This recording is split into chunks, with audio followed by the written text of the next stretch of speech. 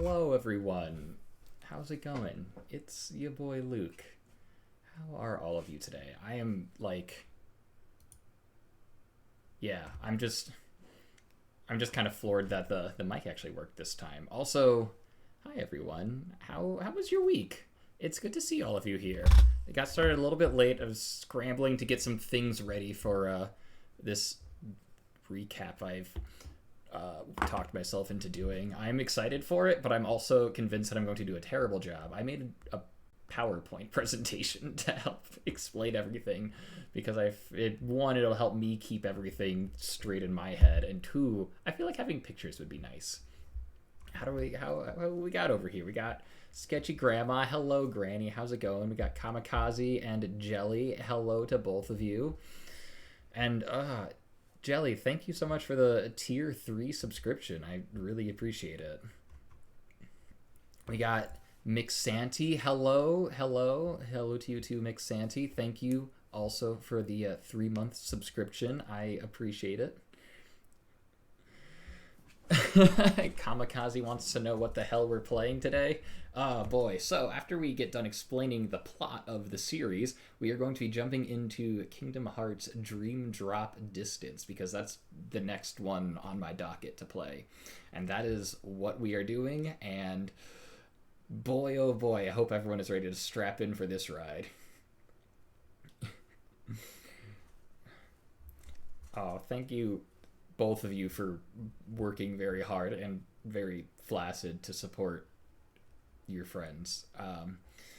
As you will come to find out, your friends are your power. And I'm wearing this, nope, I'm looking at the wrong side. I'm wearing this really cool Square Enix members like shirt that I got because I had a lot of points on the Square Enix store. It's got like cool sleeve things.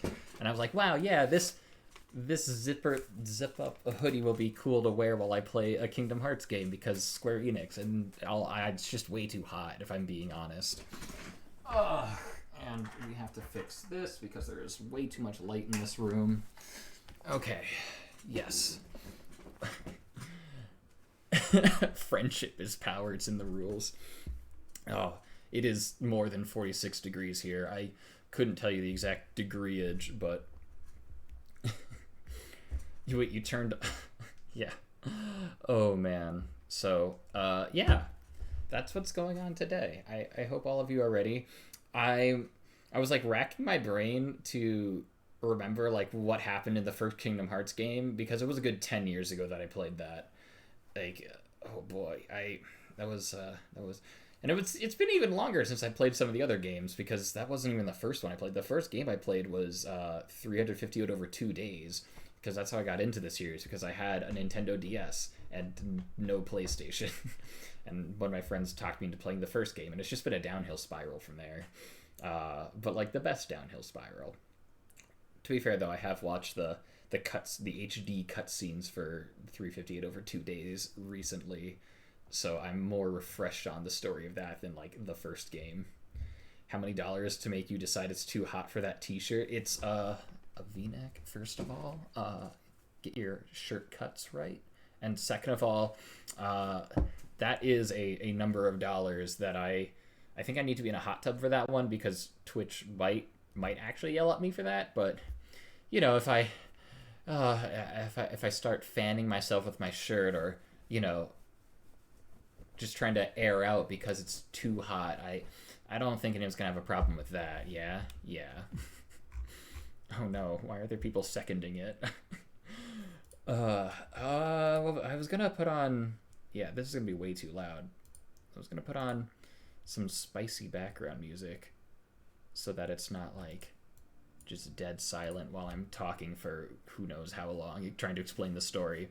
I put together a Spotify playlist earlier this week of lo-fi remix Kingdom Hearts music, and I found out that if you look up like chill Kingdom Hearts music, most of the results you're going to get are remixes of Dearly Beloved, because that's just how people have decided to do it. So let me know if the volume is too high, too low.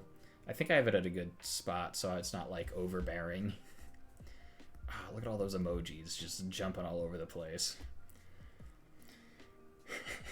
You know damn well I'm not stylish enough to know what anything is actually called. Yeah, I'm pretty sure you know what like pants are called. Hopefully, maybe not like recently if you haven't had to leave the house because global pandemic, but yeah, you probably got pants down and shoes and maybe like sock. Sock would be a good one to know. There's some pretty cool sock. Pants are pants. Pants are pants. That's a very good observation. All right. So yeah, I I spent like the hour before this stream started throwing together a PowerPoint. I got 11 slides for you. That's probably not enough, honestly. This story is stupid complex, like ridiculously convoluted. I don't even fully get it, but that's okay. So the one thing is just like no spoilers. There's things that I don't know about the story because I haven't played all the games yet. I've been trying to avoid like hearing what happens before it actually happens. So just please bear with me. And oh man, even when people put in those fake spoiler things, they're like, oh, I'll say something that like doesn't actually happen. I'm funny, and it just pisses me off just as much.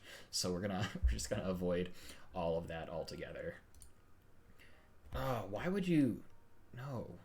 Okay, my slideshow is doing things in the wrong way. I want it to. Yes, we want to swap the presenter and the slide. And everything is terrible. Okay. Yeah.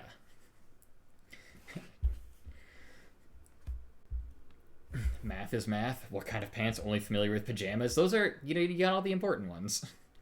Kingdom Hearts is just chaos and an old dude being a jerk. That's a good summer. I don't even need the PowerPoint anymore. Jelly freaking explained the whole story just right now. We're done. We're caught up. We're ready to go. Chaos, a jerky old dude. All right, let's see. I think if we do that one, yes. I put a lot of effort into this. And don't forget the requisite I left out most of the Disney characters because people generally know who they are. We'll talk about them when we get to it. But I guess let's dive into this story recap if everyone is ready. I'm sure as hell am not, but we're going for it anyway. So all aboard this fun ride we're all gonna have together. Oh no, am I gonna... Okay, cool. I was like, am I gonna lose it? I was afraid that the screens would swap over. So here is the approximate order we'll be recapping it based on the kind of the chronological order of the games, kind of on release date. So you got just a series of increasingly convoluted titles, if you haven't noticed. We have the first Kingdom Hearts, which is just called Kingdom Hearts. That one's nice and simple and easy. And you might be like, well, what is a Kingdom Hearts? Is it a place? It's a kingdom, right? Is that like where the story takes place? No. We'll get there, but no, you're already off track.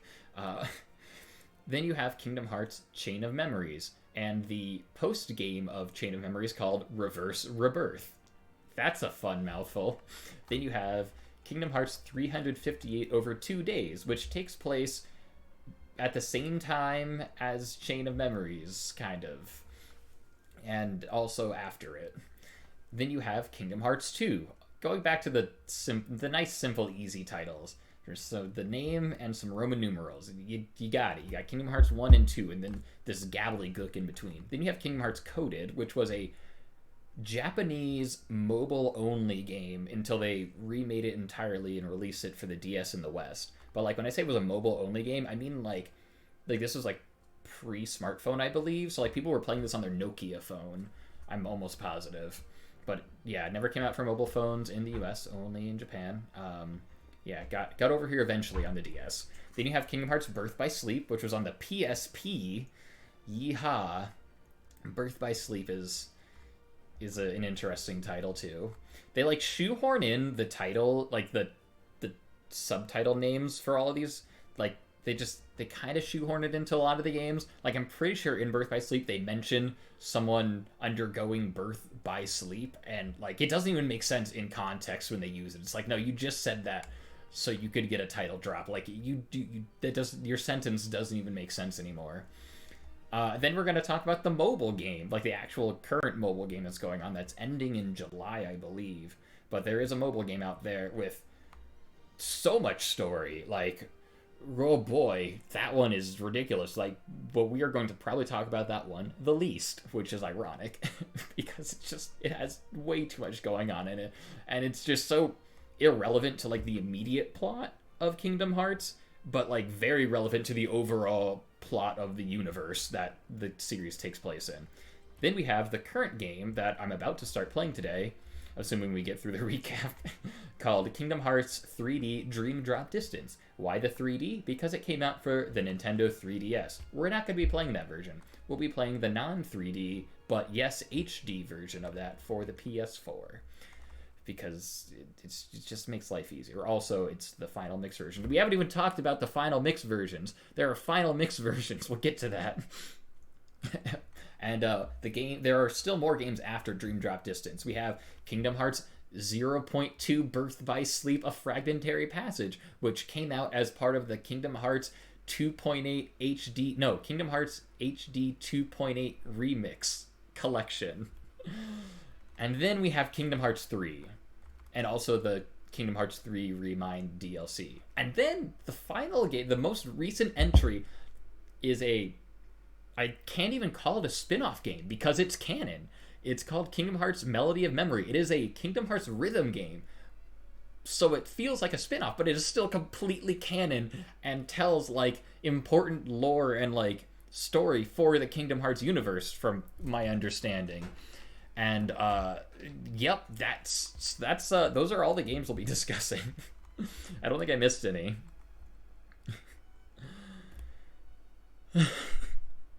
Did you really make a presentation just to explain this series' god-awful story? It's not awful, it's just complicated and convoluted. Professor, how many slides are in this PowerPoint? Should I be taking notes?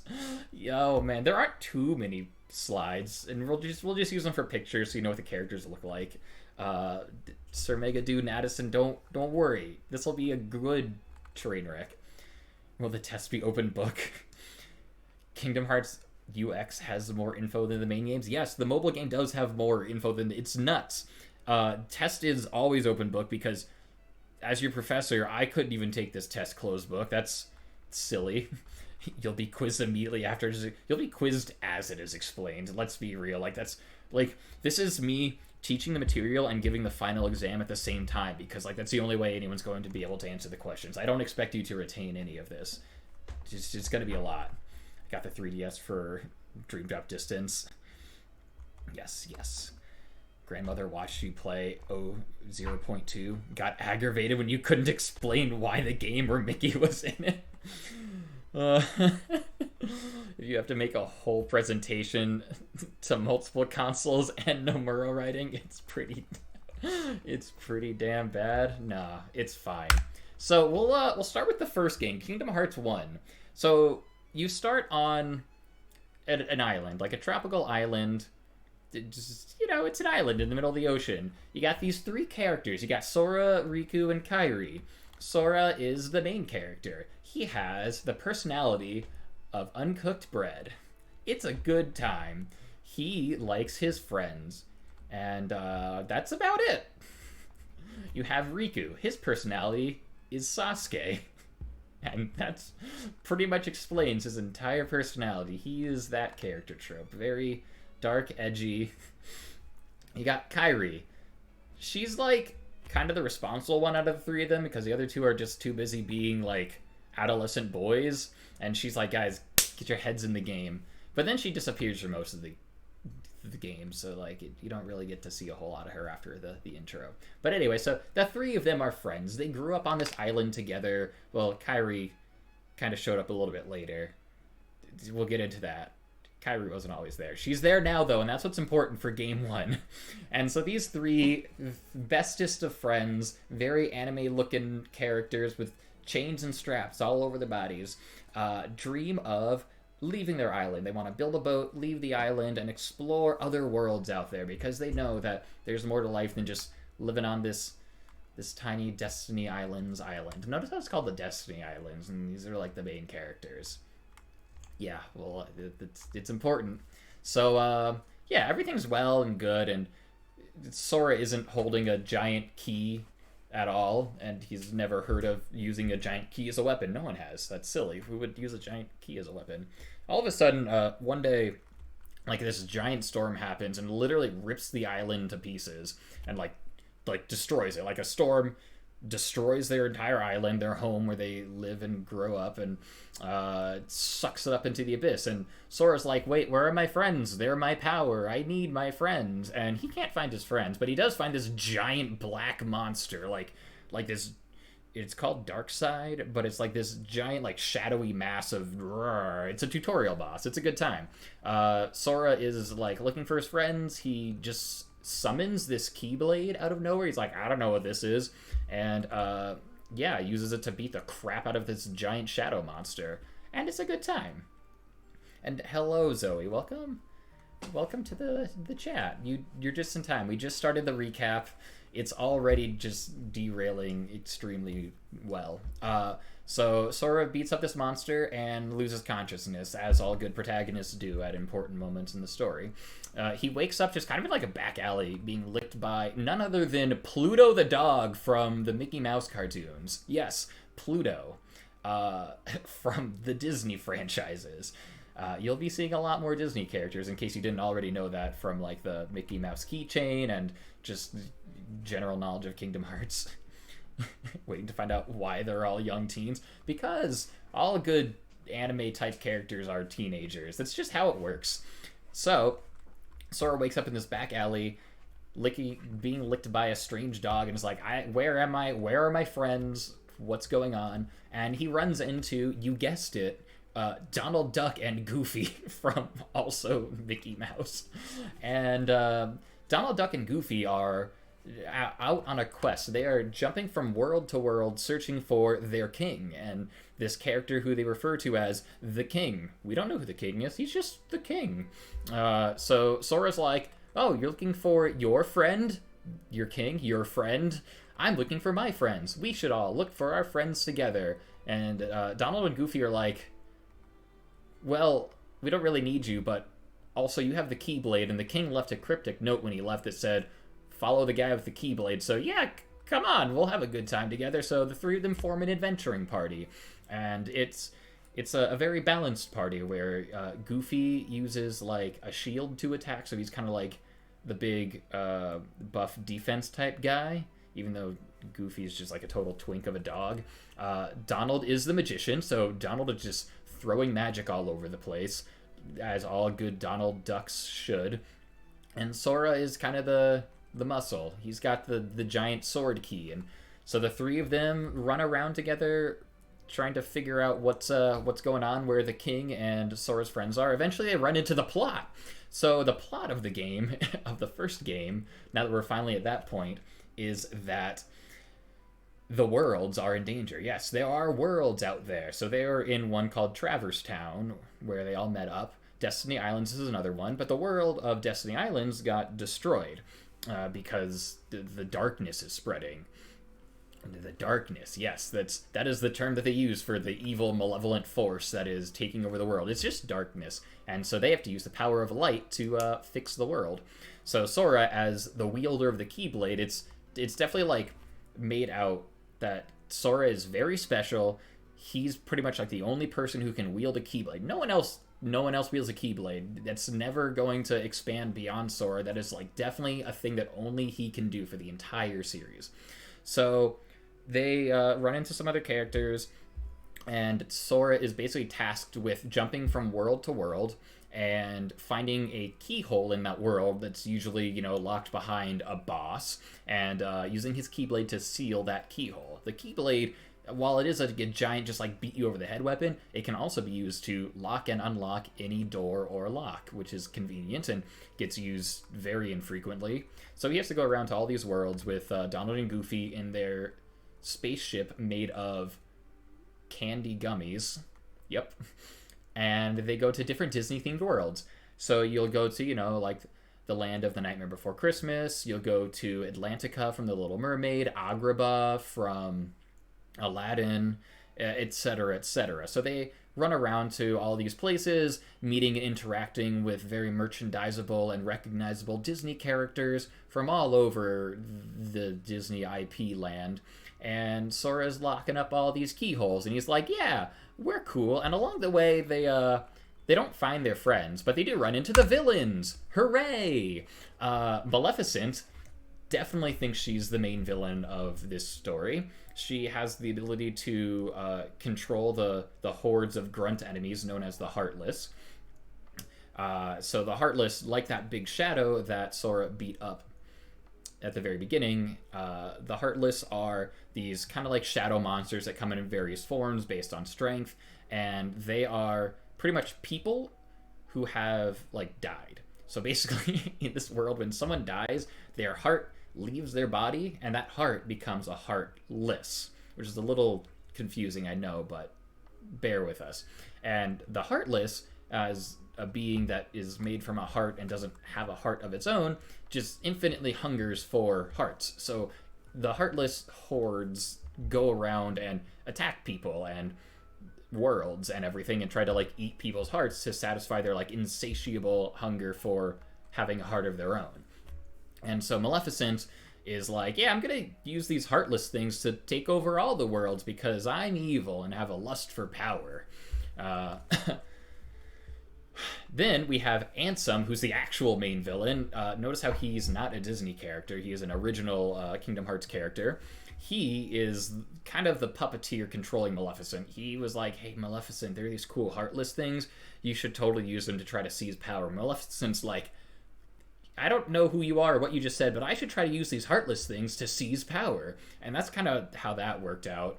So Ansem is like the big baddie boss that Sora and company eventually have to, fight with and defeat in this first game. And Ansem's goal is to obtain Kingdom Hearts. Hey, look, it's the title. Kingdom Hearts is... Who knows what Kingdom Hearts is? I sure as heck don't. It's portrayed as this, like, heart-shaped moon in the sky. And that's, I guess, what it is. And what does it do? How do you obtain it? I don't know. Ansem seems to think that by unlocking the doors to all the worlds that Sora's trying to go around and lock, if Ansem can unlock all of them and destroy all the worlds, he can obtain Kingdom Hearts and get like infinite power or whatever. I guess. So it's probably fine. We want to stop that. So eventually, Sora and company go around. They lock all the doors. It's pretty cool. Sora still hasn't found Riku or Kairi. They get to the last world, and it's time to, they take down Maleficent. She's kind of reduced to a sub-boss, and she's like, darn it, I was supposed to be the main villain, and then, like, just kind of scurries off into the ether. And I'm probably getting some of the chronological order of the events in this first game wrong, because, again, it's been, like, 10 years since I've played it, so I'm trying to remember all the important things. Ansem, turns out, has turned himself into a Heartless in order to gain more power. Usually when a Heartless is created, they just become like this mindless being lusting for more hearts. But I guess if like an extremely powerful person turns himself into a Heartless via like a special process, they can kind of regain their original like human form and power to think for themselves and control their actions. So Ansem was like, I'm gonna like make myself more powerful by turning myself into a Heartless. So he makes himself super powerful. And while Sora is off running around with his new friends, Donald and Goofy, Ansem has found Riku, who, also got just launched off of the Destiny Islands when it was destroyed. And Ansem is like, hey, Riku, you look strong and corruptible. Do you want to come be like my dark disciple of evil to gain a lot of cool evil power? And Riku's like, sure, I want to protect my friends, so I'll become evil and gain a lot of power and push away all my friends so that I can protect them with all this power that I'm going to use to fight them. Protect them. So that's what happens there.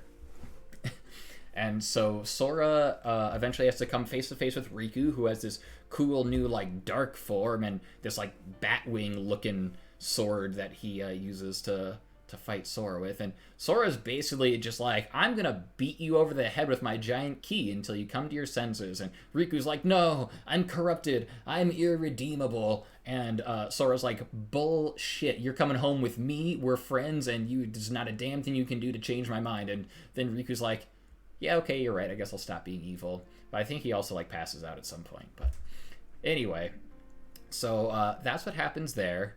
I'm pretty sure like Kairi also got kidnapped at some point and was just like hanging out in the final dungeon with all of these dudes. And so Sora goes off and fights Ansem. And so the battle between Sora and Ansem is like a, climactic final battle. Ansem has multiple forms. He's got like his human form, and eventually he like sprouts this big like beefy shadow behind him that looks like a stand, and that fights, and eventually Ansem just turns into like this big boat demon, and Sora, Donald, and Goofy have to like run and fight a giant boat that's actually Ansem, and eventually they just kill him. And at the end of the final boss, they're like, all right, cool, we saved Riku, Kairi's here, we got Donald and Goofy, that's everyone, right? And then you hear oh, not just everyone! And Mickey Mouse shows up out of nowhere because it's a Disney game. Also, hello, thank you for the tier 3 subscription, Nick. I appreciate that a lot. We're almost done with the first game, actually. So, yeah, Mickey shows up. Turns out he's the king that Donald and Goofy were looking for. Who knew that Mickey, the big mascot for Disney, would be the king in the franchise that's just plagued with Disney characters? Surprise. So Mickey, the king, shows up and is like, oh, you have to close the door to the darkness. Oh, Ansem opened it. Oh. So they go to this just huge door that's kind of like sitting in the middle of empty space, and it's open, and it's like, this is the door to the darkness. We gotta close it, otherwise it'll seep into our world, the world of light, and that'll be just real bad news. And Sora's like, okay, let's close it. And then Mickey's like, it's not that simple. We gotta close it from the inside and the outside because plot. And Sora's like, but who's gonna go get trapped in the darkness? That sounds terrible. And Riku's like, I'm already dark and brooding enough. So Riku and King Mickey go over onto the dark side of the door, and they help close it from that side, and then Sora, Donald, and Goofy close it from the outside. And while they're all closing the door, Kairi's like, hey, I'm kind of like floating away, and like Kairi just like literally floats away, and Sora's like, okay, I guess I'll find you in the next game, and Kairi's like, that's doubtful, and then floats off into the Oblivion. So the door is closed, Kairi's gone once again. Sora still hasn't reunited with any of his friends because one's in an eternal realm of darkness, the other one is poof. And so Sora's like, all right, guess we'll just wander around until we find our friends again. How's that sound, Donald and Goofy? And they're like, yo, we got nothing better to do. And so they just kind of like start wandering off into who knows where, and the game ends. And that is the first Kingdom Hearts game. That's definitely exactly how it goes. I'm pretty sure I didn't miss anything. Oh man, are there any questions before we move on to the next game? Ansem looks like he was on his way to prom at sea and was given a jacket from Frozen. Mickey's the king? What? No. The Mick King? No. Can we talk about how he wasn't wearing a shirt in that scene, and then they filled that plot hole at least? Are you okay? Yes, we do want to talk about Simple and Clean real quick, because the music for Kingdom Hearts just slaps. So Utada Hikaru is a Japanese American, I want to say singer songwriter, pop artist, whatever you want to call her. And she was hired when they were making Kingdom Hearts 1 back in 2002. She was hired to, write a main theme for the game. And so she was already, I think she was pretty successful in Japan, but like not so big in America. And this definitely got her like way more noticed among video game groups, at least in America, because she wrote the main theme, Simple and Clean, in Japanese. Like, she wrote and performed it in both Japanese and English. So if you play the game in Japanese, you get all the like the Japanese song. But if you play it in like Western countries, you'll get the English version. And like honestly, it's a very good song in both of them. Like, it doesn't sound like it would, like, the English version doesn't sound like it was translated poorly and then like shoehorned to kind of fit the melody. Like, they both sound like they were written to like fit that melody originally, and like it's a good song. And she's done the main themes for like all the main Kingdom Hearts games, and then for like the interstitial games kind of between 1, 2, and 3, they just do remixes of the songs that she already wrote.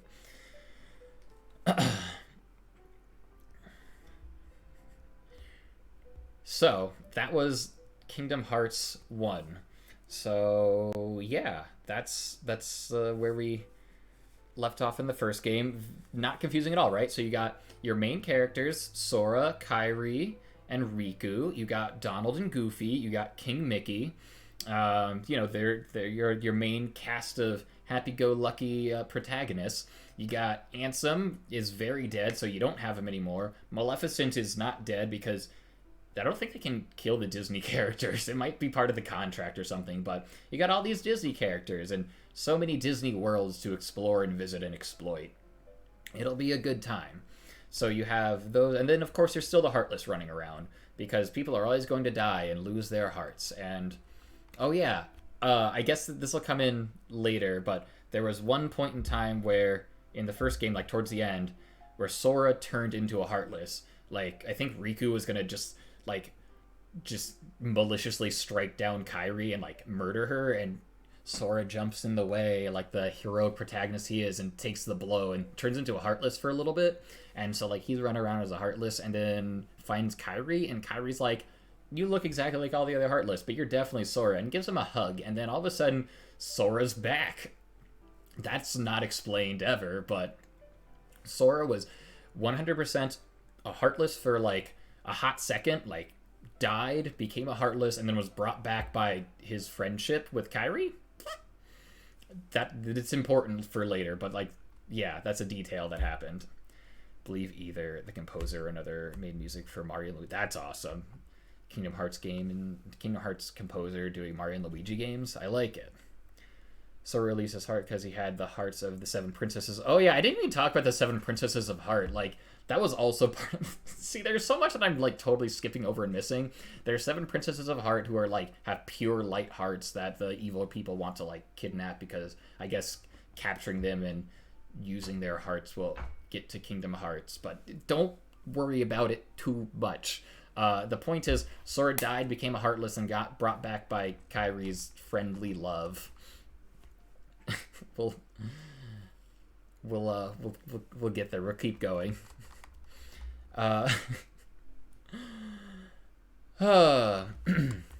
So we'll move on to the next one, Kingdom Hearts Chain of Memories, or Kingdom Hearts Chain of Memories if you played the remake, because it was originally for the Game Boy Advance and it had Game Boy Advance graphics, and there's a bug in here. And then they were like, well, let's make this like 3D and stuff and release it on the PS2. So that's the version I played. So you have this funky looking thing. It's called Castle Oblivion. It's cool. So Sora, Donald, and Goofy are just kind of like wandering through the ether and eventually come upon this castle. It was just out of nowhere. They're like, we don't really know where we're going, but hey, look, a castle. Let's go inside. As soon as they walk inside, like, this castle is, 1, huge. 2, it's like the Winchester Mystery House, in that you go inside and like immediately you're lost, and it's like, I don't know where I am. I don't know where I just came from. And also I'm starting to lose my memory. So it's called Castle Oblivion. The Oblivion part is because their minds are going to Oblivion, and they're like, okay, I'm starting to forget who my friends are. Starting to forget who I am, where I'm trying to go. So Sora's just losing his mind, literally, traversing this castle, and eventually they start running into these black-robed figures. Like, they wear these giant black cloaks that look like very hot to just exist in. Like, it just, the people inside must be burning up. But a lot of them are hoods. Sometimes they take them down to reveal their faces later on. We'll get to who all the characters are. But a lot of times they wear their hoods up so you can't see their face when you first see them. And one of them is like, Sora, you're in Castle Oblivion. You'll start to lose your memories and your mind will be slipping away. Here, I conveniently turned your memories into these cards that you can use to traverse your own memories within the castle, and you get to the top floor, woo, and spooks off, and just like, woo, I'm a spooky black cult-robed figure, and I'm not going to tell you who I am or why I'm here. And Sora's like, okay, well, guess I got these cards now. So you use the cards to generate, I guess, holographic worlds of the worlds you visited in the first game, and you go through, except you fight with this terrible card-based battle system. Like, you have a deck of cards. Like, the battles are live. They're not turn-based. You're still, like, fighting enemies live action, but you have a deck of cards that represent your attacks and, like, magic and stuff, and you have to, like, rifle through the deck to find a card with a number that beats your opponent's number while also dodge rolling attacks. It's awful. I did not like the battle system in that game. I finished it out of pure spite. So anyway, Sora is just like, he's going up the tower. He is just still losing all of his memories. They're just out the window, and he's starting to like remember this girl that he's never met before. You ever have like memories of things that don't happen?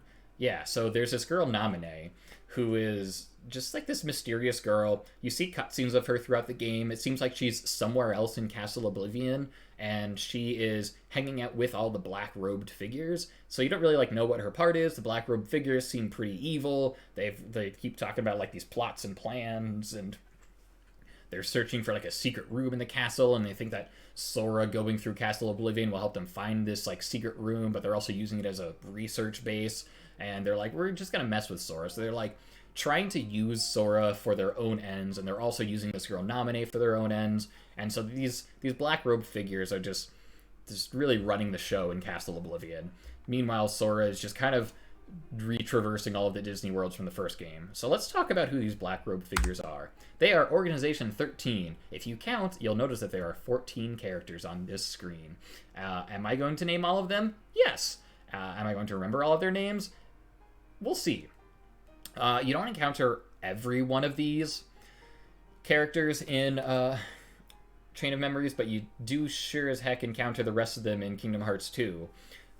So we'll go through. The guy in the middle with the silver hair is Xemnas. Every member of Organization 13 is what's known as we're going to talk about Nobodies and what Nobodies are. So usually the characters wearing these black robes, not all of them, but usually the ones wearing these black robes are Nobodies, which are basically the discarded husks of people after they become heartless. So basically what happens is the heart gets separated from the body when someone perishes. The heart becomes a heartless. The body becomes a nobody. Like with heartless, less powerful or like less strong people become like less strong nobodies. So like there's like a lot of cannon fodder soldiers that are nobodies that are just kind of like throwaway whatever generic enemies. But then like really powerful people who become nobodies get to retain their like original human form and their memories and cognitive thought and all of that fun stuff. So that's the like really powerful nobodies make up Organization 13, and they kind of have command over the lesser nobodies. So they all have like their own specific number. I'm not going to name them in number order. It's just the order in which they join the organization. So Xemnas is the number one member of Organization 13. He decided to like name everyone, like everyone gets a new name when they become a nobody. So like Xemnas wasn't Xemnas before he became a nobody. He basically like takes their original name, throws an X in there, and rearranges all the letters. So Xemnas, if you take away the X and rearrange the letters, you might realize that it spells Ansem. Sound familiar because he's the boss of the first game? Yes. So Xemnas is Ansem's nobody. So when Ansem like turned himself into a heartless, he became a heartless, but then his discarded body became Xemnas, the nobody, and Xemnas went on to start Organization 13 and was like, I'm going to find a bunch of other nobodies and we're going to group up and we're also after Kingdom Hearts. because I guess everyone's after Kingdom Hearts in this game. So yeah, we have Xemnas in the middle. Let's see. Right below him to the left or right, the guy with the red hair is Axel. He is probably one of the coolest members of Organization 13. The character on the right with the blue hair is Sykes. The character on the right with the giant tomahawk and kind of like the frizzy hair is Laxeus. Let's see. We'll go to the far left of the back row then with the dude with all of like the big spears is... Hang on. Zaldin. His name is Zaldin, starts with an X. And then, okay, we're going to do the front row now, and we'll work from left to right. So the guy with the guitar-looking thing, it's actually called a sitar. I don't know if that's an actual instrument or not, but yeah, that dude all the way on the left is... Wait, I know this one. Hold on, Demyx. It's Demyx, Demyx. Yeah, Demyx, and then you have Luxord with all the cards. The dude with the gun-looking thing is Zigbar. We'll skip the two short little squirts in the middle because they come last. Then the guy, that's a dude with the pink hair and the scythe. That's Marluxia. Then you have Zexion with the big book. Larxene is the blonde one with the knives. And then on the far right is Vexen with the shield in his hand. So those are the first 12 members of Organization 13. And the two in the middle, the dude on the left with the anime protagonist hair is Roxas. The girl on the right with the black hair is Sheon, like Xion. So those are the 14 members of Organization 13, and we will talk about them a lot more in the next game. But basically what happens is they are trying to manipulate Sora to lose all of his memories as he climbs up through Castle Oblivion, because they think that they can bring him over to like their side because they want the power of the Keyblade that he has. And yeah, he eventually gets like to the top and is like knocking out organization members left and right and like actually just obliterating them, like ending their existence when he beats them. So a couple of these guys like don't even make it past this game. And boy do they have some not fun fights. So he gets to the top, and so let's see. I think one of like Marluxia with the pink hair is kind of the final boss of Chain of Memories.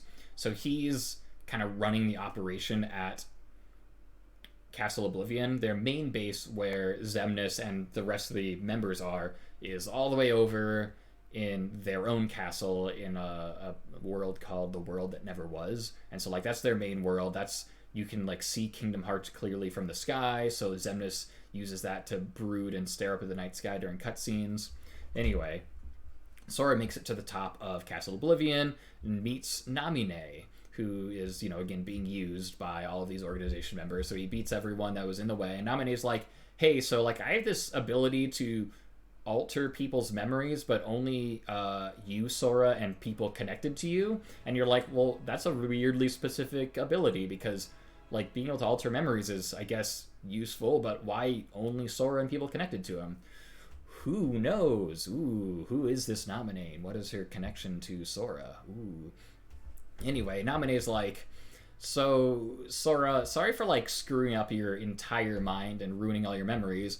I'd love to put them back, but I kind of did a lot of damage. So in order to fix everything, I have to have you go into this sleep chamber for a year while I piece back your memories together. And Sora's like, we just met, but okay, I trust you. You're my friend. And so Sora, Donald, and Goofy hop into these like big like stasis pods and go to sleep for a year while Sora's memory gets reconstructed, because he would just like fall apart as a human being otherwise. And Namine's like, hey, I'm sorry for just decimating your mind. Okay, bye. So Sora goes to sleep for a year. So that's the second game. That's Chain of Memories. Oh man, any questions? Are y'all keeping up with me so far? We're gonna talk more about the members of Organization 13 in the next game, and we'll talk about Roxas and Sheon. Yeah, leather hoods, leather pants, tall boots. They probably smell almost as bad as the Night Stalker. Oh no. They brought the card system back in the mobile. They might have done it in one of the mobile games. Okay, I'll see you later, Zoe. We'll probably still be doing this. Nominee's name is one letter away from amnesia. I had no idea. That's nuts. That's actually really clever.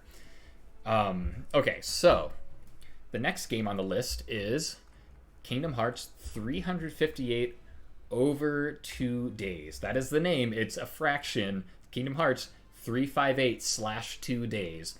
The name might be really confusing until you realize that 358 is 7 days short of a year. So it's 1 week short of a full year. So Sora's recuperation time is a full year.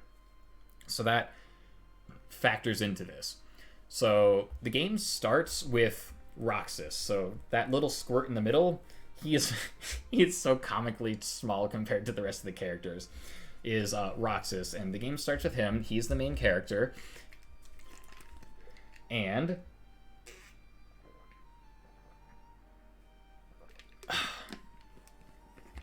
after this is all done, I'd like your ships. Oh boy, we can talk about ships. I didn't realize I had to ship these characters. Romance is like not a huge factor in the Kingdom Hearts series. Like in the beginning of the first Kingdom Hearts game, I think there's like this implied rivalry between Sora and Riku over like who's gonna end up with Kairi, but honestly, from what I've seen in the later games, they just kind of throw that out the window, and it's all about friendship now.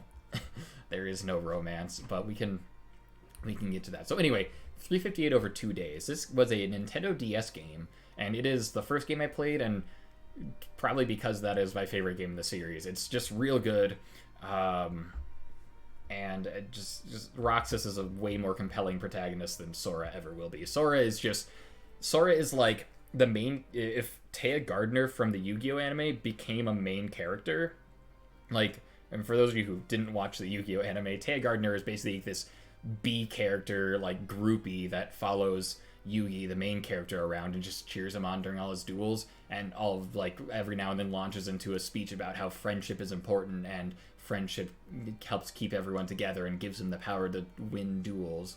So anyway, that's Sora. Roxas is a lot more complex of a character. So he wakes up just kind of like, he doesn't know where he is. He doesn't know who he is. Classic main character amnesia. A black-robed figure approaches him and is like, who is this? And, like, makes the name Sora appear over Roxas's head. And he's like, and then just kind of throws an X in there and rearranges all the letters. It's like, you're Roxas now, come with me. It turns out that was Xemnas, the main evil dude in the middle. So Xemnas brings Roxas back to the evil lair of Organization 13, gives him a cool black robe, and is like, hey, you work for the organization now. And Roxas is pretty much a zombie. Like, he's got, like, dead in the eyes. He doesn't talk. He just kind of, like, walks around and follows people and just, like, doesn't really make his own decisions. After a couple of days, he starts talking and, like, opening up to people and, like, I don't know, gaining personality. He figures out he can summon the Keyblade, which is important because Organization 13 is like, hey, we need a Keyblade wielder because apparently their goal is Kingdom Hearts. And what they think happens is if they can obtain Kingdom Hearts, they can all become human again. So they're nobodies. They're basically hollow husks of shells, and they need to be human. And did someone redeem sing mode? That's never happened before. This has never happened before.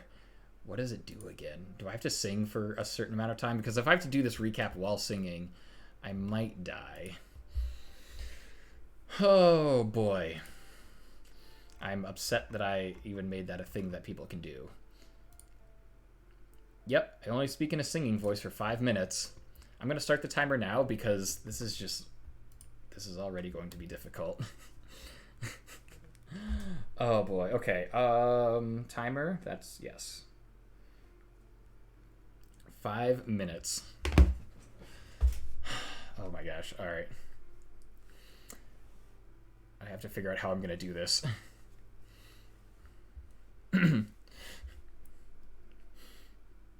Do I even... Do I even know how to exposition while I sing? Yep, this is going to be painful. So, Roxas has the Keyblade. The organization needs his Keyblade because Heartless, when they get destroyed by the Keyblade, get absorbed into Kingdom Hearts up above. And Xemnas thinks that if the Kingdom Hearts is filled with hearts, it will unleash itself and all of the Nobodies will become full humans again. You see, the Nobodies are hollow husks of shells, former humans. They have no heart, they have no feelings, they have no emotions whatsoever. They only want to be whole again. And that is why they're working together to complete Kingdom Hearts and become whole. And so Roxas, as the wielder of the Keyblade, you remember how I said it was only Sora? Well, Roxas can do it too. Surprise! They need Roxas to slay a bunch of Heartless and add their hearts to Kingdom Hearts. You see, if these guys, they have all their fancy weapons, but if they kill Heartless, they just kind of reform somewhere else, and it's very pointless. And so Roxas does this for a little bit, and then all of a sudden, a new member approaches out of nowhere and is brought to the organization. Her name is Sheon. She is the other short one with the black hair and the Keyblade. And all of a sudden you're like, what? There's another person with a Keyblade? I cannot believe it. How could so many people wield this special weapon that only our main character was allowed to have? Well, anyway, Sheon wears this menacing black hood when she is introduced. Nobody can see her face. Everyone's like, do you even have a face, bro? She doesn't talk. Roxas is like, hey, you're kinda like me. We should hang out. Because Roxas, also being very new and also being much shorter than the rest of them, was like, I could use a friend. His only friend at that time was Axel, and Axel was, well, Axel was a cool, chill dude, bro.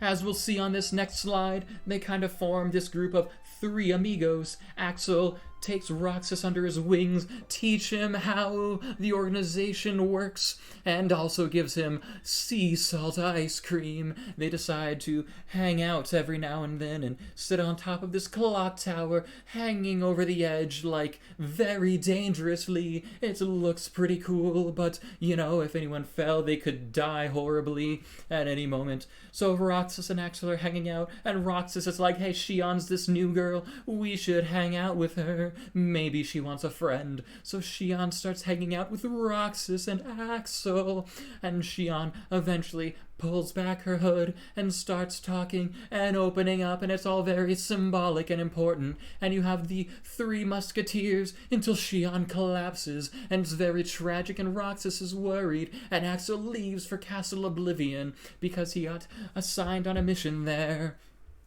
And so Roxas once again is all alone. Sheon is bedridden, hasn't woken up in weeks. Axel is off doing who knows what at Castle Oblivion. Plot twist, spoiler alert, it takes place at the same time as Chain of Memories. Axel is helping mess with Sora as he goes through and loses his memories. He's in on the plot. Ooh, is Axel actually evil? Is Roxas evil? Does he even know what he is? He still has amnesia. Sheon eventually wakes up. Roxas is overjoyed. Axel is still gone. Roxas and Sheon bond together. They grow as friends. Sheon loses the power of the Keyblade. It's all very tragic. Sheon is afraid she'll be disposed of. She is no longer useful to the organization. She cannot add hearts to Kingdom Hearts. And it is all very unfortunate. So Roxas, being the kind friend that he is, lends Sheon his Keyblade. He fights with a stick for an entire level. It's very hilarious. I was actually laughing out loud, and we are out of time. Oh my gosh. Ah. All right. Let me take a breather real quick.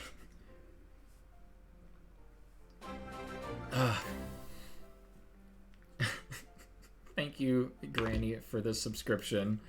I'm glad I earned that. Oh man, I think it went. I think that went pretty well. I feel better about that than I thought I was going to. And also, hello, Sound of a Systole, aka Alyssa. How are you doing? Thanks for tuning in. Oh boy, that was fun. Yes, so Axel and a number of the other organization members are kind of like bopping in and out of Castle Oblivion. Some of them were going there, some of them were getting called back because they're doing the secret project there, which is actually manipulating Sora and looking for the secret room.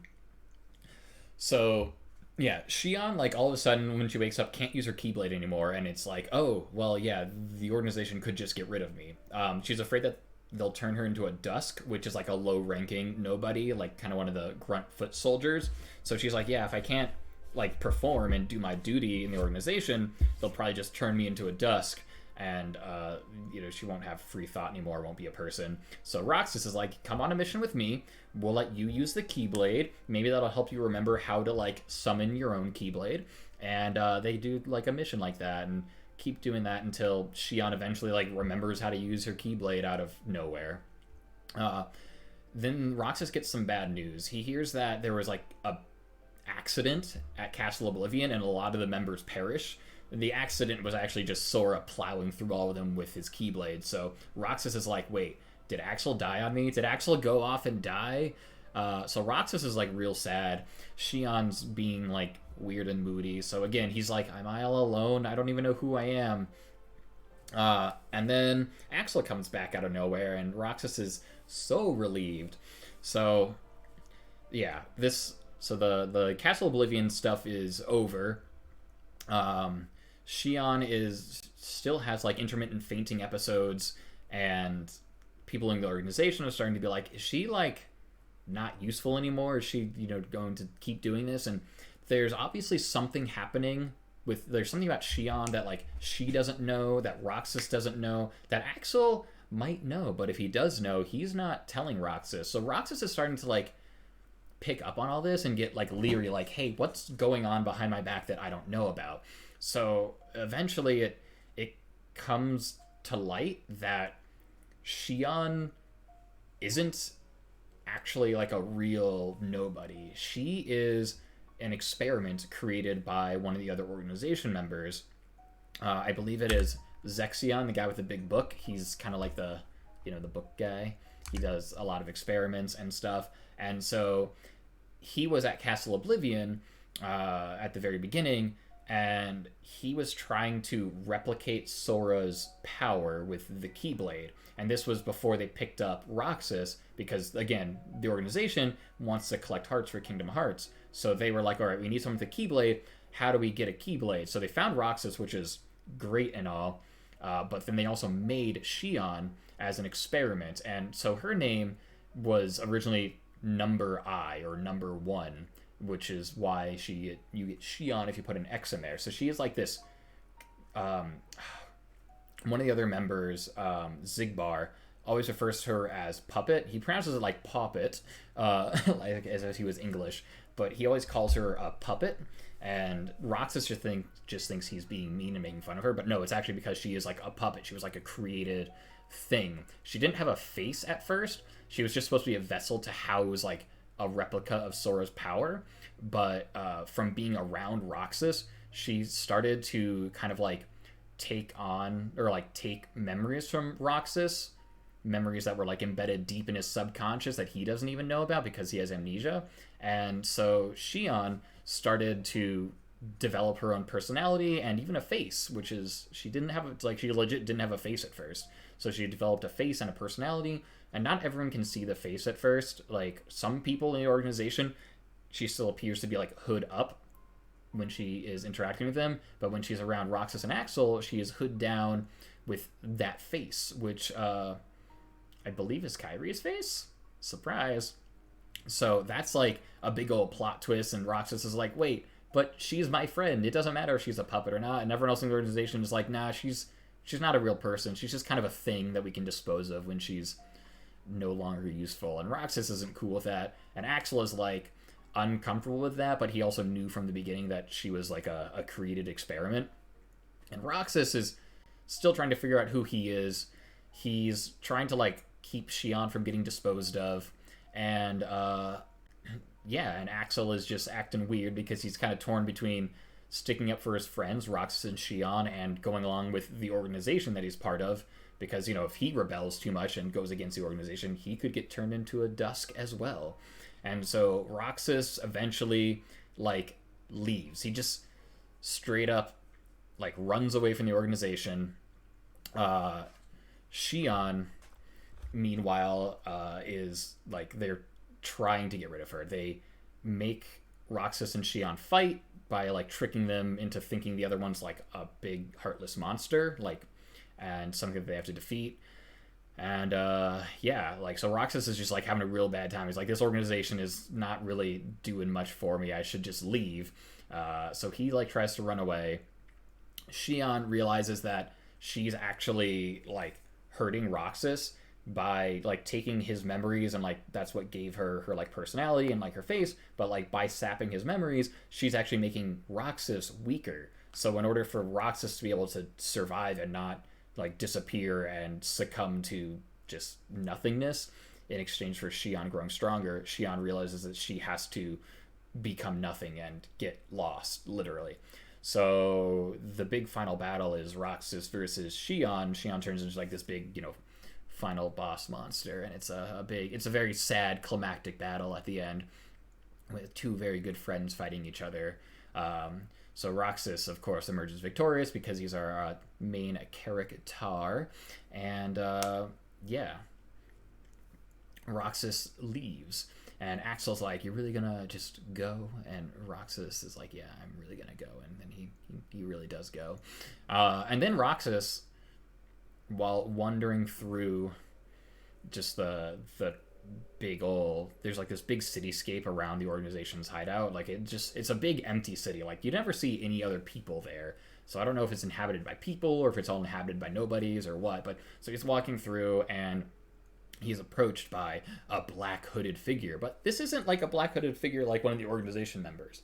Whoever this is wearing like the same kind of black robe, but has the hood up and is like, Sora. And Roxas is like, who's Sora? And they fight. And Roxas has 2 Keyblades. It's cool, but it doesn't really explain why he gets to use 2 Keyblades, because you only get to use 1 for like the entire game.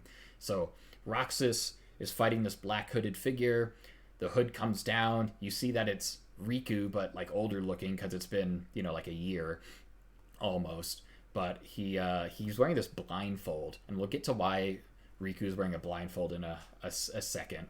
But anyway, so Roxas is fighting blindfolded Riku, and Riku is actually like losing, and he has to unleash his dark power that was trapped inside of him because, well, we'll get to how he got out of the land of darkness, but he was like filled with dark power when he was under the wing of Ansem, and then when he went back to the side of good to hang out with Sora and stuff, he like trapped all that dark power inside of him, but it was still like in there and he had to control it. So the blindfold helped him control his dark power. So when he took the blindfold out, the dark power kind of erupted and he transformed to look exactly like Ansem. It was still Riku, but he looks like Ansem. And with all this like new dark power he unleashed, he was able to defeat Roxas and like take him with him. He like kidnapped Roxas, his unconscious body. And that's kind of where we leave 358 over 2 days. Roxas, as it turns out, is Sora's nobody. That's why his name is Sora remixed, but with an X. Because in the first game, when Sora turns into a Heartless briefly, he creates a nobody, because that's how it happens. Your heart gets separated from your body, your heart becomes a Heartless, your body becomes a nobody. So Sora regained his humanity and became whole again, but he still created this nobody that got left behind in the form of Roxas that the organization found. And so while Sora is recuperating in his incubation chamber, Naminé and this dude Diz, who shows up to help out, they realize that there is a piece of Sora missing that they can't replace, they can't put back because it exists within Roxas. So they need Roxas in order to make Sora whole again. And that's why they sent Riku out to go collect Roxas. I think I ran out of music. Oh man, that's hilarious. We've been talking for a while. We'll try to speed this up. It is already past 3, but we're doing great actually. So that's what happened there. So we'll jump back to Riku real quick and explain how he and King Mickey got out of the darkness. So they got separated at some point, and after you beat Chain of Memories, there is a second shorter story called Reverse Rebirth that stars Riku. So you get to play as Riku after you beat Chain of Memories with Sora. And so Riku also, while stumbling around in the darkness, stumbles upon Castle Oblivion, because I guess it's located somewhere where just anyone can stumble upon it no matter where you are. So whereas Sora starts like on the ground floor and works his way up, Riku starts in like the very bottom basement of Castle Oblivion and has to work his way up to the ground floor. And all the while he is battling with the darkness inside of him. So he is trying to escape from like the dark realm while also having to come to terms with like the darkness inside of him. He gets separated from the king, but the king is still there, like as a voice in his head to be like, "Oh, I'll help you out. No worries, Riku. Oh, I'll come find you as soon as I can. Oh." And so that's all well and good. So Riku's story ends when he confronts the darkness inside of him, which is, takes the form of Ansem within Castle Oblivion. So Riku defeats that darkness and kind of like accepts it as part of who he is. So he's like, I am part darkness because I'm the edgy character. So, and that's when Riku puts on the blindfold and stuff and gets to return back to like the world of light because he confronts and defeats the darkness within him. Yay! And so that's kind of where we leave off leading into Kingdom Hearts 2, which is the next main entry in the series. Are there any questions? What do we have on the next slide? Ah, yes, okay. Our main characters, but aged up a year. So, we'll talk about Kingdom Hearts 2 now. So Kingdom Hearts 2 takes place, a year after. Every time he says Kingdom Hearts, take a shot. Oh no, you poor souls. It takes place a year after the events of Chain of Memories because Sora has to be in, incubation for a year. Actually, it takes place a year. It starts a year minus a week. You actually start Kingdom Hearts 2 as Roxas. So Roxas, after being kidnapped by black-cloaked Riku, who then takes off his blindfold to turn into Ansem, he kidnaps Roxas, takes him to Naminé and Diz. And again, Diz is this guy who's just shown up out of nowhere. He's like, I fight for the cause of light, and I'm here to help you. I know what I'm doing. And Naminé's like, okay. And Riku's like, oh, yeah, I guess. And so Riku brings back Roxas to Naminé and Diz throws him in this like simulation, like think of virtual reality chamber, like one of those ones where they just like kind of throw you in there and like your mind is transported to a virtual world and you don't know you're in the virtual world. Also, did I say hi to everyone? We have Sound of Assistoli. Hello. I wanted to get through that game first before I looked at chat. I'm so glad you all got to see me sing. Luke is the best streamer ever, I swear. Aw, thank you. That's very flattering. I'm glad.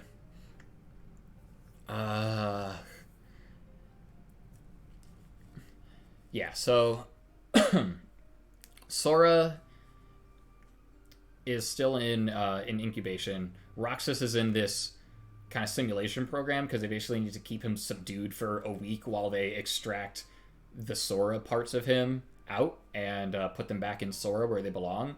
So Roxas is running around in like this simulated town. He has like simulated friends and starts to realize that the simulatedness is a simulation. And yeah, he's like, I have to escape the simulation. And so I honestly, I'm trying to remember when it ends, but he basically like starts to realize things aren't exactly real around him, and like they're all kind of like made of data, and eventually like Diz and Riku have to step in and stop him from like totally just jumping ship, because that would have been real bad. Yeah, so they get Roxas's, they like let Roxas just kind of like rot in there for a week, and eventually Sora gets all his memories back and wakes up, and yeah, Sora, Donald, and Goofy wake up from their stasis. They're like, what were we doing here again? Like, part of reconstructing Sora's memories is that all of his memories of the events at Castle Oblivion got erased. So he has no idea, like, why he was there or, like, how he got there. He just woke up and last thing he remembered was closing the door to darkness with all of his best friends. So they're running around. They visit some familiar faces. And all the familiar faces are like, Sora, I just remembered you existed like very recently. So while Sora's memories were like destroyed, because Naminé had the power to alter Sora, like not only Sora's memories but those of people connected to him, everyone forgot that Sora existed while his memory was like destroyed. So until it got completely reattached and they got all the pieces put back in place, no one else remembered that Sora existed. So they're like, hey, sorry, good to see you. Also, yeah, I forgot you were a person for a year. Sorry. Hope you don't mind.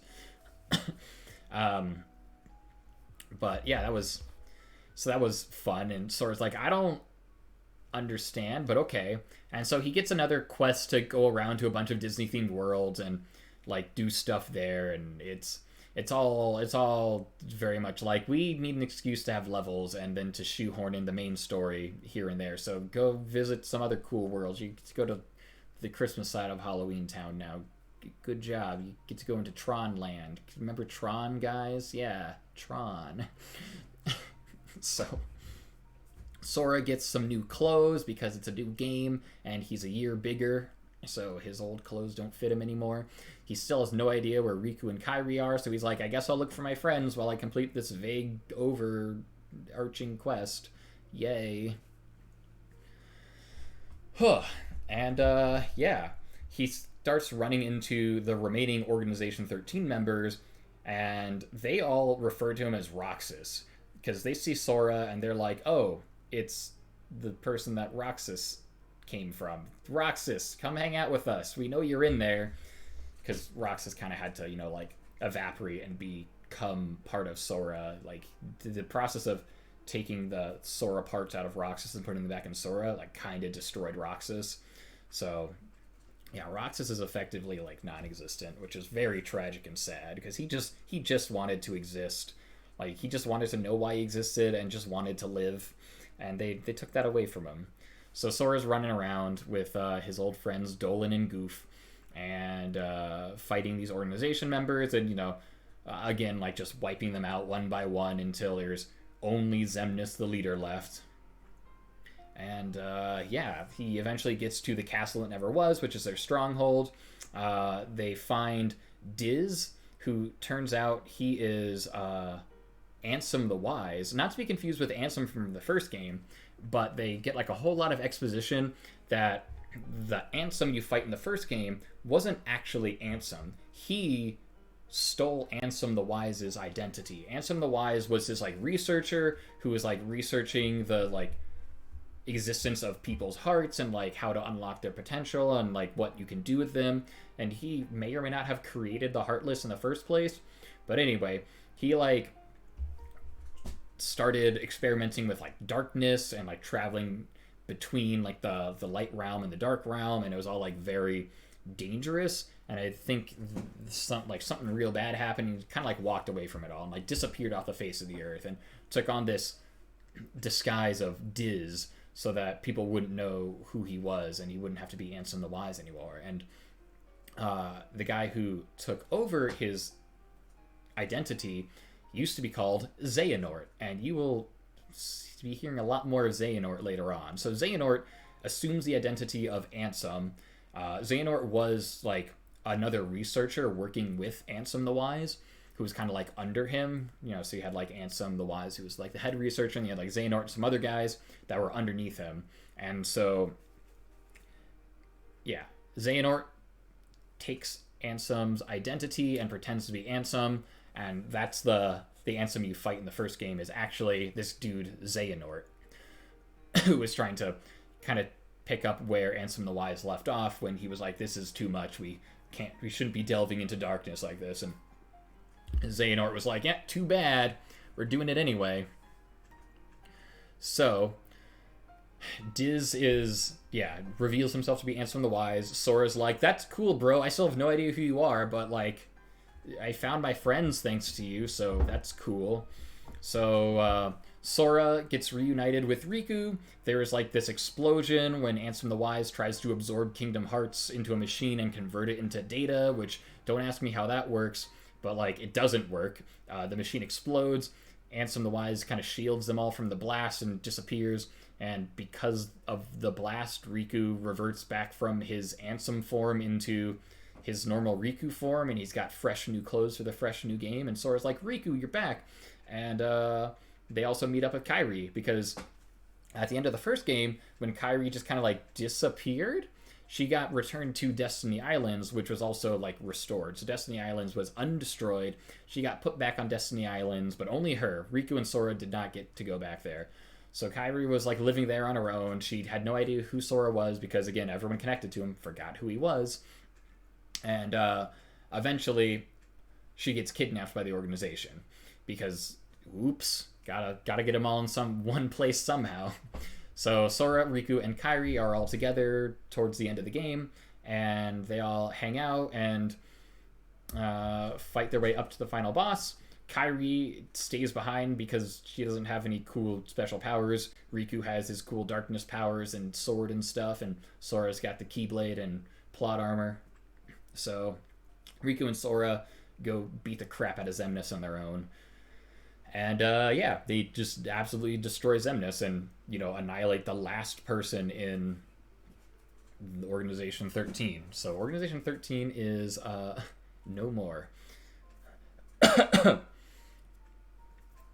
Did you have Recoded on your list? Yes, I do have Recoded on my list. Don't worry, we will get to Recoded. Oh my gosh. So that's pretty much Kingdom Hearts 2. At the end of it, Sora and Riku get to go back to Destiny Islands and are reunited with Kairi, and it's a very happy ending. And you might be like, hey, what happened to that like Naminé person? Turns out Naminé was Kairi's nobody. And you might be like, well, Kairi never got turned into a Heartless. She never died. Why does she have a nobody? It was like a weird thing that Naminé was like created when Kairi revives Sora from his heartlessness, that they created a nobody for Kairi that was also like intrinsically linked to Sora because she was created by Kairi saving Sora. That might have been like a very confusing explanation, but it was also very confusing when they explained it in game. So Naminé like merges with Kairi to make Kairi whole again towards the end of Kingdom Hearts 2. So Naminé is now like part of Kairi. Roxas is now part of Sora. Riku is still edgy. And the game ends with like this little letter in a bottle floating onto the shore of the Destiny Islands, and Sora and Riku and Kairi open it, and it's like, oh, a request from the king. He needs us. We should go take care of that. And that's where the game ends, and it's like a lead in for the next game. Woo! So that's Kingdom Hearts 2. I tried to make that one quicker, but you get the gist of it. Another group of evildoers is trying to get Kingdom Hearts. Maleficent was in there too, trying to be evil. Again, she just failed at being the main evil character. I didn't even talk about her. That's how, unimportant she was. I'm going to take a quick bathroom break, and then we will talk about Kingdom Hearts Recoded, because, oh boy. Okay, so, yeah, be right back. Oh, I can't believe it's already been an hour and a half. Oh.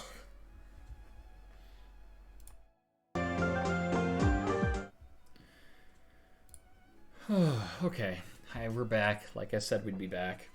All right, let's blast through the next couple of games. Birth by Sleep is probably going to take a bit because it's complicated, but Recoded shouldn't be that bad. Most of the game is actually unimportant. So, Recoded takes place immediately after Kingdom Hearts 2.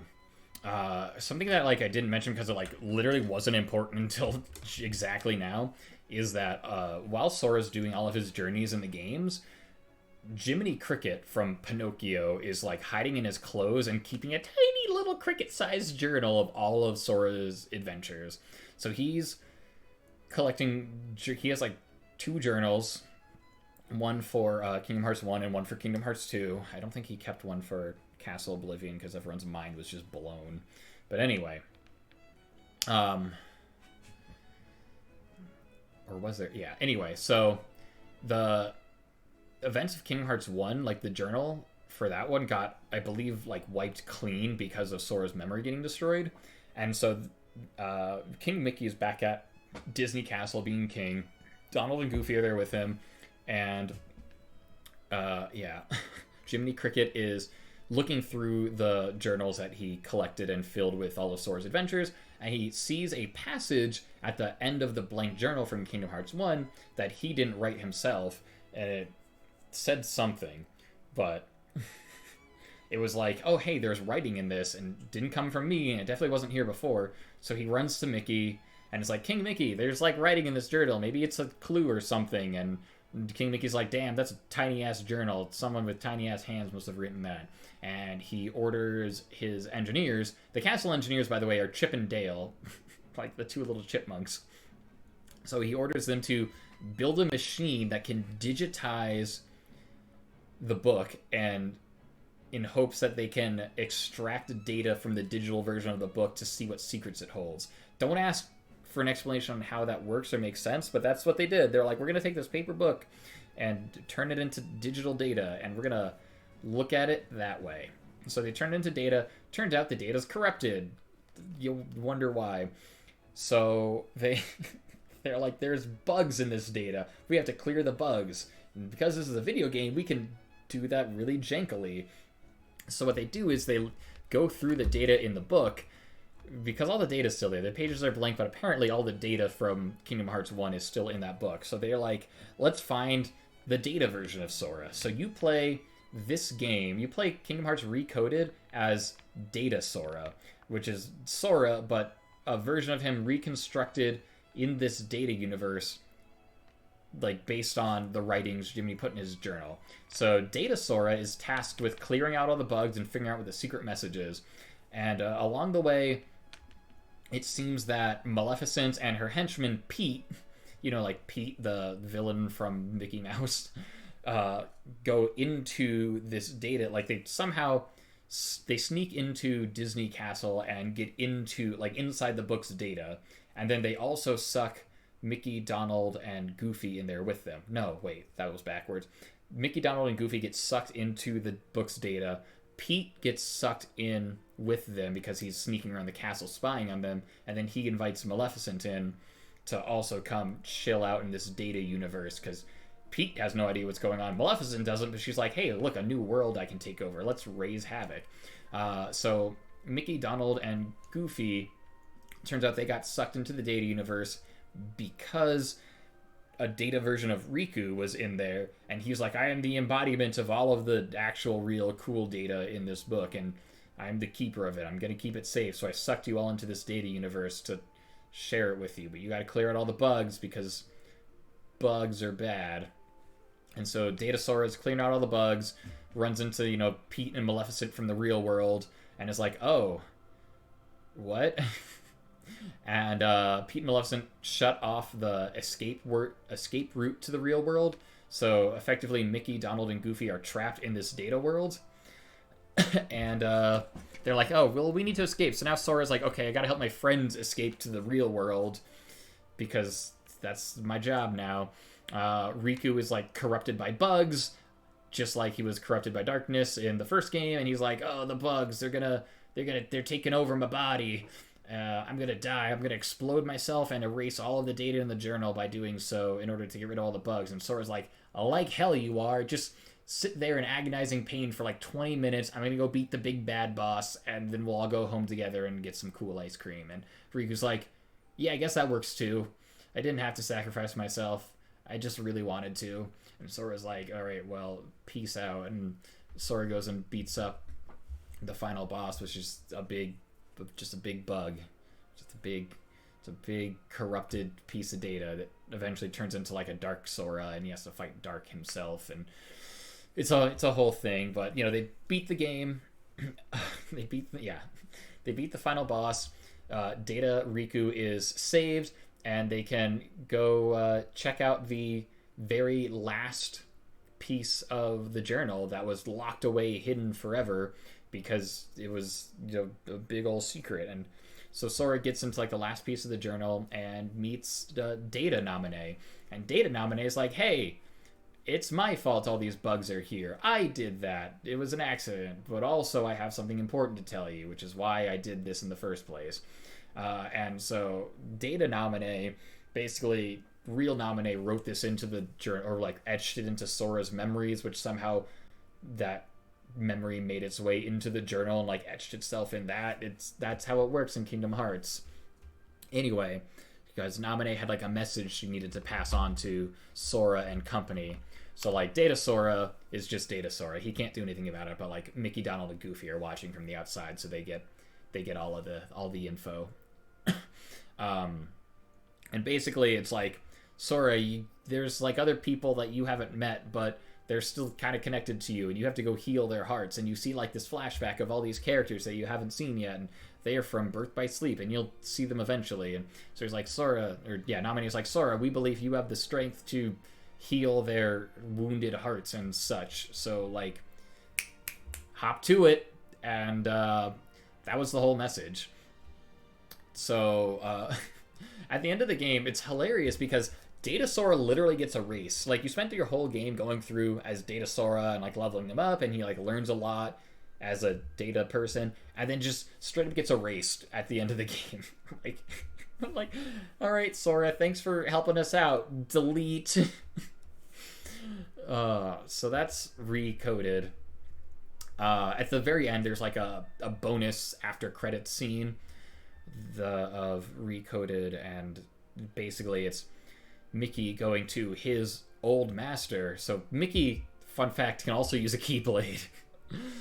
King Mickey can also use a Keyblade. While he was in training as a Keyblade wielder, he was being trained by Yen Sid, who is a wizard. His name is Disney backwards. Does he show up in Not Phantasmic. Does he show up in Fantasia? Is that where Yen Sid's from? I think that's the the Disney franchise he's from. But anyway, so Yen Sid is like this wizard that trained Mickey, and Mickey, like, after this whole ordeal, goes to Yen Sid's like, hey, so like, we learned this stuff, and also I think Sora and Riku should take the Mark of Mastery exam. And Yen Sid's like, that's Sorcerer's Apprentice, yes. And Yen Sid's like, that's a great idea, and then the game ends.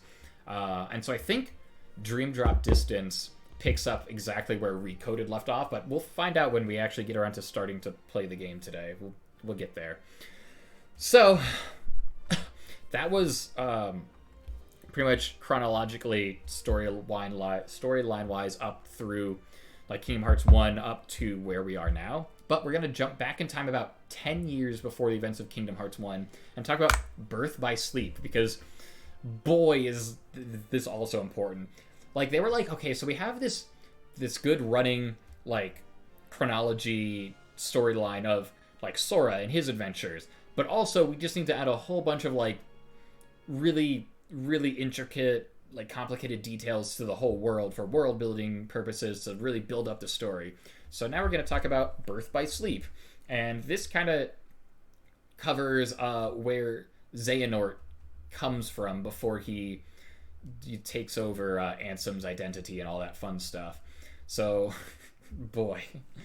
Birth by Sleep takes place 10 years before the original Kingdom Hearts game and follows these three characters, Terra, Ventus, and Aqua.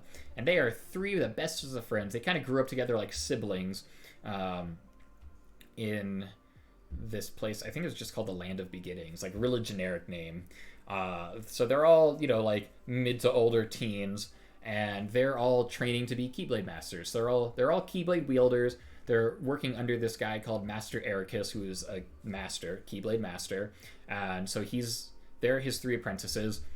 And the game starts with Terra and Aqua taking the Mark of Mastery exam, which is what I believe Sora and Riku are about to undertake. But basically, if you pass the Mark of Mastery exam, you become a Keyblade Master, which is like kind of the goal for Keyblade wielders. You want to become a Keyblade Master, and then you can devote your entire life to protecting the world from darkness and preserving the light. Birth by Sleep is interesting because you essentially play through the game 3 times. You get to play as Terra, you get to play as Ventus, and then you get to play through as Aqua. You can do it in any order you want, but I think that's like the recommended order, so you can get the most coherent version of the story. Anyway, so the Mark of Mastery exam happens. Terra and Aqua are the only ones up for it. Ventus is too young. He still needs a couple more years of training before he's ready to become a master. Terra fails. He kind of lets the darkness start to envelop him during the exam, and Ericus sees this and is like, you can't be a master. Not yet. You're not ready. Try again next time. Aqua, on the other hand, gets conferred as a Keyblade Master, and she gets all kinds of cool Keyblade Master secrets. And Terra's like, he's happy for Aqua because, again, like, these three are like siblings. They grew up together. They train together every day. They're like real close. So he's like real happy for Aqua, but he's also, kind of jealous. And that kind of jealousy is a negative emotion that forms cracks that can be withered away by the darkness.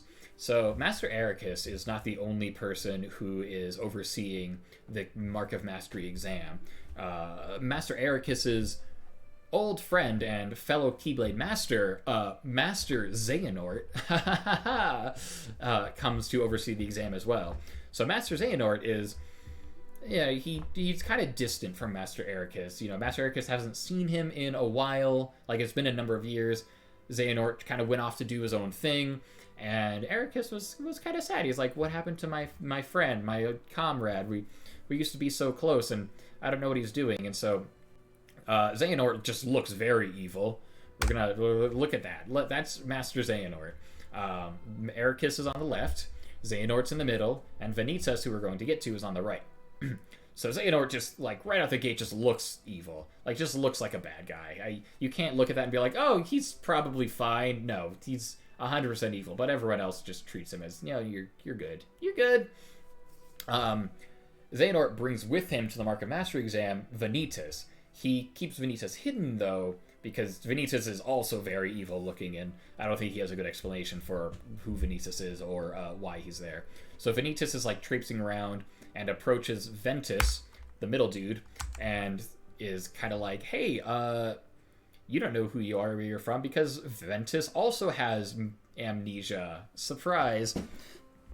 Also, if you look real close at Ventus's face, you might notice that his face and his hair look exactly like Roxas. That's important. Maybe. So, Ericus sends... Ericus sends Terra off to do some missions in other worlds because these beings called the Unversed have started to kind of infest the Disney worlds. Now, the Unversed are different than Heartless. The Unversed are born from negative emotions. So Terra has to go find all of the Unversed and defeat them and figure out, like, what the source of these negative emotions are and stop that so that, the Unversed don't take over. So there's no Heartless in this game. Just the Unversed. And so you go through as Terra, and Terra, while he's going through trying to find these Unversed, he's also being, like, groomed by Xehanort. So Xehanort sees, like, the darkness looming in Terra and is like, I can use this because I'm secretly evil. And so Xehanort's kind of, like, trying to stoke the darkness inside Terra. Like, think about think about Palpatine kind of trying to turn Anakin to the dark side, like, ooh, you can use all this cool darkness power if you come to the dark side, and is constantly talking about how great the darkness is. And Terra's like, I don't know, man, it seems like the exact opposite of what I've been taught for my entire life. And Xehanort's like, give it like 3 more hours of gameplay, you'll come to see my side. Meanwhile, Ventus has run away from home. He's just kind of left the world on his own. Ericus and Terra and Aqua are super worried, but basically Vanitas was like, hey, you don't know what's out there. Maybe you'll figure out who you are. And Ventus is like, shoot, you're right. I gotta go figure out who I am. And so that just kind of leaves Aqua. And Ericus is like, Aqua, you're a new Keyblade Master. Go after those two. Go after Terra. Go after Ventus. Bring him back home. And also keep an eye on Terra, because I'm worried that he might become evil at some point. And so Aqua's like, yeah, sure, I'll do that. And so Aqua runs off to basically go chase those two. And so they intersect at different points throughout the story. But basically, that's kind of how it goes. Ventus has his thing where he is like clashing with Vanitas, and Vanitas is like following him around, and Ventus is like, why? Xehanort is trying to court Terra, and Aqua is just constantly trying to keep up with the two of them and make sure they don't get into too much trouble. It all kind of culminates at the end in this big battleground called the Keyblade Graveyard, where the Keyblade War took place hundreds and hundreds of years ago. And so it's just a big, desolate, barren, like, wasteland that is just covered in old Keyblades that have been stuck into the ground and left there to rust. So you eventually get towards the end of the game. Terra, Aqua, and Ventus all meet up in the Keyblade Graveyard because they're all drawn there for their individual reasons. Ventus, along the way, finds out that he and Vanitas are two halves of the same whole. So Ventus, before he lost his memory, was actually Xehanort's disciple. And Xehanort was trying to use him to craft this thing called the Keyblade, but like key as in the Greek letter chi, except they pronounce it key because it's convenient. So Xehanort wants to craft the Keyblade because it's like the ultimate weapon that'll let him rule the world or whatever. And Ventus is just not strong enough. Not strong enough to like handle Xehanort's intense training, and so he just starts to get overtaken by like the darkness as he's pummeled by Xehanort.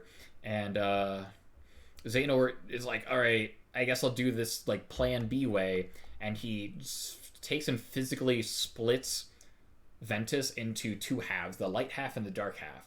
So Ventus, like the Ventus that you play as in the game, is the light half of Ventus. So he is like pretty much pure light. There is no darkness in him whatsoever. Whereas Vanitas is the pure dark part of Ventus. So he is all darkness. There's no light in him whatsoever. So Vanitas is loyal to Xehanort and is basically tasked with fueling the fires of Ventus, and with the idea that basically if Ventus and Vanitas are at clash, they'll like merge and form the Keyblade that Xehanort wants. So Vanitas, for whatever reason, is more than happy to help out Xehanort with this plan. Ericus catches on to what's happening and like catches wind of who Ventus is. And Ericus, he is like very much like there is no middle of the road. You either like light or dark. There's no room for an in-between. And so he's like, Ventus, I'm sorry, but I have to kill you. Because if you're allowed to fight Vanitas, you could form the Keyblade and Xehanort gets what he wants. But if I kill you now, Vanitas has no one to fight and Xehanort loses. So I'm gonna murder you. And Terra's like hell you are. I don't care about all that blah blah blah stuff. I'm gonna protect my friends. So Terra fights Ericus and kills him. Oops. This was... Xehanort could not have hoped for better, because now Ericus is out of the way, and Terra is filled with even more negative emotions in the form of like guilt and rage and like murder. So Xehanort's like, cool, Ericus is gone. He was pretty much like the only big thing standing in the way of me like just totally eclipsing the light. Terra is on the warpath which is very good for me to bring out the darkness in him. Ventus is about ready to fight Vanitas, and Aqua's still just like, guys, can we not fight? Like, please? Also, Aqua, for whatever reason, there's a lot of people that are like, I want Aqua to step on me. Like, even, like, way before Resident Evil 8, way before Lady Dimitrescu was around with her, 9-foot tallness and stiletto heels. They were like, so Aqua, yeah, she's gonna step on me now. But now it's all about Lady D. Ooh, man. All of a sudden, like, a new, tall woman comes through, and they're like, nope, sorry, Aqua, you're yesterday's news. I want this taller woman to step on me. Oh, hell yes, Aqua was the first step on me waifu. Yeah. So, everyone kind of converges in the Keyblade graveyard. Terra, Ventus, and Aqua meet up, and they're like, alright, so this is going down, yeah? And then Xehanort and Vanitas, like, come sauntering in, and there's, like, this really cool cutscene. Xehanort does, like, this thing with his hands, and, like, a bunch of Keyblades just come flying out of the ground and form this, like, giant tidal wave. And it's, like, this huge battle. This huge battle ensues. Xehanort is just wiping the floor with Terra, Aqua, and Ventus. They're trying to hold their own, but eventually they all get separated. Terra is fighting Xehanort, Vanitas is fighting Ventus, and Aqua gets left fighting Braig, which is this kind of like lackey that Xehanort had recruited. Braig, if you'll add an X in there and rearrange the letters, forms Zigbar, who is member number, I think, 2 of Organization 13. So, Braig's there. He's distracting Aqua while the other important fights happen. So we'll start with Terra's fight with Xehanort. Terra fights Xehanort. Xehanort is just like, I'm gonna draw the darkness out of you.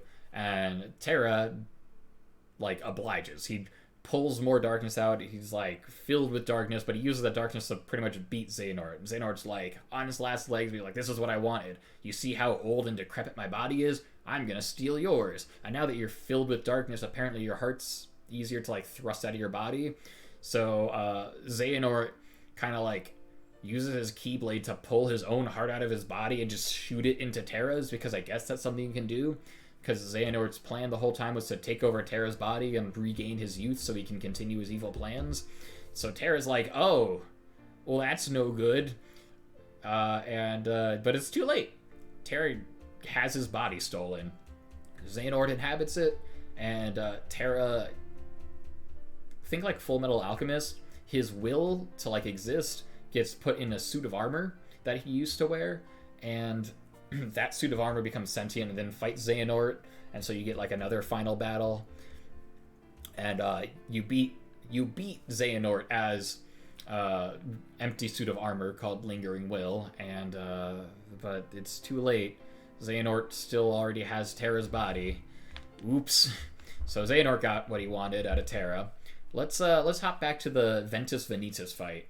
Vanitas and Ventus are fighting, and that's bad because that forms the Keyblade. So that forms the Keyblade, which we didn't want to happen, but it happens anyway. And Vanitas' mask comes off, and you see that Vanitas looks... does that look like... Is that Sora? Is that Sora's face? Now, again, mind you, this is all 10 years before the events of Kingdom Hearts 1, so Sora's like 5. But yeah, so that's what Vanitas looks like under the mask. So Vanitas forms the Keyblade, and then Ventus and Vanitas are now merged, and they're fighting inside of each, like inside of like their mind for control of the body.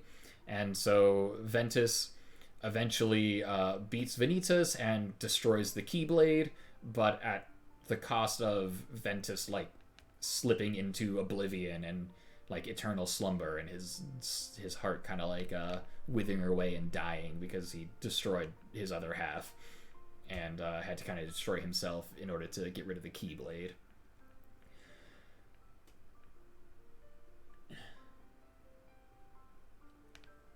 Wait, don't forget the Ansemus Terra meat puppet is part 1 of the final boss in Kingdom Hearts, with the lingering will of Terra becoming that shadow behind him. He's a sociopath. So, So that's kind of like the end of Terra and Ventus for now. And we then go back to Aqua. Aqua fends off her distraction attacker and it's like, shoot, I was too late to save both of my friends. So Terra's like gone. And she gets Ventus's limp, lifeless body and takes it back to their home. And Ericus is gone because, you know, he was killed. But she puts Ventus down, and one of the cool Keyblade Master secrets she was taught was how to like lock down the world where they were from in order to keep it safe from the darkness and like outsiders coming in to try to get it. So she activates like that lockdown protocol in order to keep Ventus safe until he wakes up. And that lockdown protocol actually transforms like the land where they're from into Castle Oblivion. So that secret room that the Organization 13 was looking for in Castle Oblivion that they couldn't find was actually the room where Ventus was being held, I'm pretty sure. I don't know if that's confirmed or not yet, where I am at in the game. But yeah, so that's how that happened. That's where Castle Oblivion came from. And you lose your memories in there because that's part of like the lockdown protocol to keep it safe so that people who like go in there kind of just lose their minds. Then Aqua, after like putting Ventus down, gets like a special bonus chapter. She goes looking for Terra, finds him, but of course it's Xehanort in Terra's body, and she defeats him. And but it's like a very grueling battle. Yeah, I'll get to where Ventus's heart went after it got yeeted out of his body. Don't you worry. Aqua fights Terra Xehanort and wins, but like literally falls into a void of darkness after the battle. And it's like she's holding Terra Xehanort's like unconscious body, and it's like, well, Terra's still my friend. I still believe like I can bring him back into his body. So she like sacrifices herself into the darkness to kind of thrust Terra out of the darkness and back into the light, so Terra will at least be saved. And Aqua like falls into the darkness and it's like, oh no, goodbye. And while in the darkness, she has to like fight her way out and gets very lost, because once you fall into that darkness, it's very hard to get out. Like it's kind of a miracle that Riku got out in the first place. So there's another game leading up to Kingdom Hearts 3 called Kingdom Hearts 0.2 Birth by Sleep, a Fragmentary Passage, or something like that, that I think it chronicles Aqua's journeys in the Land of Darkness, and that leads into Kingdom Hearts 3 somehow, I guess. I'll figure that out when I get to it. So Ventus, meanwhile, his heart wasn't destroyed, but it was too weak to exist on its own. So it just kind of like floats around in the ether and needs to find a host, like someone whose body he can live in while he grows stronger.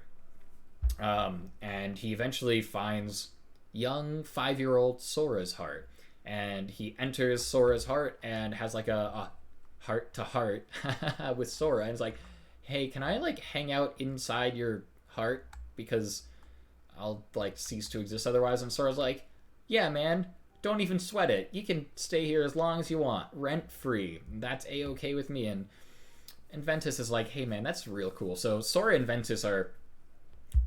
Ventus lives inside of Sora. Sora doesn't really understand or know that because this all happened, like, inside his heart. So I wasn't really cognizant of it.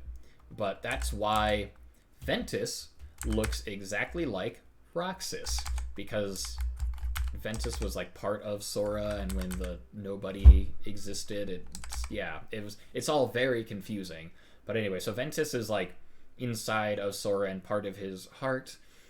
Terra has his body taken over by Xehanort, and Aqua is in the Land of Darkness. And that's where things get left off leading into Kingdom Hearts 1.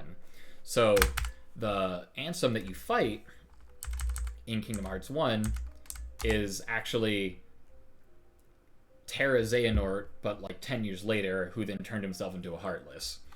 It's, yeah. So like, don't worry about it too much. But that's kind of what happened in Birth by Sleep. It just, no one had a happy ending, honestly, in that game. Okay, real quick, we'll talk about the mobile game. The mobile game, there's actually 2 mobile games right now. They're like in the same app, but one of them is Kingdom Hearts Unchained Key. And then, but it like got, yeah, it's called Unchained Key or something like that. And then it got renamed to Kingdom Hearts Union Cross or something. And then there's another one that's called Kingdom Hearts Dark Road. I haven't played Dark Road yet because it came out after Kingdom Hearts 3, and I think it chronicles Xehanort's like young years, like when he and Ericus were young. I think that's what it is, but I, again, haven't played it yet, so I don't know enough about it. I'll figure it out when I get to it. But the main one that came out like well before that, Union Cross or Unchained Key or whatever you want to call it, takes place hundreds of years before the events of Kingdom Hearts and in a different dimension, like in a different universe. It's very weird and confusing. There's a lot of like story exposition dumps that like throw just like a lot of information on you at once, and it's like okay. So basically in like the world of this mobile game, there's a bunch of Keyblade wielders. Like there's so many of them. Like there's a lot. There's hundreds. There's as many as, so when you play the game, you're like a custom avatar character who's like chosen as a Keyblade wielder. And so you go through the story, you visit all these Disney worlds. There's a bunch of other Keyblade wielders that are, you know, other players, other real life players, supposedly. And everyone's divided into unions. There's like 5 unions, and they're basically like teams that have union leaders. And so there's like kind of a friendly competition of, hey, who can collect the most like Lux, what they call like the light. So who can like collect the most light for their union, because that's like a show of strength, and like your union's better if it can be more efficient about collecting the light. And eventually that friendly competition turns not so friendly, and the unions start fighting. And this is like a thing that was orchestrated or like prophesized. There's this whole book of prophecies, and there's this whole thing about the world just collapsing and the Keyblade War destroying the world, and the like a backup data version of the world was created, and it's very confusing. And there's like, it's getting towards the end, like they're literally ending the service in July for the game, and then you won't be able to play it anymore, which is fine because honestly it's not a very fun game. It's a very gacha game. But then they're going to release an offline only version of it that is just the cutscenes. So if you want to watch just the cutscenes, which is probably the best way to experience it, you can do that later this year. So they're releasing, I think, like the final story part of that mobile app next month. So we'll get to see how that wraps up. And I don't want to get, again, too deep into it because it's very confusing, but it kind of explains how the Keyblade War happened and like why the Keyblade Graveyard exists, because all these unions went at it and all killed each other, and all their Keyblades got left in the Keyblade Graveyard, which you come back to later. So that's the mobile game. And yeah, now 2 hours into the stream, we've finished the recap, and we're ready to talk about, we're ready to play Dream Drop Distance. I don't know much about the game because I haven't played it yet, but we're not going to, yeah. Oh yeah. Ventus is also in the mobile game. Again, it takes place hundreds of years before the events of Kingdom Hearts 1, but Ventus is there. You also meet the character who, I haven't seen it confirmed, but like the character who becomes Larxene, one of the Nobodies in the organization, and also the character who becomes Marluxia. Like, you meet their human non-Nobody characters like towards the end of that game, which is like wild. I'm like, how did they get to point B? But I'm sure it'll all get explained eventually. So that is, thanks for coming to my TED Talk. I hope all of you know everything about Kingdom Hearts now and are fully caught up. It's pretty much like you played the games, honestly. So let's, I think my PS4 turned off. Like just straight up went into sleep mode. So we're going to stop the music. We are going to swap over. I think we want to be on the, oh no, we didn't turn off. Ah, yes. Okay. Let me know how the audio level is, guys. I don't want it to be too loud. Actually, do I have it? on twice? There we go. You guys ever want to hear the same audio twice? Okay, so we have my audio. Do we have... I think we have audio from... Okay. Yeah, let me know if you can hear the game music all right. So we need to boot up Kingdom Hearts HD 2.8 Final Chapter Prologue, which is, boy, is that a mouthful. But this is one of the compilations that they released for consoles that has souped up versions of a lot of the games.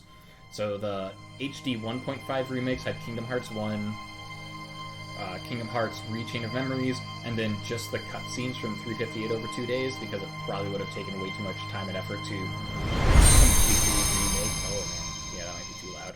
It probably would have taken way too much time and effort to completely remake a DS game for the PlayStation consoles.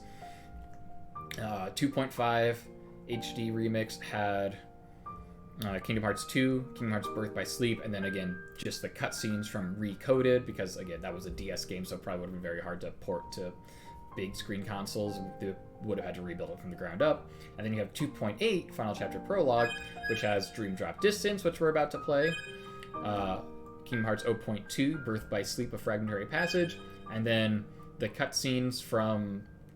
I don't think it's all the cutscenes from the mobile game, because the mobile game isn't finished yet, but it explains them, I think. Ugh. Okay. So, that's... Whew. Man. Ugh.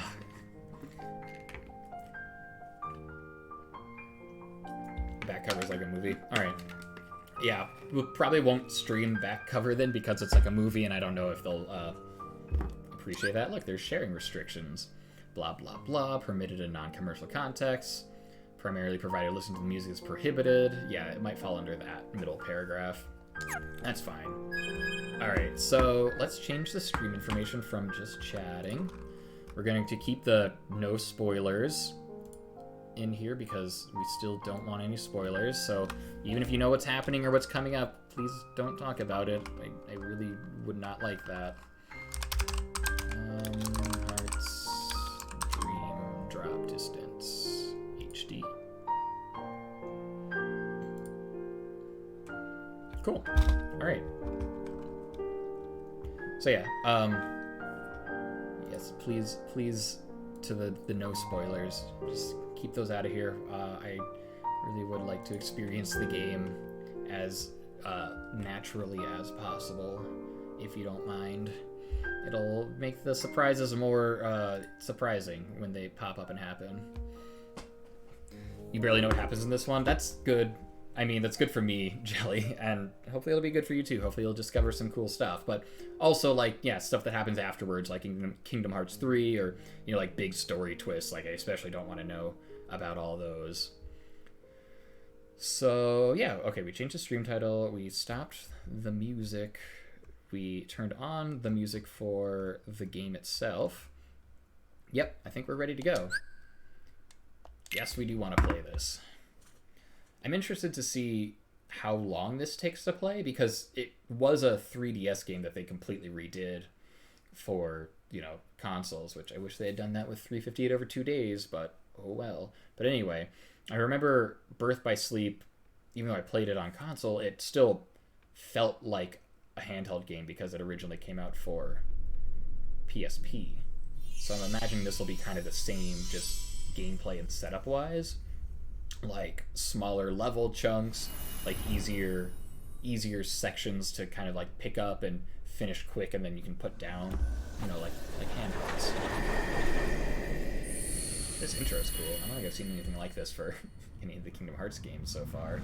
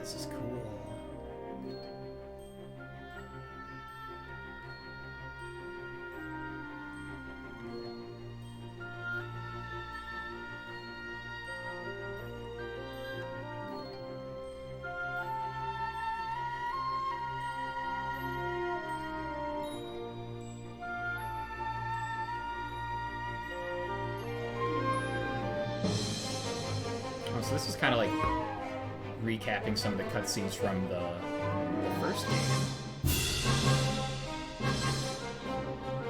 Except they look so much more HD.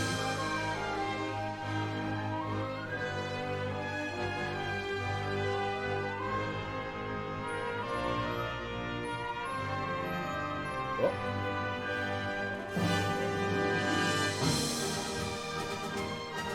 It's my boy Roxas. There he is.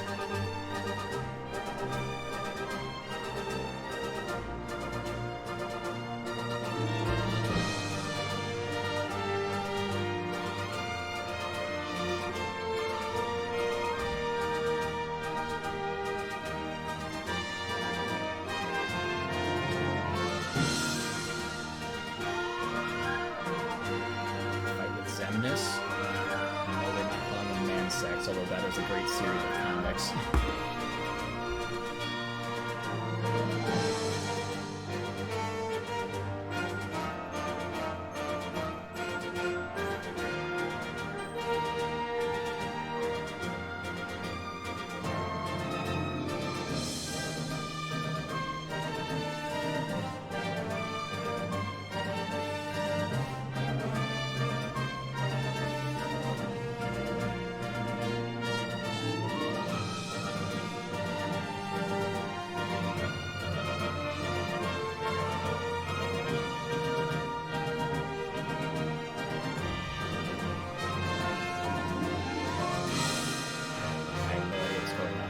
So much.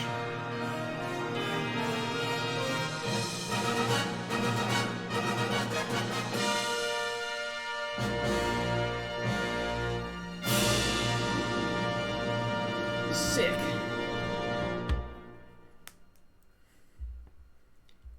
Well.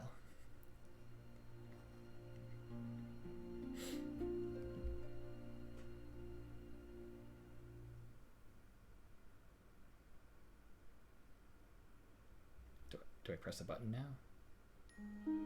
Nope. New game, continue. Maybe we'll just leave. The Hardy's ad before this was uncomfortably sexy. I am so sorry to hear that. I don't get to pick the ads. I do need to purge that, though. Okay. Still remember the song came out. Yeah, it's such a good song, honestly. Yo, a marching band version of any of the main Kingdom Hearts songs would be amazing. Okay. They're dropping in Dream Drop Distance. Who would have guessed? Somehow forgot about Dearly Beloved, and it's so good, yeah. Alright, well, oh, that's right. This game, you can't play critical mode, which is harder than proud mode, until you beat the game. So we're not doing critical mode because I'm only going to play this once. So we're going to do proud mode, and we'll just have to satisfy all the requirements to unlock the bonus secret ending on proud mode. Oh, hell yeah, we want vibration on. Yeah, we'll leave subtitles on. We'll make it easier for everyone. I'm liking this thing. What a jam. Proud mode with everything turned on.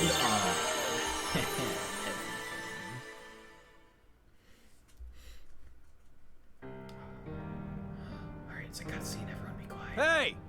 Is this how you wanted it? Xehanort! You want to fill me in? I am. Hey! Do you remember now, or... Wait. Did you never lose your memory? That's not my name. I'm not Xehanort. What?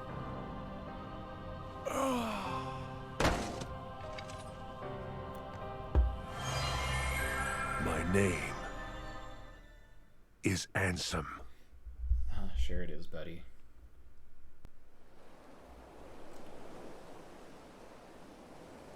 But how far could a raft take us? Who knows? If we have to, we'll think of something else.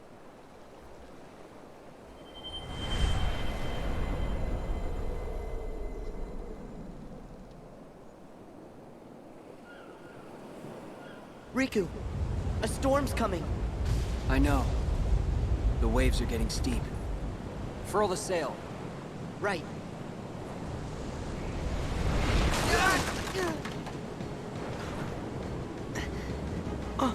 Riku! I'm fine. What's that?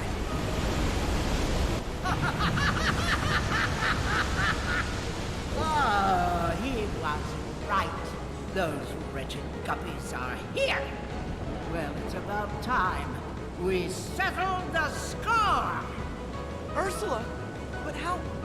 Is this the test? Come on. You can work it out later. All right. Sorry, dearies, but I won't fall for that trick. Is he gonna throw us into a boss fight, like, first thing? Okay, mementos. Are optional tutorials and flashbacks. Access them by pressing play now or view later. No, play now or view now when the cues appear. I think we probably want that. I don't know what I'm doing. And then mementos are also available from the main menu at any time. Okay, cool.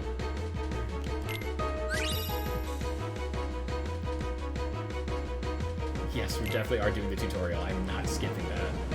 Who do you think? I'm doing proud mode. I need all the help I can get. I always find it so jarring, like, the difference between the graphics and, like, the really nice, pretty pre-rendered cutscenes and then the actual gameplay. Like, the game's not ugly, but it definitely looks not as good in comparison. Which is, yeah, of course. But, okay, the camera with R, press R3 for reset.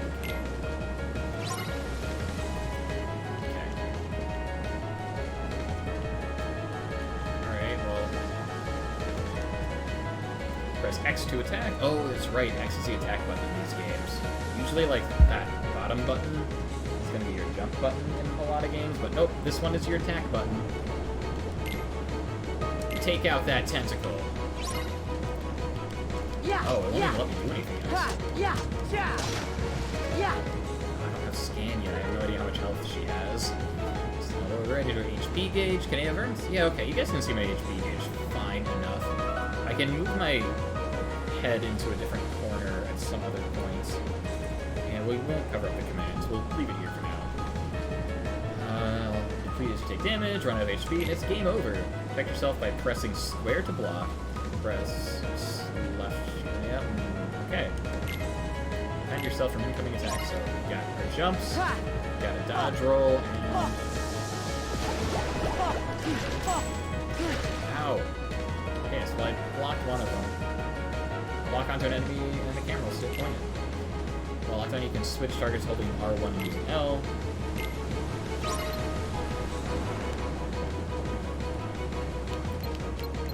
I always forget about switching targets whenever I use the lock-on feature. Great way to keep track of foes at the heat of the action. Exit lock-on, press R1. Oh! Hello, GH Jared! Is it possible to make the game quieter and move louder? Is that not a setting? That's a setting I can control. Here. That makes the game a little bit quieter, so hopefully that works.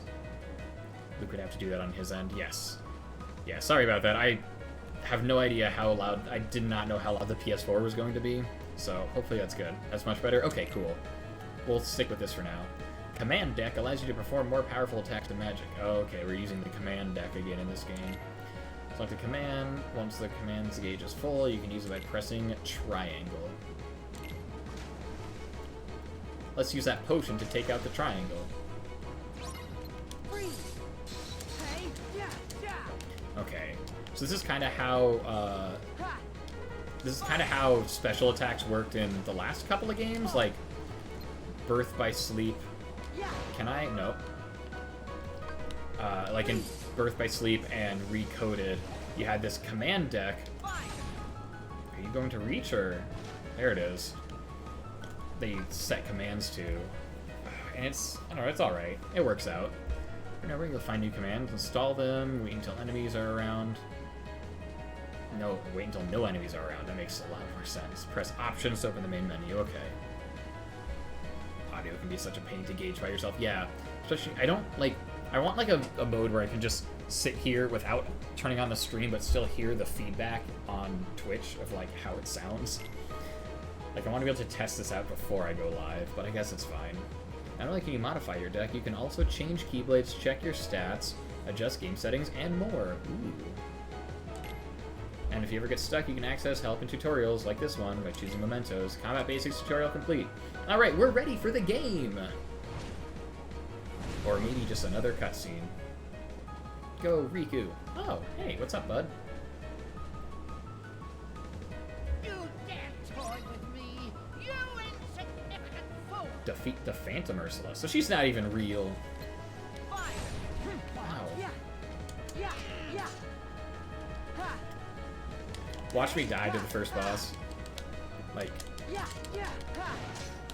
Ha! Ha! Ha! Oh. Ha! oh, that worked. Okay. Hey! For my revenge! Oh, cool. I have an air dash. Ha! Hey! Yeah, yeah, ha! Fire! Hey! Yeah! Okay, it's cool if you just, like, sit there and take it. Like, I don't mind, but... Oh, get back here. Oh, man. Ha! Ha! Yeah! Ursula used bubble. Fire! Yeah! Ha! Quick dodge roll.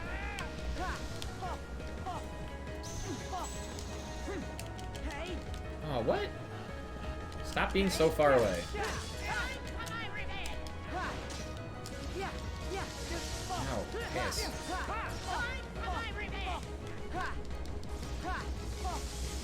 This camera is not working to my advantage.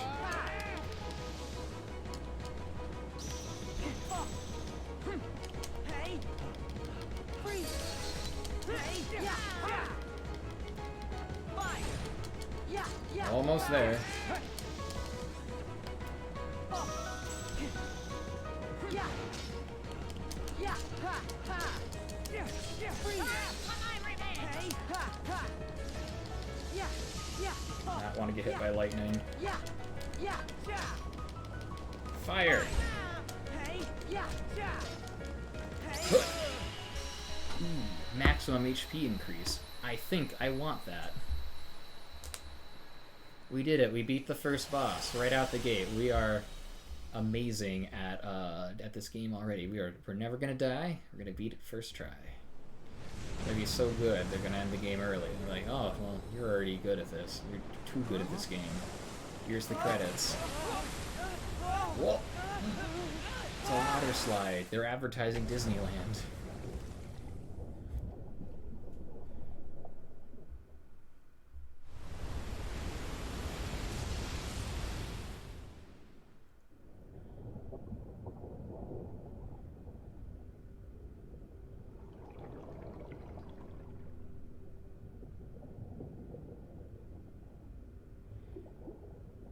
Y'all worried about drowning or nah? Guess not.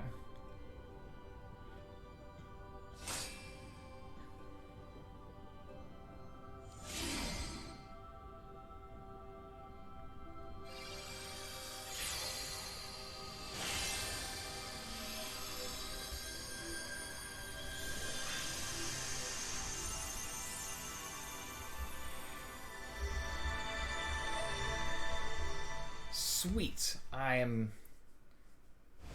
so glad that we've gotten actual context so far. Everyone knows what's going on, right? Yeah. This world has been connected. Flashback, the Mark of Mastery exam. Yes, we do want to view that. Hang on real quick, though. What? Zoe, you lost the game? Why would you... Oh, no! Ooh. I hope it did it automatically. I looked away too long. Glossary discusses key. Cool. Ugh.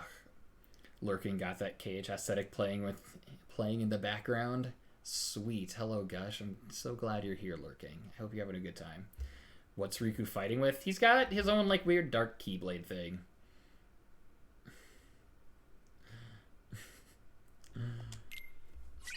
Sick. Glossary entry. Oh, can't wait to read all the glossaries.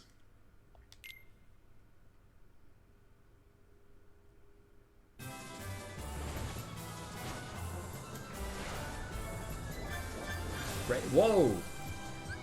Okay, I'm like, can we please get told what we're doing? Okay, so minigame, you take down enemies and collect prizes. You fall at a high speed. Okay. Objectives is pass through the goal ring that lights up once you've met certain goals. Okay. Goals vary from dive to dive. Attacks won't reach when the target is red. Okay. Press X to attack enemies and objects when the target is yellow. Attack the rainbow-colored weak point. Sure. Defeat bosses. Need to target their flashing weak points. Circle will reduce speed. Square will dodge. Decelerate and dodge to make it safely through a dive. Nah. All gas, no brakes. When you pick up a magic prize, you can use triangle to perform a special magic attack. Okay. Oh good, there's a glossary of what the heck I'm doing. Alright, so... Whoa! I'm already doing real bad. Actually, no, I've gotten everything. I just feel like I'm doing bad. I feel like I have no control.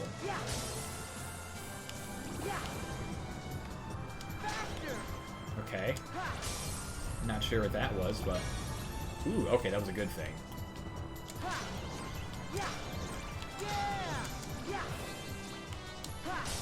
Ah! Butts and stuff. Okay. That hurt. Oh. Cannot break that.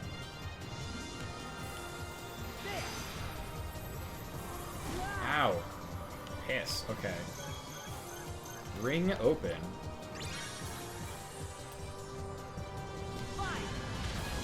And that'll just clear the board. Great.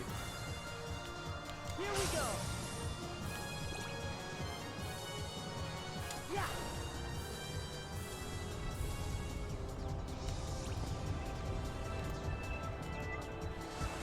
Okay. Sure.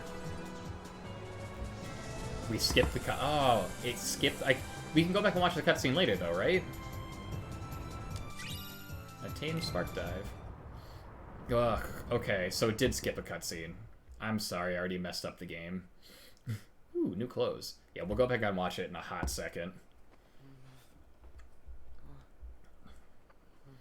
Guess I gotta pay more attention. Huh? This is... Traverse Town. He Hey, sounds older. what's with my clothes? Must be more of Master Yen Sid's magic.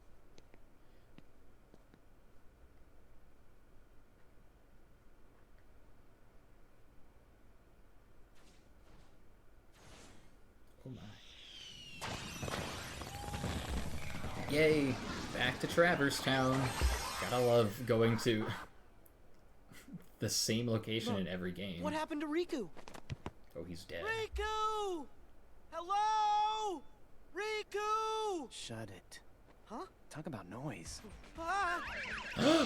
Ah! It's Neku. Sora, right? Sweet. Yeah, but, how do you know that? Looks like you're not a player. A player? Come on, keep up. In the game. Players get marked with the time limit. And this game, I can't afford to lose. I need my game partner. Okay. I don't know about any game, but can I help? What? Time out. Do you trust every total stranger you meet? Look, sorry, you're no good. You're not a player. And my pack's with someone else. Okay, so we can't be partners. Why don't I just help you out as your friend? Now we're friends? It's not that easy. Not saying it is, but you could make it easier. Yeah, sounds great. Whatever. Cool. Lead the way. Whoa.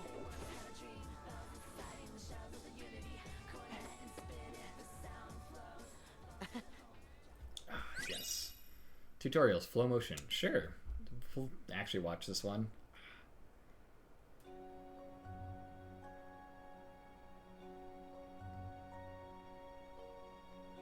Flow motion lets you use your environment to the fullest. Yay!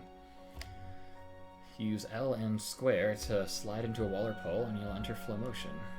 My brain short-circuited for a second, trying to remember where you heard talk about noise before. I was so excited to see Neku. I knew that he was in this game, but I didn't realize we'd see him like first thing off the bat. L and square, okay. While in flow motion, you can press circle to jump or square to gain a burst of speed. This makes getting around much easier, okay. Slide towards that lamppost to gain a burst of speed. Whoops.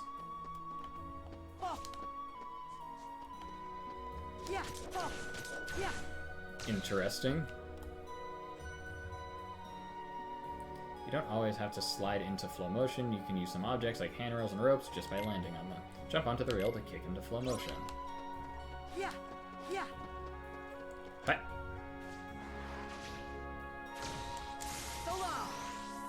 Oh, and I can attack? That's cool. Just the tip of the iceberg. So this is the parkour Kingdom Hearts game. Got it. Yes, flow motion is just parkour. That's exactly what it is. Just the tip of the iceberg. Not sure where to go? Go with the flow. Flow motion basics tutorial complete. Okay. I still want to go back and watch that cutscene I apparently skipped. Go after the boy. The boy. Alright, mementos. Tutorials. We got both of those. We actually watched those. Flashbacks. The mark of... Yeah, let's watch the Mark of Mastery. Maybe this will give us some context. As a Keyblade master, Xehanort had a gift like few others.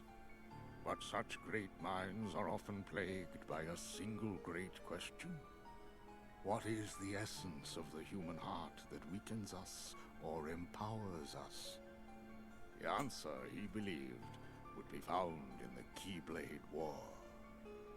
What if the challenges of our past were in fact a map to the light and darkness that battles within us all? Xehanort had to know, so he renounced his duties as master and chose the Seeker's life. Since then, in many a guise, he has clashed with protectors of the light, Keyblade wielders like yourselves. And mark my words, he will trouble us yet again. We must be ready. Which is why you, Sora and Riku, are to be tested for the mark of a true Keyblade master. No doubt you fancy yourselves masters already, but it takes years of training. Only a true master can teach you the proper way. Both of you are self-taught Keyblade wielders, an impressive feat. However, the time has come for you to let go of preconceived notions, forget what you know about the Keyblade, and begin your training again with a clean slate. Huh? But that's a formality, right? I already proved myself. Me and the King and Riku, we can take on anything. Right, Riku? I don't know. I think that in my heart, darkness still has a hold. Walking that path changed me. I'm not sure if I'm ready to wield a Keyblade. Maybe I do need to be tested. Riku. Then count me in. Put me through the test. Just watch. Me and Riku will pass with flying colors.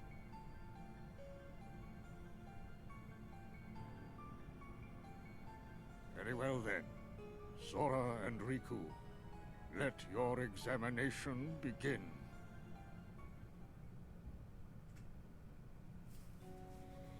Okay, still don't know how I got here. Are we in a simulation again? Game help. Gameplay basics, that's just... Yep. Action commands, flow motion, we already did that with dive mode. Yeah, we talked about all that fun stuff. Okay. 2 jokes. Park Kingdom Hearts. And this is an ad for the Disney Park course. Interesting. Forgot Riku cut his hair. Alright, we will read all the reports later. Go after the boy! Alright. Okay, how do I... Let me... I don't... There it is. Ooh, okay. It's interesting. Nope. Alright.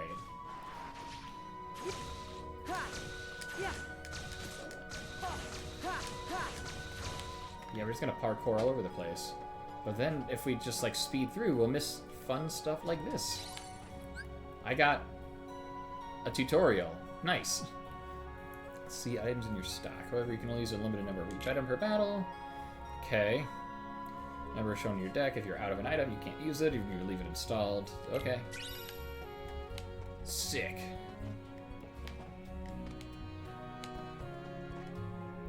Oh, a safe. Can I open it? Nope. Save points. Glowing circles are save points. Touch the light to recover HP. Okay. Press X to open the save menu where you can do all of those cool, fun, fancy things.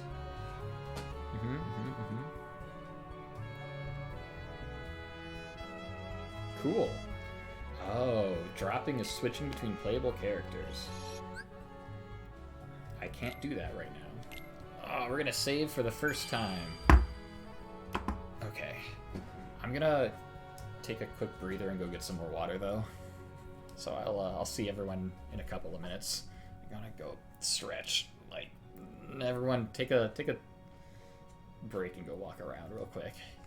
It's good to do that kind of thing. Music reminds me of the dentist waiting room. No, not the dentist. Okay, hi, we're back. I got more water, which is good because, fun fact, talking for 2 hours straight, like, oh man, it just really dried my mouth out. Like, I don't understand why people would complain about giving like a 15-minute oral presentation in school, because it's not hard to talk for 15 minutes. I just rambled on for 2 hours about like one thing, which is wild. But we got through it, so thanks for sticking around, everyone. Alright, so we saved, which is good. We can't do a whole lot else. Can I go? Because this was like a shop in the first game, yeah? Nah, it's all box stuff. Ooh, interesting. Alright, so best 2 hours ever. Aw, thanks. I'm glad you had a good time. So for it's even got the yes, we do want to play now. For those of you who don't know who that purple boy is who I'm chasing, he is Neku Sakuraba, the main character from the game The World Ends With You, which is like my favorite game ever. It is super good. Came out for the Nintendo DS in like, I want to say 2008 or 2010. Real good, and they're actually coming out with a sequel to it called Neo The World Ends With You on the Switch this summer. So I'm really excited for that. It'll be a good time. Reality Shift. Lets you bend the rules of the world around you. Reality Shift works differently in each world. Okay. If this pink symbol appears over a target, it's time for a reality shift. Press triangle and circle to trigger a reality shift. Okay. Use L to lock onto the object you were targeting, then aim. Press X to launch the target in the trajectory shown and blast enemies it hits. Okay. Use reality shift to launch the barrels. Okay, so... Did it work? Okay. Now where am I putting this?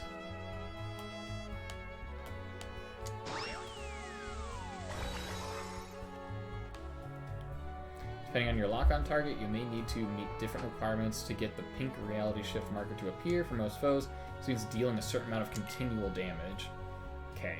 Try reality shift on everything. You never know what might happen. Reality shift's tutorial is complete. Cool.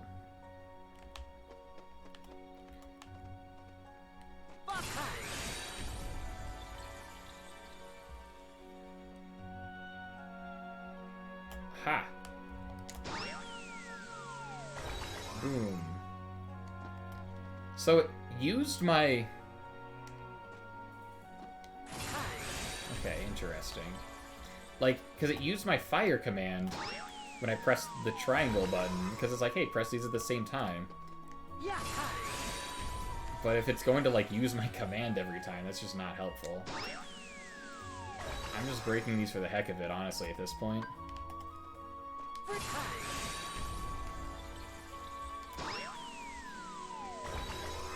I said use it on everything. Yeah. Is that breakable? Alright. Oh boy, another cutscene. Hey, I didn't catch your name. Dream Eaters. You never will. That's a weird name. Not me. Them. Right. I knew that. Oh my gosh, Sora's an idiot, I forgot.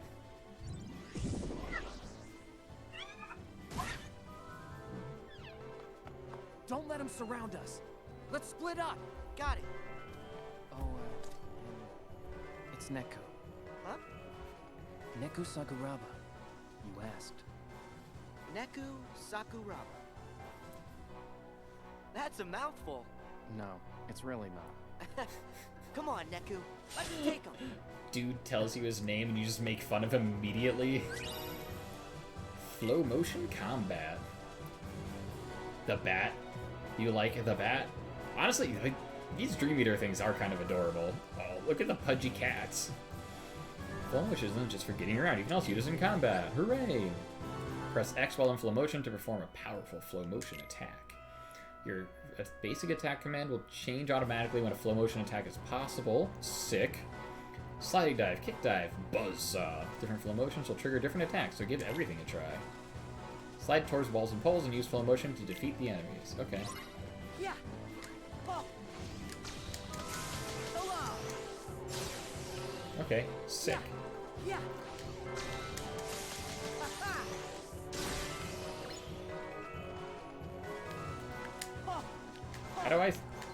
How does it let me slide again? Alright, well. Hey, don't hurt me. Sometimes sliding to enemies will trigger flow motion. Sick. Use L plus square to slide into a large enemy, and you will swing around that enemy. I forgot that the world ends with you characters in this game for whatever reason. That is like the only thing I knew about this game, because I love the world ends with you. I am so jazzed to be hanging out with Neku.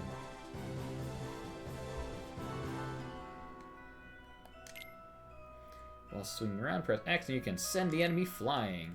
Take out the enemies by sending them flying. Ha! Come on! Oh, that was cool. Ha! Come on! Alright. Parkour Sora is Come on! fantastic. I love Parkour Sora. Are you dead yet? Yeah! Come on! And I leveled up. I was so cool that I leveled up. Nice. Use flow motion to weave together a dynamic offense and you'll dominate the battlefield in no time. Flow motion combat tutorial complete. I still get to keep that level, right? These things with you, they're Dream It Eaters has too? 6 legs! Yeah. If I'm gonna survive the game, I'm gonna need some extra help. Think you could control them? Sure. I guess. Flashback. Yeah, we're gonna look at this flashback. We're not gonna let it skip this time. If we are ever to strike down Xehanort, we need the individuals King Mickey spoke of in his letter. We must lead them out of sorrow and slumber and back to our world. To do so, 7 sleeping keyholes must be found and unlocked, and a great power retrieved. As you know, every world is walled off from the next, preventing travel between them. In the past, you could bridge these gaps because the walls were broken, or because you could open special lanes with your keyblades. But your new goals, the sleeping keyholes, are harder to reach. You'll recall in your first journey that you brought many worlds back from the darkness, but some never returned completely.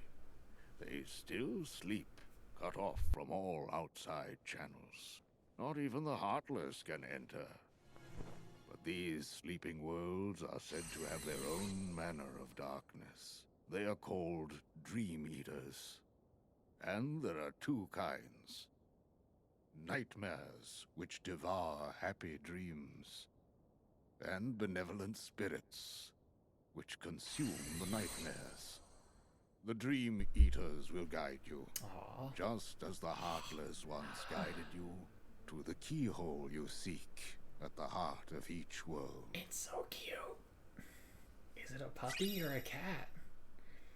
Glossary. Yay. I can't wait to read a novel as part of this game. Meow Wow recipe. List of the materials needed to create a Meow Wow.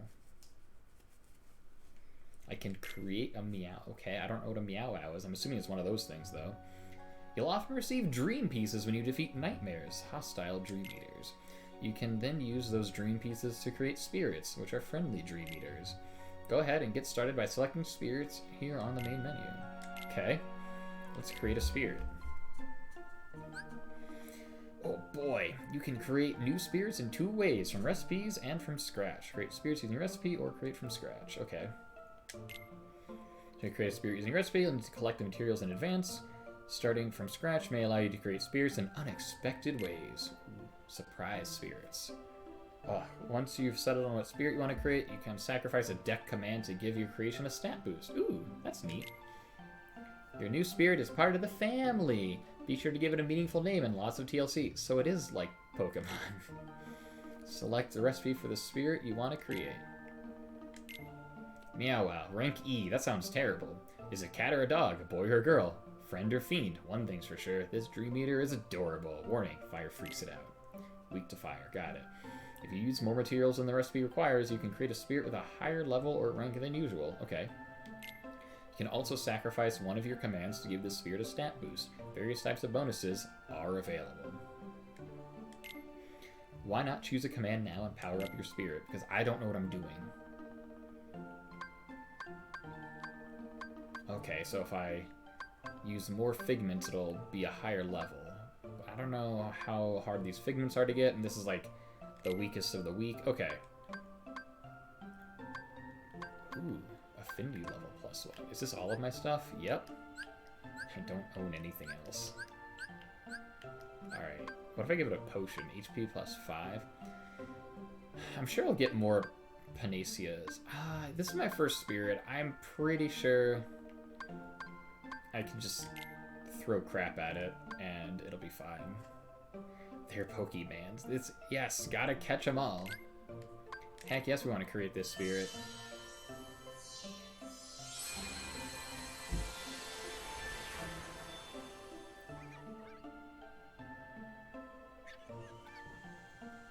Aw. Meow Wow. It's got 47 HP. So it only would have had like 42. Give it a name before. Okay. What do I want to call it? What do we name it? Do we just leave it as Meow Wow? I like never nicknamed my Pokemon, so I'm terrible at thinking of nicknames. But yeah, if you got any ideas for nicknames, I'm open.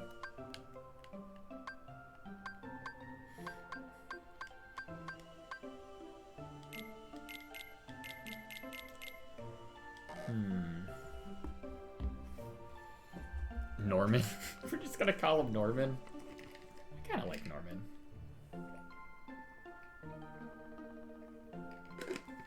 Okay.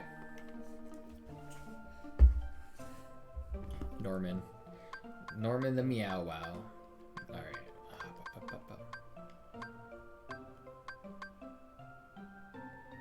Oh, I'm like, where is the N?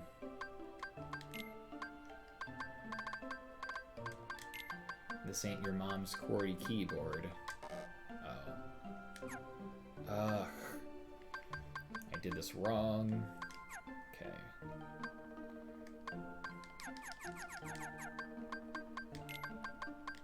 Norman. I'm gonna have it short for normal human. Amazing. Nope, not Mormon. I'm gonna have the best nicknamed spirits in the entire game.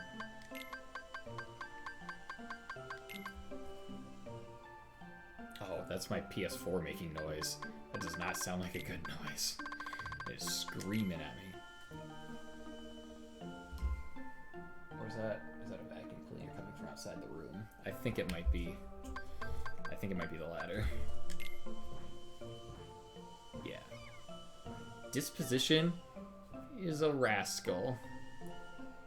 Looks like you and Norman are off to a great start. Heck yes we are.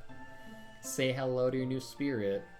Okay, spirits will help you in combat. Give them lots of TLC to increase your affinity and you'll be duly rewarded. Okay. Use the icon to pet your spirit. Okay, I bet this was on the touchscreen in the 3DS version. Might change a spirit's disposition, increase your affinity, or earn it some EXP. Sure. Bonding with your spirits. Use training toys to play. So this is like the Pokemon of me, or whatever it's called in the Pokemon games where you can play with your Pokemon.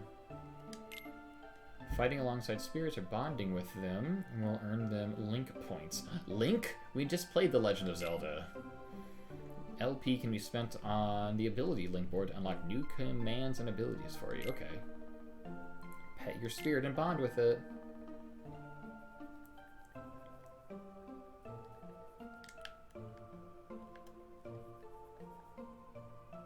If you get stuck, press L1 to bring up the help screen. Okay. Hand icon. Yeah, I didn't know what these were. Hand icon controls, camera controls, poke, and pet. Okay.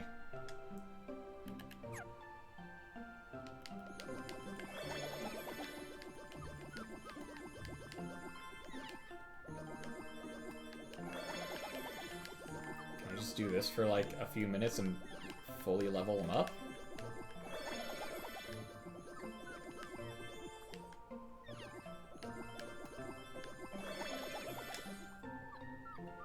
You received link points. Use them on the ability link board to earn deck commands and abilities. And then you can choose the ability link. Change party. Oh, so I can have a whole. Yeah, this is Pokemon. Begin at the starting point and spend link points to advance one space at a time. Unlock spaces to earn new deck commands and abilities for Sora and Riku. Okay. Use some link points now to unlock a new power. How many do I have? I have 12. Link critical. Oh, this is how I, okay, unlock new abilities and stuff. Can be learned and activated, which boost your stats or unlock new moves. Abilities are obtained from spirits. Okay. Most abilities you obtain can be activated at any time. Stat boosting abilities require that the spirits you obtained them from stay in your party. Okay, so if I unlock some abilities, I can use them whether or not I still have the spirit, but there are other ones that I need the spirit equipped. Okay, so this will be a fun game of find the strongest spirit that also unlocks the abilities that I want to equip with Sora and Riku. Okay. Interesting. If your basic attack and a spirit's attack connect at the same time, both attacks will power up and send opponents flying. Sick. Performing this link critical will give your link gauge a huge boost. Sick. Each spirit's ability link board offers different rewards. Generate new spirits and nurture them to gain an edge on your adventure. When you're bonding with your spirit, hold R1 to enter photo mode. The surrounding text will disappear, giving you the perfect opportunity for a screenshot. Creating a nurturing spirits tutorial complete. Heck yes, it's complete. Yeah. Whoa, sorry. That's not what I meant to do. Can't go in there. Okay, so our... Yeah. Yeah. Ha. Yeah. Oh. Come on. Haha! Yeah. Hey. Yeah. You have just so many combat options in this game. Like, you have your spirit that fights for you, you can parkour into your enemies, you have, like, magic attacks. Like, they are just not giving me any shortage of options for how I want to fight, which I kind of like. Like, it's cool. Oh, they got a special symbol above them, too. So, I guess that's probably so I don't forget which one's mine. But, like, the Heartless have their own symbol, the Nobodies have their own, like, logo that defines who they are. Norman leveled up.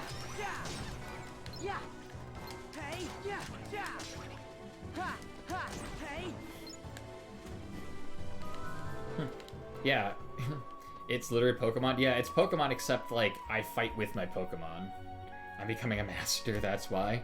Yeah, I'm becoming a Pokemon master, apparently.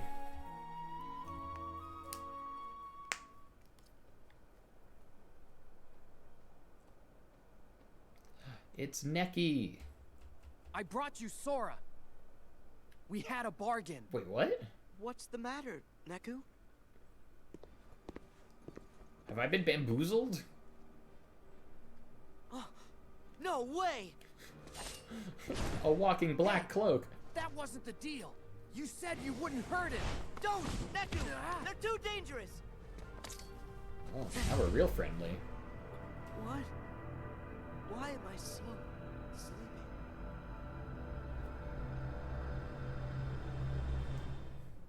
Oh. Did I get chloroformed? Is chloroform like a thing in Kingdom Hearts? Whoa!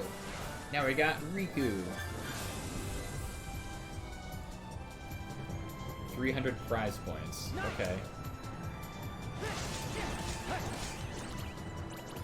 Look at those hot prize points.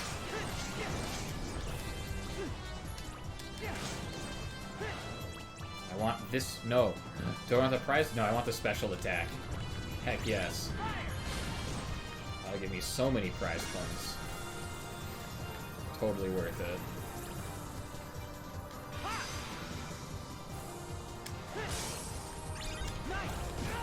Ow. Everything's all red. Everyone gets to die. Get over it. Oh, I need to grab those and then dodge. Okay. So, like, Yep. Sick. Nah, who needs brakes?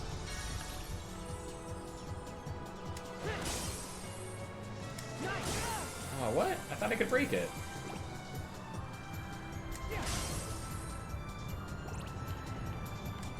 Nope, can't break that. Not me just injuring myself profusely during this. Die faster.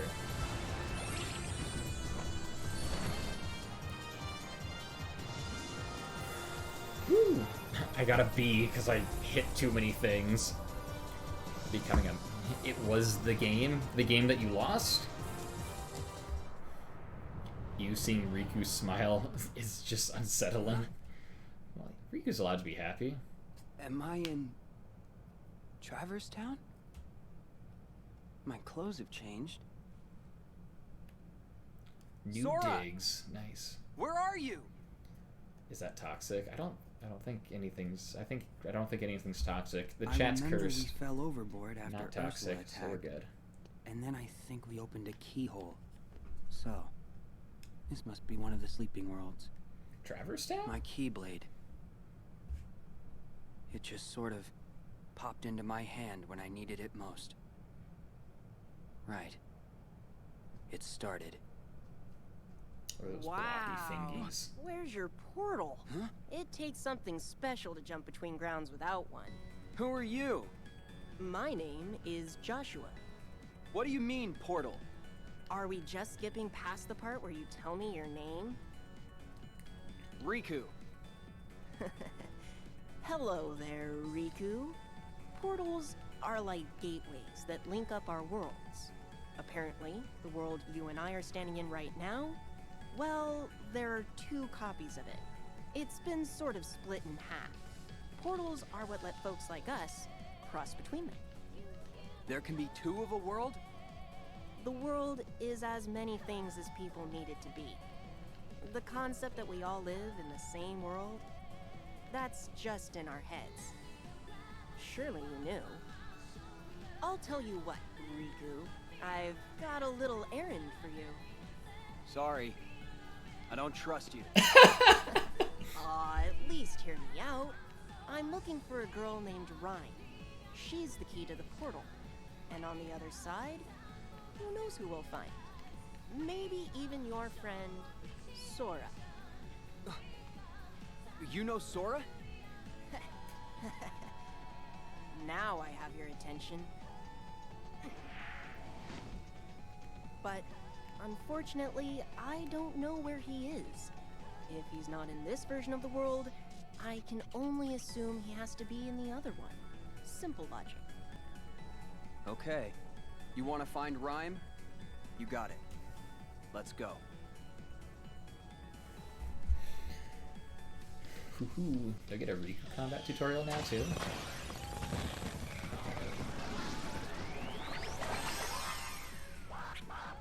Cool. We get the same Traverse Town intro again. BRB. All right. Well, we'll see you. We'll see you in a bit. So, the one thing that does bug me is Neku and Joshua's voices, mostly because I've been watching the World Ends With You animation, the anime of the story that's been coming out recently, and so I'm used to their Japanese voices. And it's been too long since I've played the original DS game, so I don't know if that's like if the voice actors in this game are the same as the voice actors from the original game. Like, I know that they brought the Japanese voice cast back to do the voices for the anime, like the original Japanese voice cast from the first game. They brought them back to do the full voices for the anime, which was pretty amazing. So I don't know if they did the same thing for this game with the English voice cast, or if they just found some new schmucks to voice Neku and Joshua. But they just sound off to me. But that's just because I'm used to how the Japanese voices sound. It's just different. Approach a pink dot and press cross to access a link portal. Yes, that is not the X button. That is the cross button. Fun fact. Once accessed, you can face off against or team up with spirits from other worlds. Ooh. Each portal is marked with a difficulty level, so don't bite off more than you can chew. Alright. This is feeling kind of Recoded-esque with, yeah. They had like little backdoor things to go through. Opponents are going to pull off at least 3 flow motion attacks. Starts them to get difficulty level. Okay. Gugh. Yeah. We're gonna put you over here. Hooray. Yeah. Take this. Open the chest. Ooh, confetti candy. Yeah. I thought I saw an enemy over here.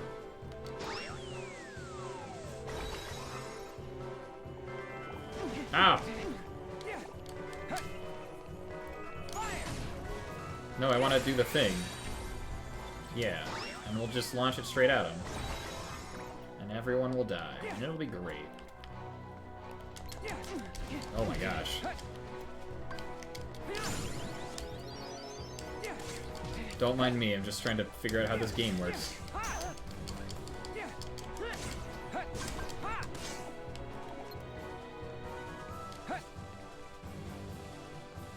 Give me that HP! Sorry, little cat. Gotta kill you. So can I go? Okay, so I can do the link portal. Or I can... Okay, there's only one door out of this area. That's probably fine. Time to... Whoop! Link portal it up, I guess. We'll see what this does. Friendship portal. Aw. Borrow these spirits. Return home after a certain amount of time. Difficulty, 1 star. We got it.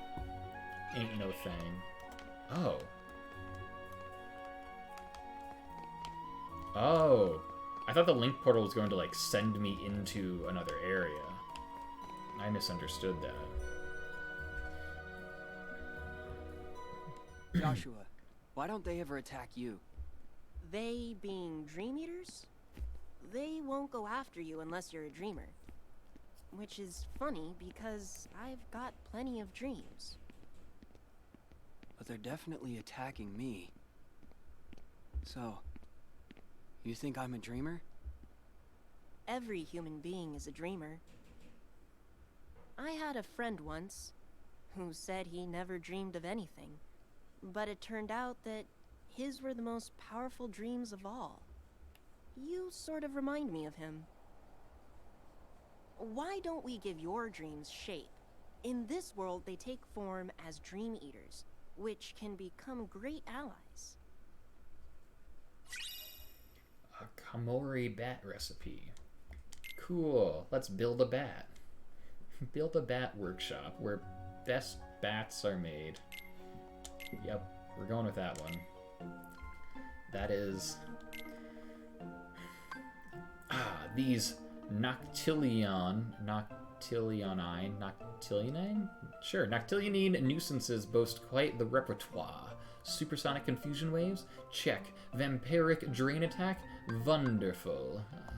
Okay.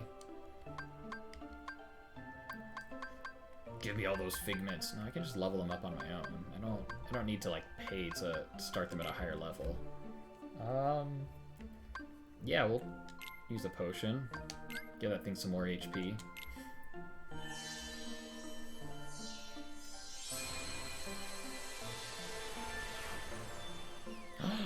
I'll look at it! Alright, what do I name this one? Please hand me some suggestions for this Kamori bat. We need some names. Ugh.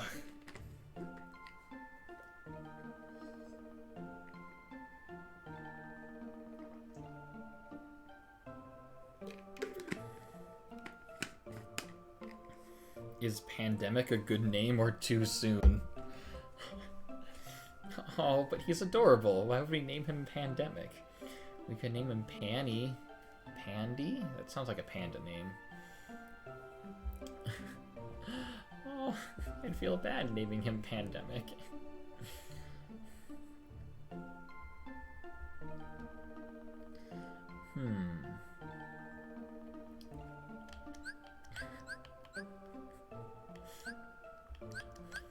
Can we try something a little less threatening, though?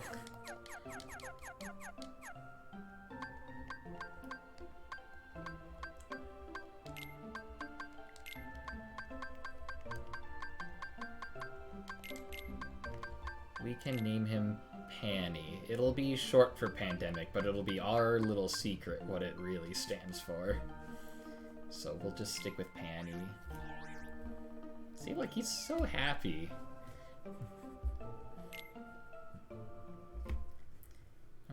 I don't wanna condemn him to being a pandemic already.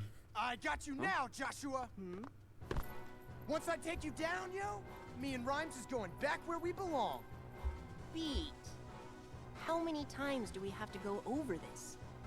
You've been tricked by that rogue in the black coat. What? Black coats? But that's... I'm telling you, you've made a friend of our enemy. Just can it, alright? Your inverse psychiatry ain't gonna work. Let's go! Dream Eaters! Reverse psychiatry, not reverse psychology? Ugh, man, not cool. Ooh. Yeah, let's link up Todd. We can name the next spirit Todd. How's that sound? Sora and Riku link with spirits in their own unique way. Okay. Completely fill up a spirit's link gauge and it will briefly lend you its power. But my friends are my power.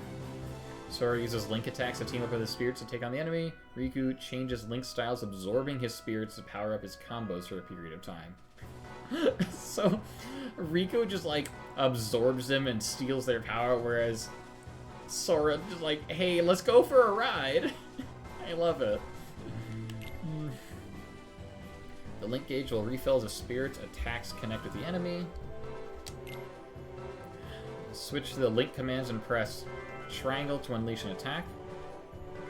Ooh, link with both spirits. Press link with two spirits simultaneously to initiate a powerful dual link. Ooh, a dual link. Toggle, okay, between those.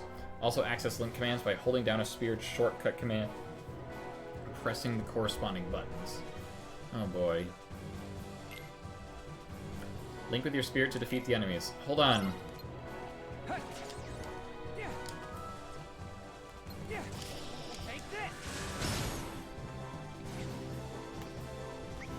Okay.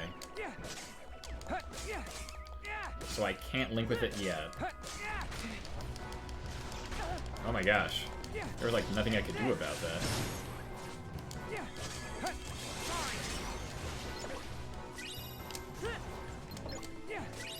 Let me link with you. Oh, there it is.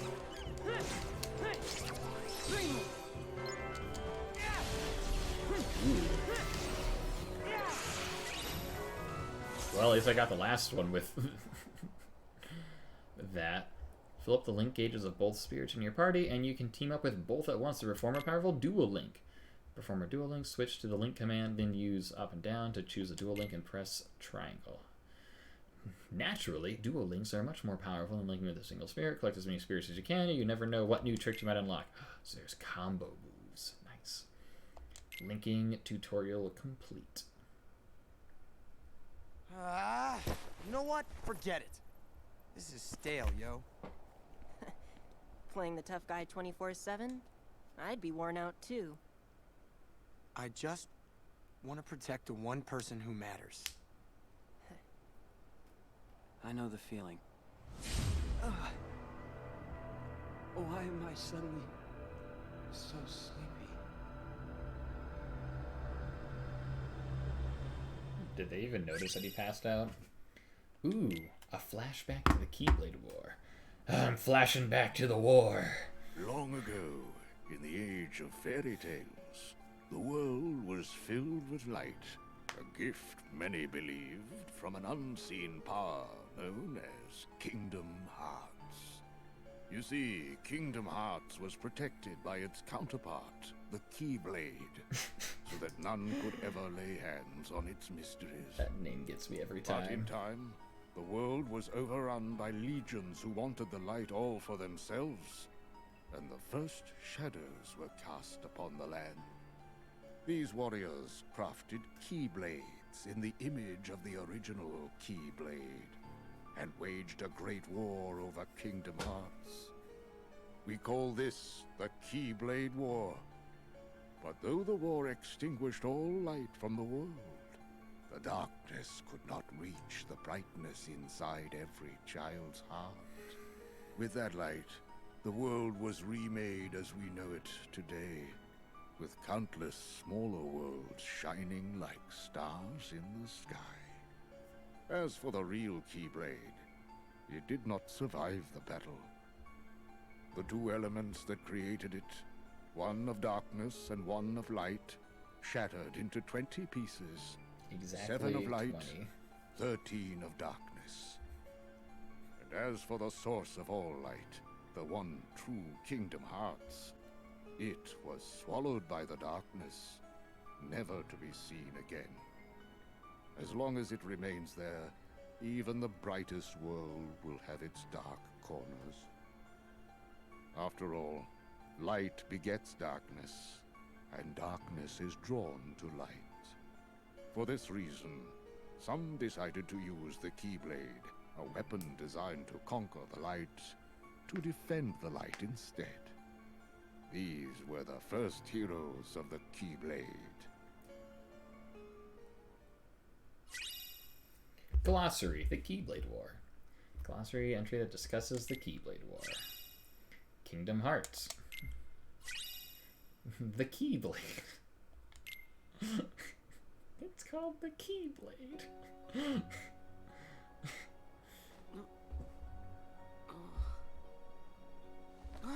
Where is he?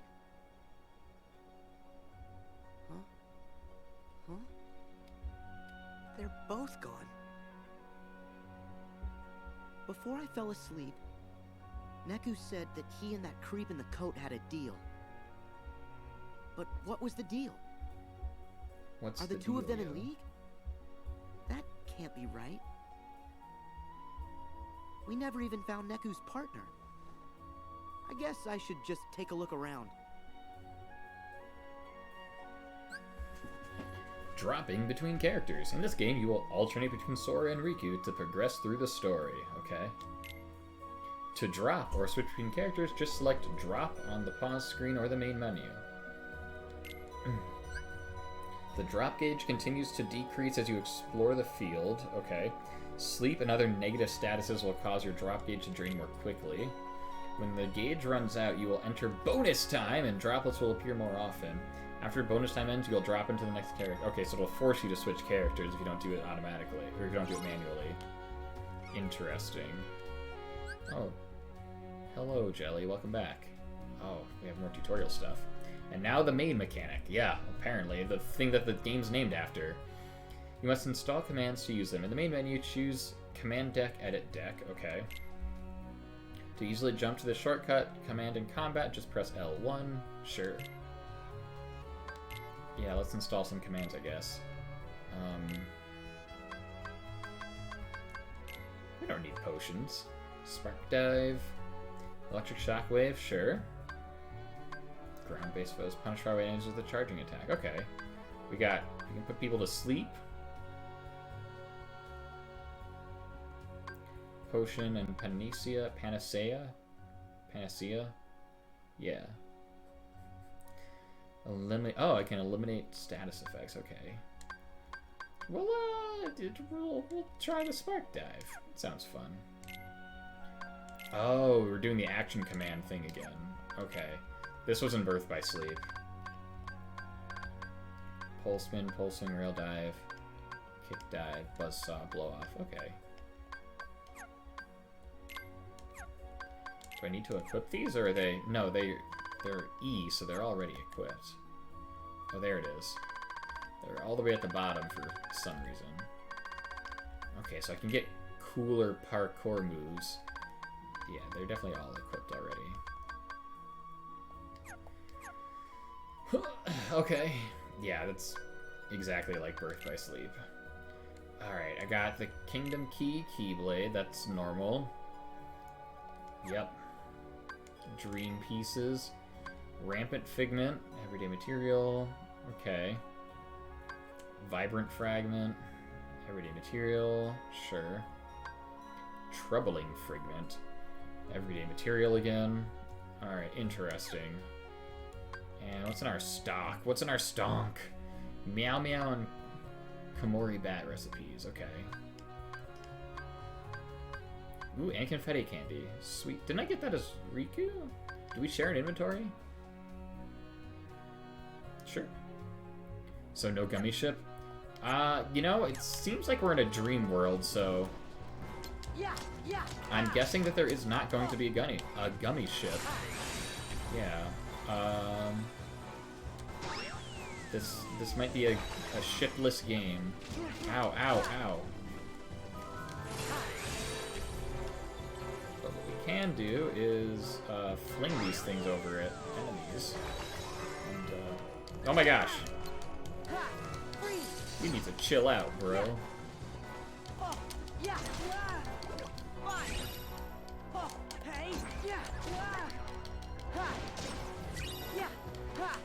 Oh no! Stop being on fire.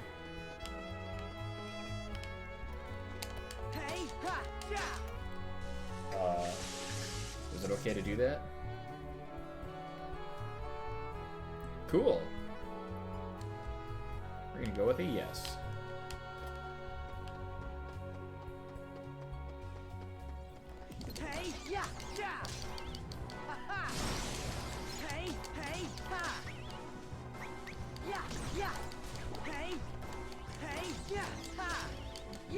Alright, we do need to level up though, because I will die of death.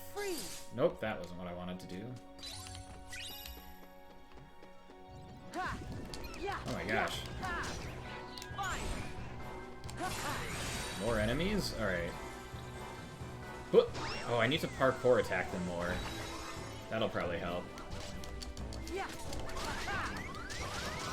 Yeah, I'm... Well, why did I unequip my... Good thing I'm an idiot and unequipped all my potions.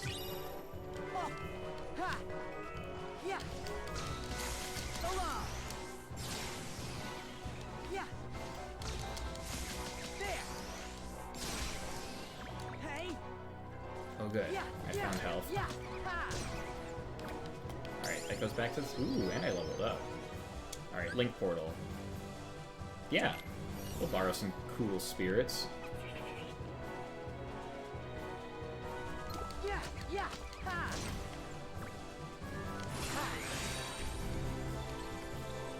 There you are. You get to die.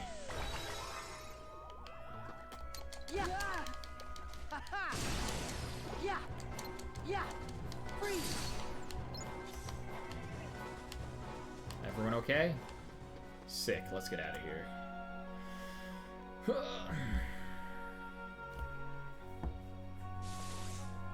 Mail?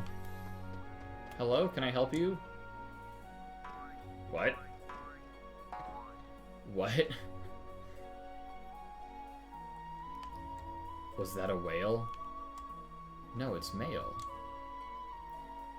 No, I don't want to leave this area.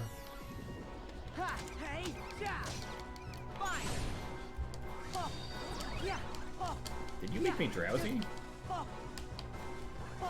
No, I want to do the parkour thing.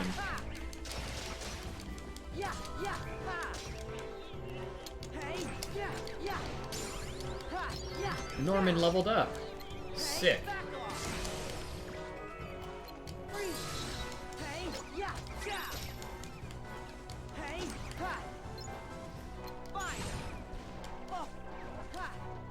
No, no, no. No, no, no. Ah! I get frozen when that happens.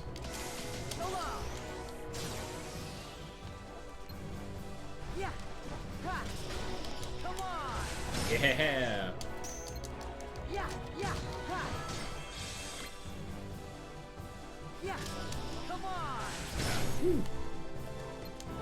We're not. No. We cannot speak in whale. I don't know whale. No one's taught me whale. Okay, so we already... Cool, so this chest stayed open. I wasn't sure if I was in, like, the same Traverse town or a different one. So that's good to know. Hello. Battle portal. Okay. Pull off at least 3 flow motion attacks. Let's see how this works.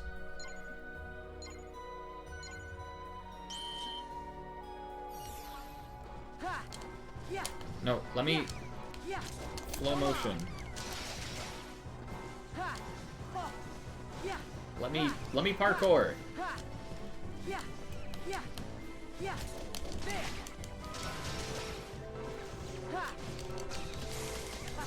There we go. We did it. Now we can just murder them like we would normally.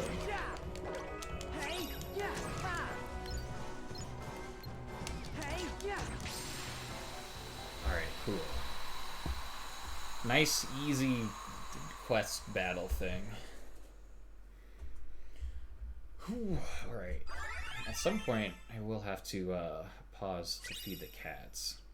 Alright, I got 10 dream... I'm assuming that's dream points. Rampant Fantasy, pull off at least 3 flow motion attacks, and confetti candy. Sick, bro. Can I go this way? No. Alright.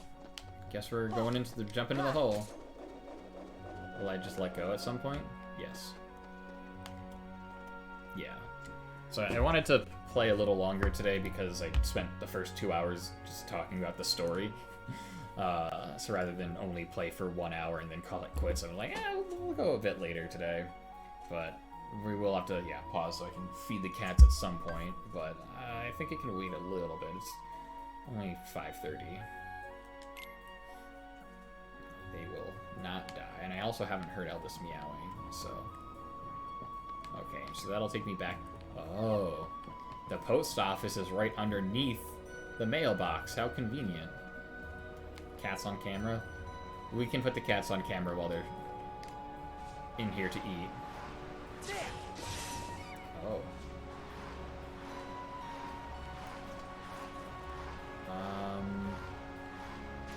Which one's the jump button again?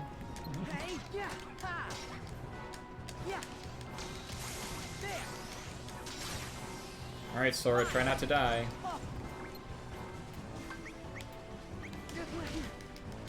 I said try not to die. What?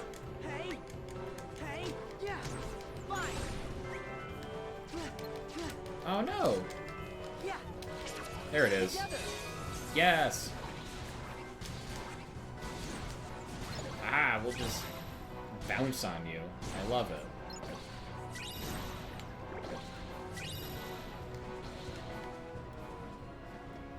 Well, that was fun. Okay, this is another throwy thing. Got it. And there's a chest behind it. Neon Cat. We do not have that NFT. Sorry.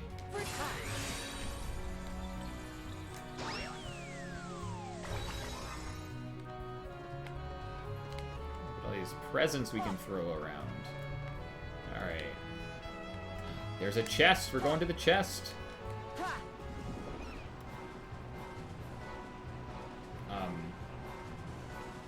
What's happening now?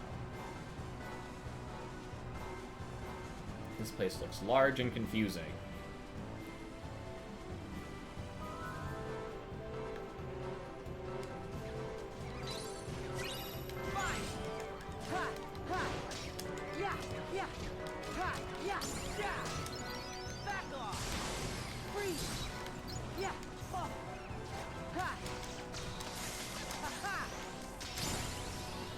Sick. Norman, you're getting so strong. Ow. I am going to die. Yes, give me those HP orbs.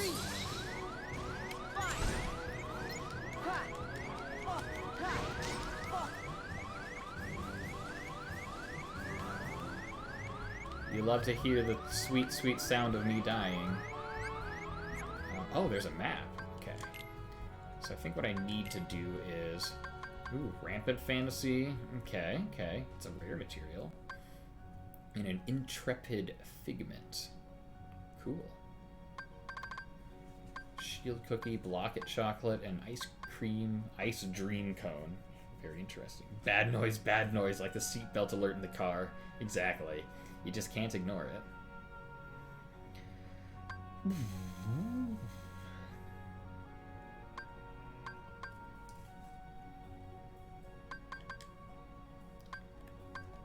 I need to find... Yeah, I think we need the command deck. Go to command list, and... Oh, do I have to equip a potion in order to use it on myself? That makes me sad, but... Maybe we'll, unequip Blizzard? And we'll put in some potions. Did one of those just say it tastes like depression? Maybe? How do I... Put you at the bottom. Okay, we'll look at that real quick.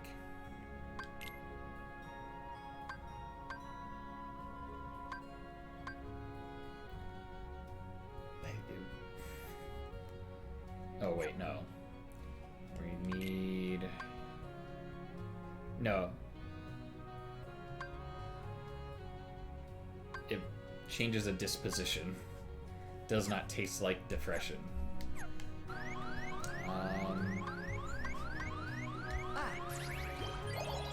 There we go. I am no longer on the verge of death.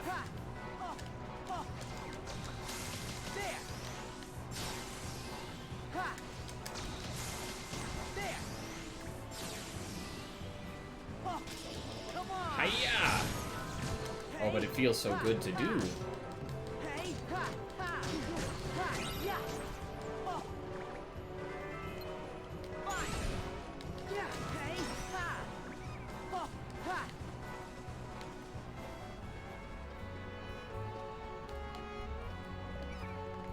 Hello.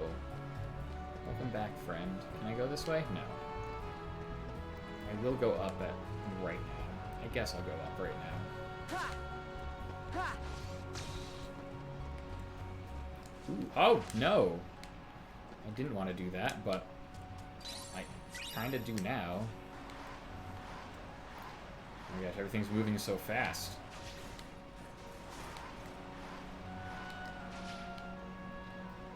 Ah! I fell off. Okay. Well, that's harder to manage than I expected. Back off. Let's go. Let's bounce on them. Eat this.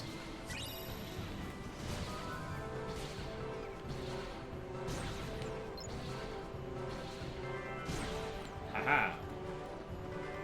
Take that. Eat this and take that. And now we play the fun waiting game. Hello!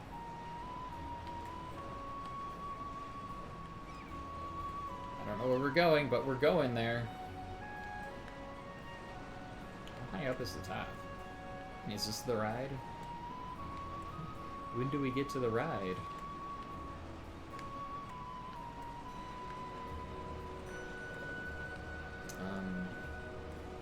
Oh, is this the jumping off point? I kind of want to see how high this goes. Oh! Oh! Oh, that was bad. Oh, man. I was like, oh, it's gonna fall on me, and it didn't. Now we just get to wait all over again. We'll get up there eventually. It's so high up, though. I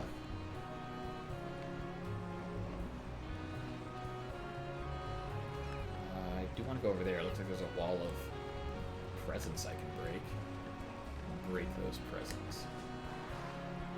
Okay.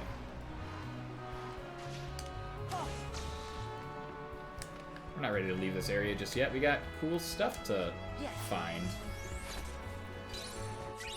Ooh, obtained spark. Sure.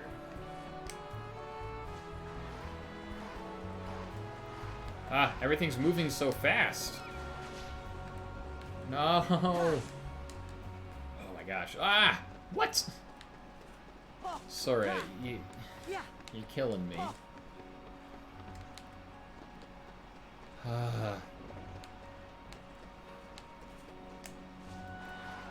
It's just there's so much like motion blur that I'm like, where do I get off? Where do you get off? Oh, okay. And then I can ride this rail? Get off here. And then I can... Oh no! I totally used the potion and I didn't want it to. Yes! Hang on. Oh no, I'm gonna take so much heckin' damage from this.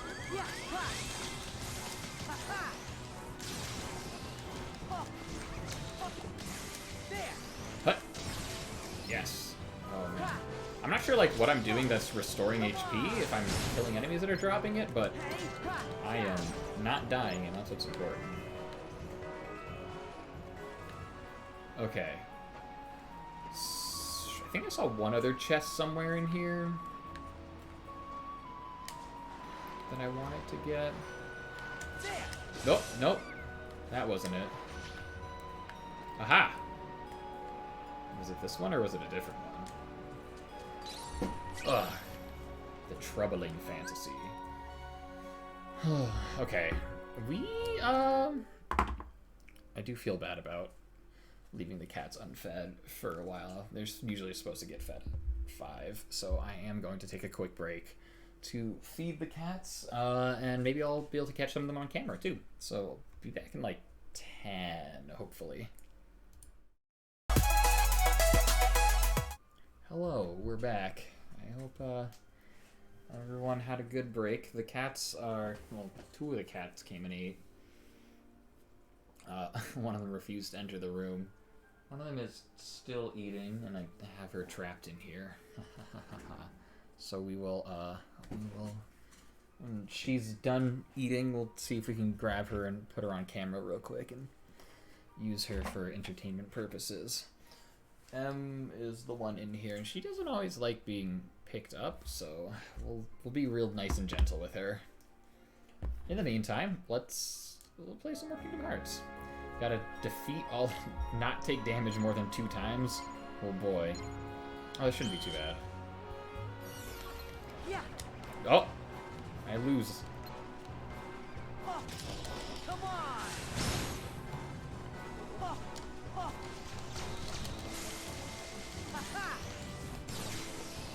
Yeah. Come on. Come on. Yeah, if we can just parkour them to death, they won't have any time to do damage to us. Yeah. There. Fine. Come on. Hiya! Yeah. Hey. Yeah. Oh my gosh. Oh, why am I so bad at this game? I feel so uncoordinated. Come on. Yes. Yeah. Yeah. Yeah. Sweet. Gotta go tell the cats. I will tell the cats that you love them the best. Sorry that you missed them this stream. Maybe you'll catch them on Monday. Maybe I'll need the cats for moral support while I play Resident Evil Village on Monday. Oh, I got candy goggles. That sounds fun. Those materials needed to create a Kuma panda. Oh, I can make a panda friend. I'm so excited for that. Whoops. Okay. Are you done eating? Okay. Let's see if we can't abduct you real quick. All right, bear with me. Yeah, last I checked, M isn't a huge fan of being picked up, but I think I can. Maybe I can, if I'm real nice and gentle. Hey. Oh, okay. You're just gonna run away from me. Well, come here. Oh, you know I'm trying to pick you up, huh? Uh-oh. Unfortunately, my camera isn't in a position where I can easily move it. Otherwise, I'd just shine the camera on her. Oh. There she is. We got her. She fell for my trick directly. There's the cat. You want to get out of here? You want to stop being trapped? Alright, we'll let you leave, I guess. Alright, get out. If we get Elle in here, then Elle is okay with me picking her up. But unfortunately, she decided that dinner time was over earlier than I expected. So, yep, the cats are, they don't always like to be on camera, but we'll get them eventually. Yes, for those of you who don't know, there are 4 cats in this house that I live in. 3 of them eat in this room, and the other one eats in a different room. But let's make a panda. The bigger they are, the harder they claw. It'll take more than a few punches to the paunch to make this lumbering panda see stars. I don't have anything I need. Poo.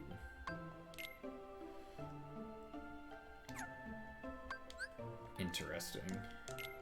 Well, guess we'll make the panda friend later.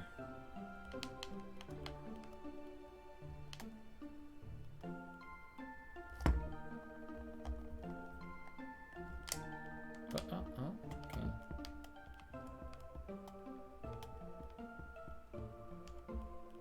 I'm petting you. Why are you not reacting?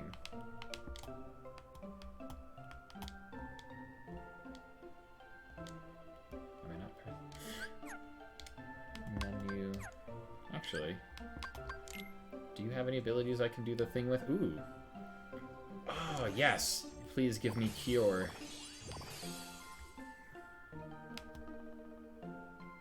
Ooh. Okay. Does that mean I can yoink, go to my deck? I don't need potions anymore because I can equip Cure. Summon a ring of revolving light crystals that deal damage. That sounds awesome. Who needs fire when you can have spark? But yeah. Now we can heal ourselves. Hooray. Alright, yeah, I hate the motion blur with this. Like I'm like, I don't know what's going on. Okay, so I can.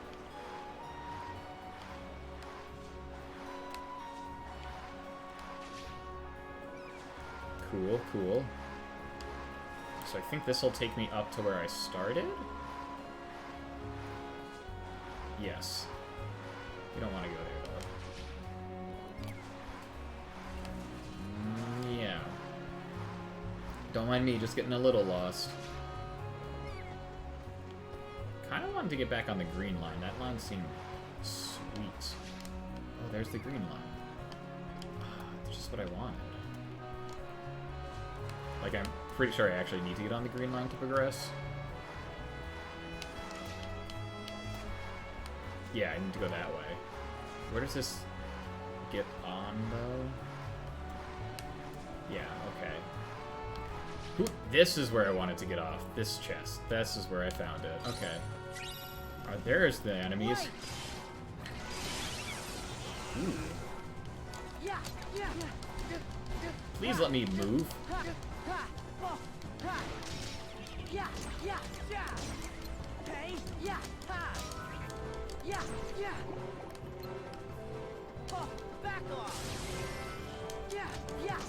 This poor guy. Give me that HP! Because I am a dead man. Alright. Now we're ready to leave the area. I think we got all the big stuff. Just swoop, swoop, swap along until we hit the save point. Okay. What time is it? 5:50? I'm thinking maybe we go until about 6:30 tonight. Yeah. Because we talked for 2 hours. And then we can play for, yeah, like 2.5. 6:30, maybe 7, depending on where I'm at when 6:30 hits. Okay. Oh, there's the entrance to the post office. And I think that'll be a good stream for tonight. We're gonna stream for a while on Monday as well, because it'll be Memorial Day, so I don't have work, so I can just, we can play Resident Evil Village, and I'll be terrified the entire time. It'll be great. Ha! Destroy, yes. Gotta find destructible stuff. Okay, so is my drop meter almost out? Am I going to straight up faint out of nowhere? I can't tell, like... I can't tell if it's almost empty. Like, I don't know what it looks like when it's out of juice yet. Aha! Ow, piss.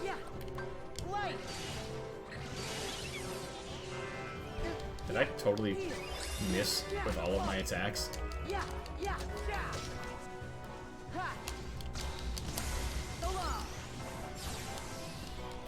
I cannot wait to get cooler, better parkour attacks. Like, I feel like they're going to come up eventually. Because right now, like, yeah, the basic ones are alright, but...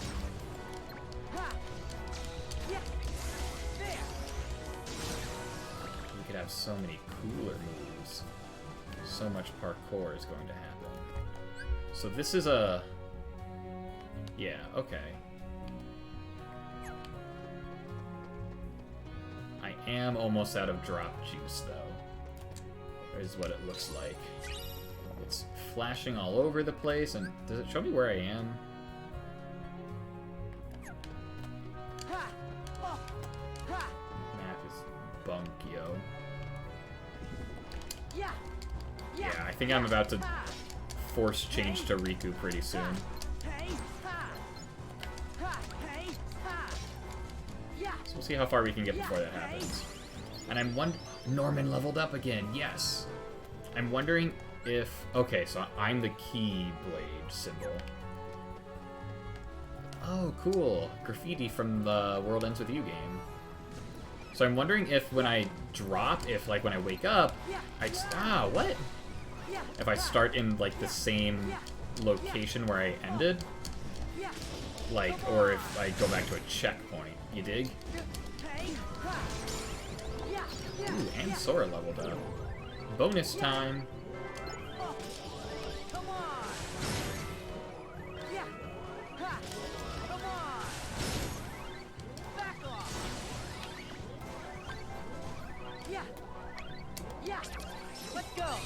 Let's bounce!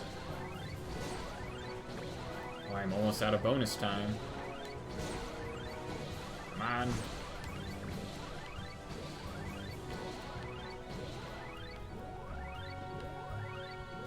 Alright, so now it oh, okay. Sora's going to sleep. Can't wait to see you the end of the Motten drop results. Okay. Got 103 droplets. No lucky items. Link portals completed 2. Sweet. Earn bonuses with drop points. Okay. When you drop, a screen will appear where you can spend your drop points to give the next character a bonus. Oh, interesting. Can I stock up drop points between drops? The above are 3 ways to earn DP. Doggish cat thing sighted. Balloon. Collect this lucky item. Find and complete this link portal. Collect the droplets. Okay. Oh, so anything I don't use gets converted into money. Okay. Yeah. Oh, man. The mechanics in... Like, the menu mechanics in this game and the command mechanics in this game are like a weird combination of Birth by Sleep and Recoded. And I think it's just because they figured out, like, mechanics that they want to stick with and that they like and that they think work for the Kingdom Hearts series. So it's not like, oh, we're drawing from these other games to, like, make this game. It's just, hey, this is what works for the series, so we're going to keep doing it.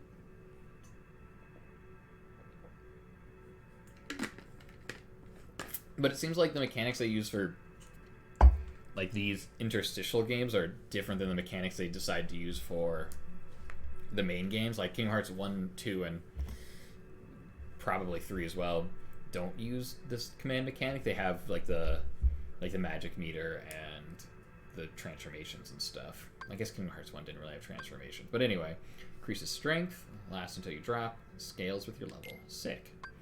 And, yeah. Sure, we'll turn the rest into money. Heck yes, I want to claim a bonus. Okay.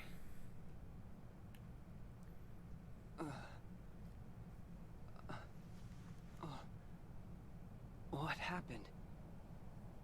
Did I fall asleep? Everyone's still real confused about what's going on. Where are Joshua and Beat? Hey, do you mind? Huh? Oh, it's Shiki. Nice. Come on, bat friend.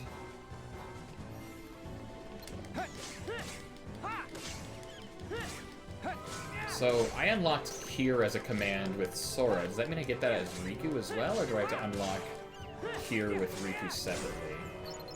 Because it would make sense, but it would kind of be a huge pain in the butt, if I'm being honest.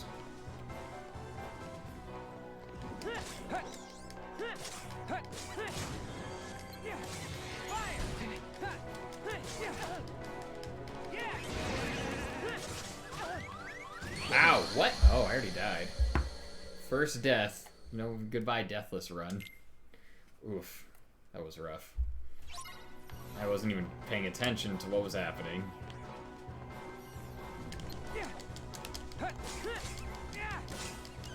Alright, we will have to be a little more careful in the future, I suppose. Yeah, you are done. Ooh. A fragment. Alright. I gotta be careful about these guys. Ow. I thought I told you to go to sleep.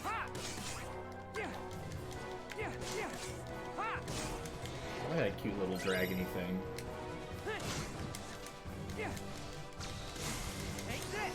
Okay. We're doing better. We'll call that a weird... It was a weird one-off fluke. Never gonna happen again.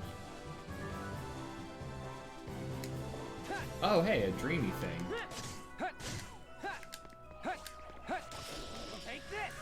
Ah! Get chucked, yo. Oh no. I'm gonna drop faster if I'm asleep. That's bad. We don't want to do that. Yeah, we want you to go to sleep. Okay.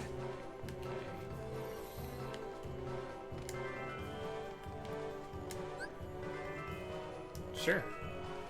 Block 3 attacks. Alright. Okay, that's 1. Ow! That's not 2.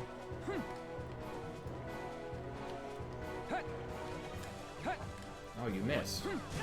Oh, I can't block that?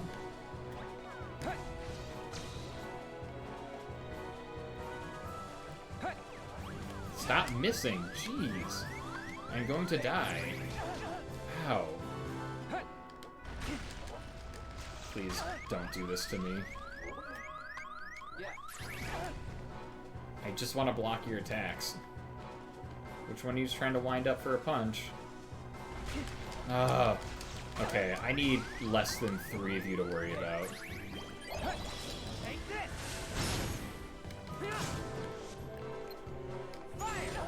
Ow, I could have blocked that. I could have also blocked that.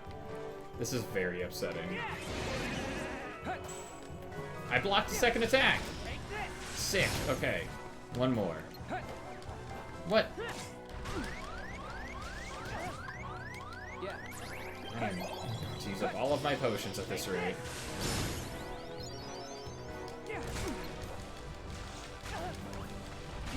What? Stop that! Oh my gosh.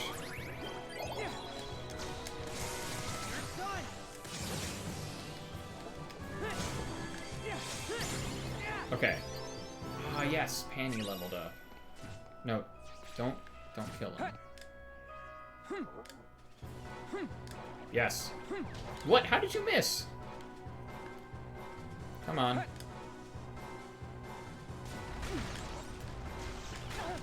That's no. Do a wind-up punch. Come on, punch me. Hit me. Not... No. That's not what I wanted. Come on. There it is. Now you can die. Oh my gosh.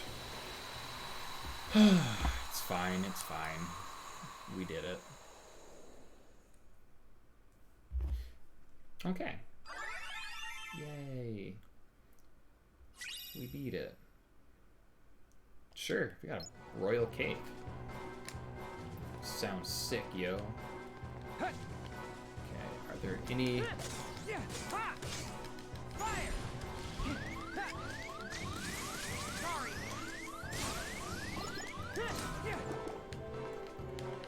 Okay.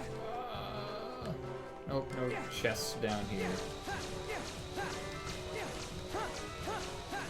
Oh, that is a quick way to traverse if you know what you're doing. I don't, though.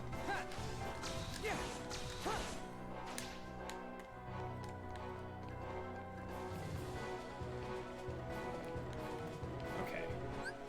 Let's... One, can we make a cool panda spirit? Ah, yes.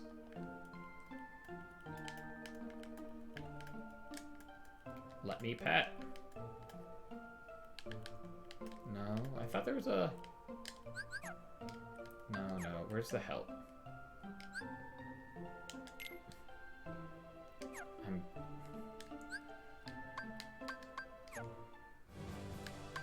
Ugh.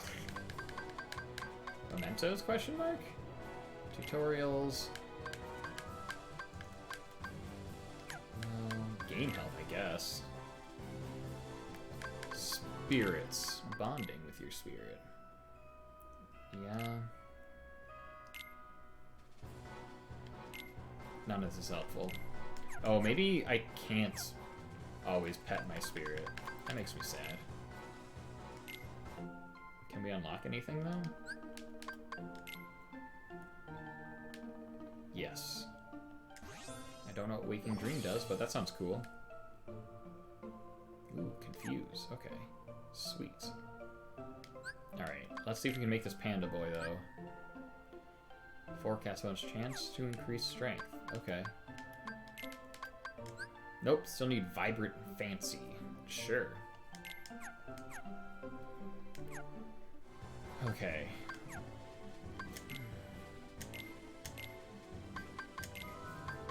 Yes, I do have Cure. Okay, sweet. Sliding Dash, Fire, Sleep, Cure. Alright, Sleep is all well and good, but I do kind of like Spark Dive.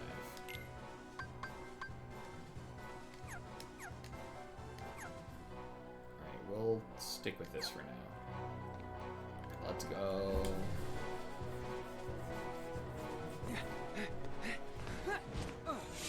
Stay back. Oh, she complied real quick. This Keyblade has an eye on it. Should I be concerned? Is it watching me?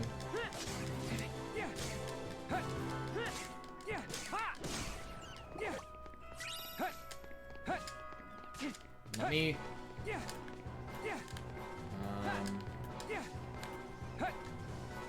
I just... There it is. I'm not sure how to control that and, like, slide onto stuff when I want to versus...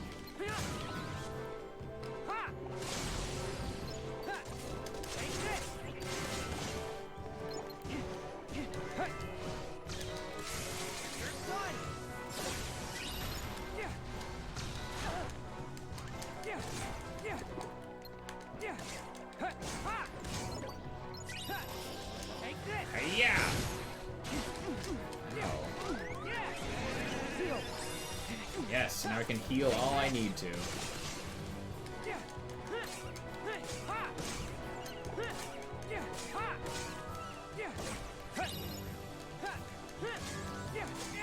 Oh, you're like my bad friend, but evil, also. I think that cat thing is my least favorite enemy so far. We are going to go ham on it. Ooh, new drop bonuses unlocked. Sweet.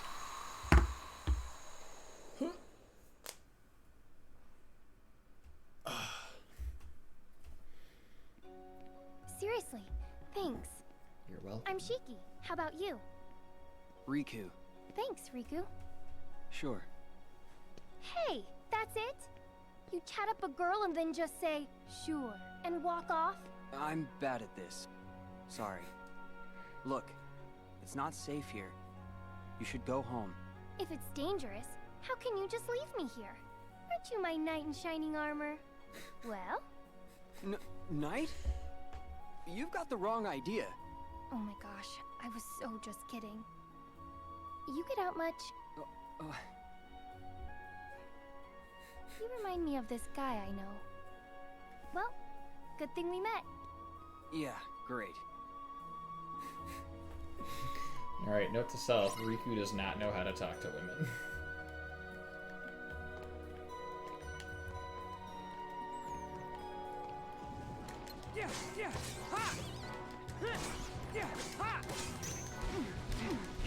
Please stop.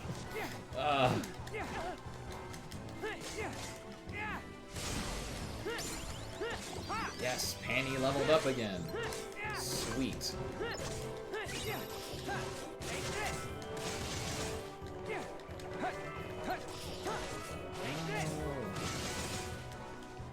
I want to...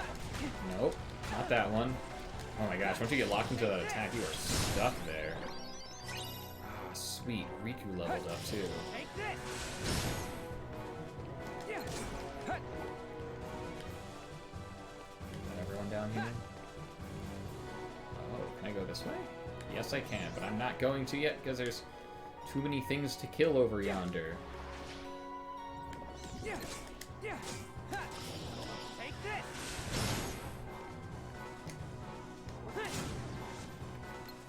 my gosh, I slid so far.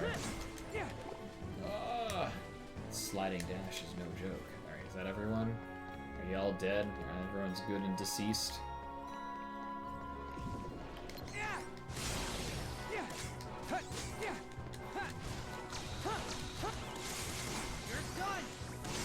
Ah!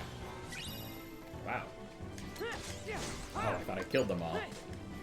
Now they're all dead. Okay, so there are chests in the same locations for both Riku and Sora, even though they appear to be in different versions of this world. Also, hello! Are you gonna sell me cool stuff? We got Quick Blitz, we already have one of those. Fire, we already have one of those. Blizzard, Sleep, we already have those. Potion, sure. Some fragments. Okay, so... No, what is this? Make a prickle mane. And a heavy rep? Confetti candy. Okay, so these are actual recipes that might be important because I can use them to make new spirits, but these are all consumables that I can just get in the wild from stuff. A paint gun, that sounds cool. So we'll buy the recipes since I can only get one of those, and the more the merrier. Maybe I can make some new friends now. And I can sell you stuff I don't need. Sick.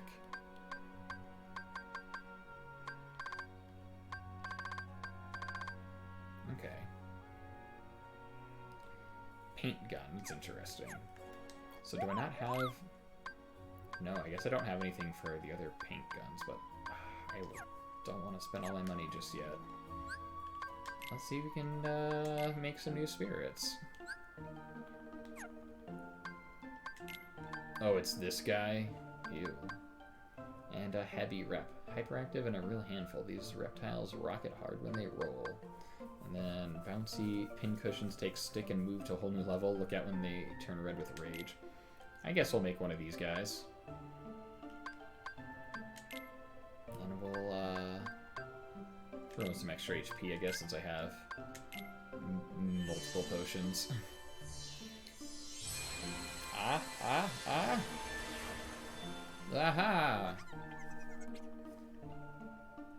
Alright, but what do I name him? Prickle Mane is not the best name. Any suggestions for a new name?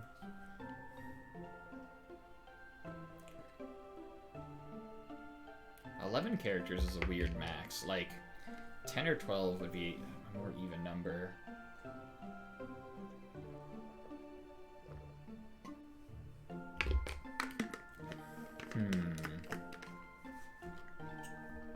Yes, currently taking name suggestions.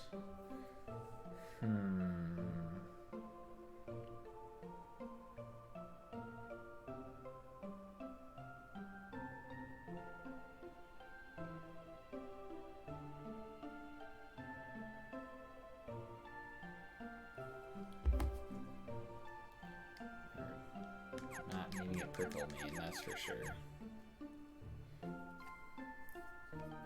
Well, I suppose if there's no fresh suggestions, Zoe did mention Todd a while back. So we could always name this thing Todd. And I guess that's a good place to start.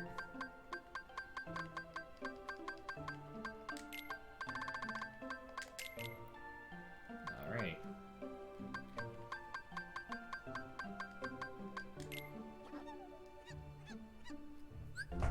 Already cuter as a Todd.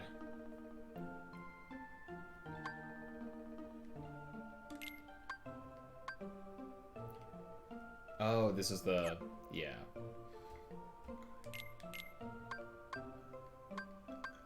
Oh, that's interesting. Oh!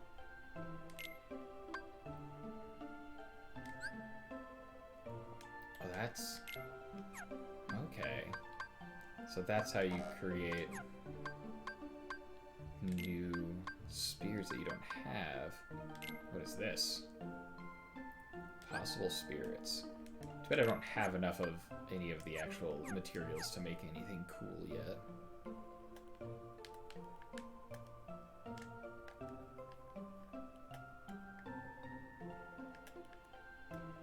Let me pet. Where's my new one that I just made? Where'd you go? Let me pet you.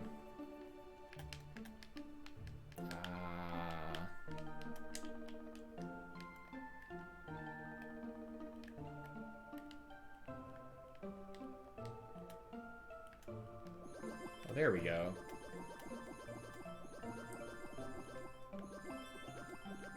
Yes. Get some more stats, yo.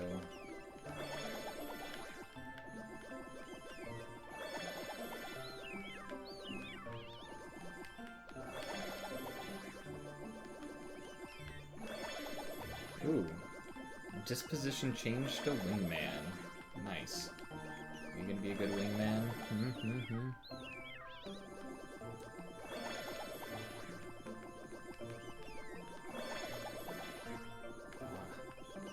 Oh my gosh. You're going crazy, dude. Alright, I think that's all I'm gonna get out of you for now. Ability link. Let's see if... nope, we don't. We have almost enough.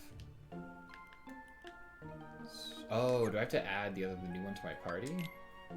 Can I have more than one in my party? Yes, I can. Oh, can I add all 3 to my party? Sweet. Oh, I could have been doing that like a long time ago. And I got a trophy for it. Well, there you go. Let's go, Todd. I'm gonna pet you till it hurts. Since, you know, you're covered in barbs. Ha, ha, ha. So glad it doesn't matter where I pet. I can just... Ooh, now you're a bouncer. I can open a club with a bouncer.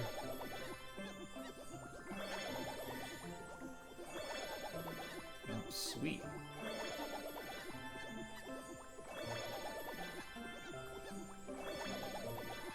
Just keep petting my pets forever. Alright, I think you're good. Hello. Yes, let's go, Norman.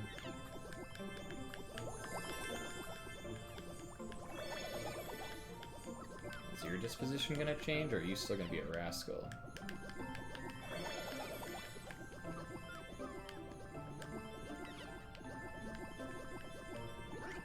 Uh-oh. There we go. Alright, whatever I was doing you did not seem to like. Oh, hello. Oh, I got licks. That's adorable.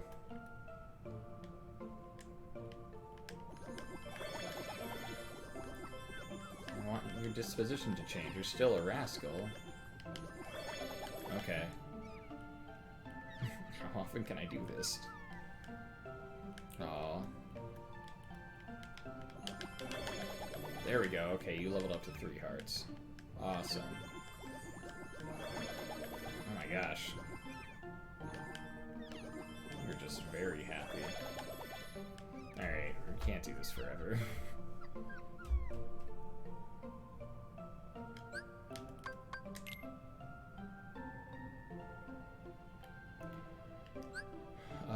Oh.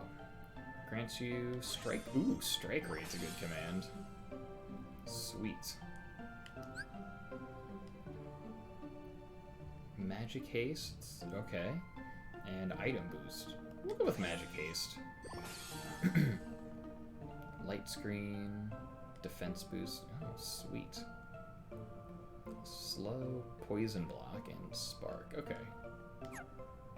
So now that we have abilities, we can probably equip them. Or are they always equipped? Yeah, it looks... Increases your HP. Okay. Okay, so it looks like they equip themselves. Item boost. Effectiveness of... Okay. Shortened reload times. Oh, okay, so... The blue ones... Okay, so those are... The blue ones are the ones we can potentially unlock. The yellow ones maybe mean we've already unlocked them. That's handy. So are they unlocked and like actively equipped while they're blue? Like, does that mean I have all of those abilities? I hope so.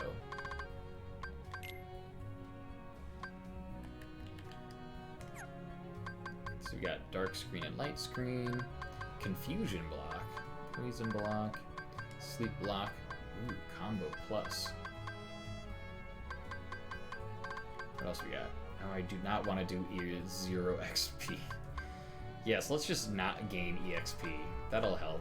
Scan is always helpful. Leaf Bracer is good. Charges a link gauge if you and that spirit land your attacks at the same time. Cool. And ensures the spirit always retains 1 HP after attacks would otherwise finish them off unless they are already done too much. Can my spirits die? Like, if they take too much damage, will they just straight up go kaput? Because that would make me very sad if, like, they just perma-died. Okay. Let's go to that new area after we finish beating the crap out of these monstrosities.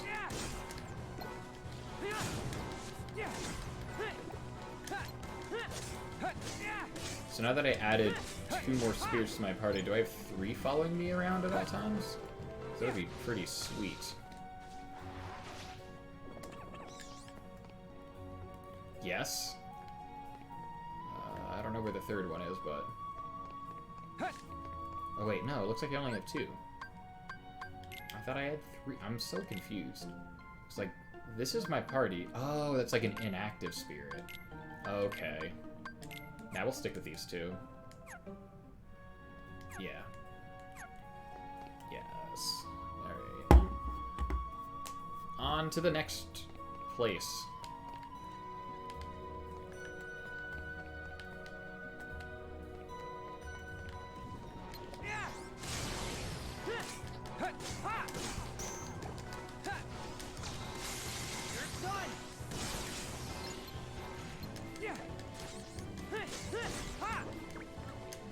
Oh, right.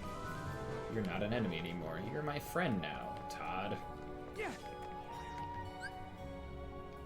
Interesting. Alright.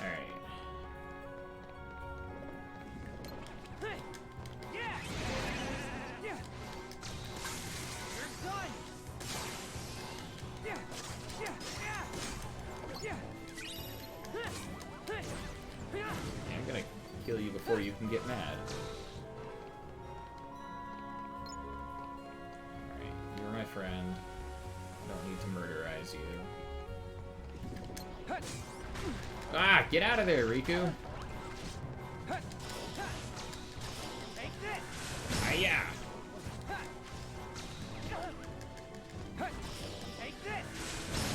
Yeah, attack that. This is really the best attack to use on them because they can't attack back when I'm swinging around them.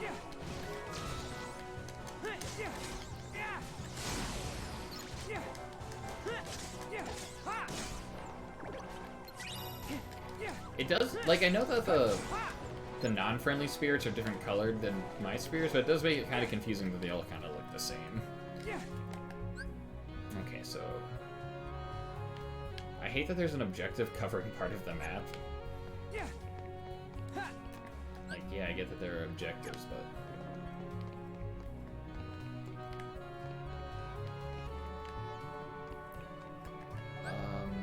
okay.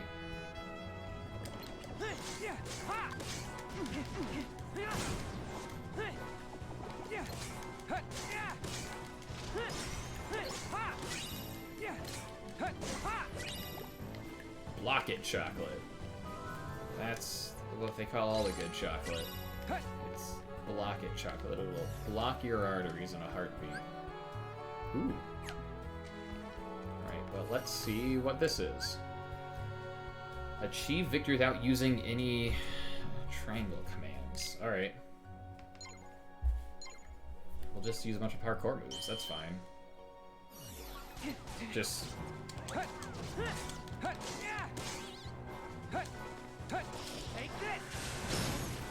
just gotta remember not to use any, not to use any commands with the triangle. Like, I'm just worried that I might press the... Also, how did I take damage? Yes.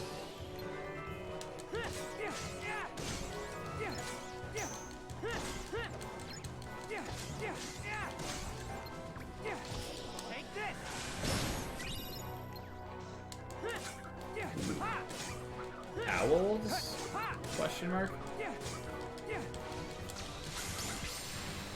Alright, that wasn't too bad.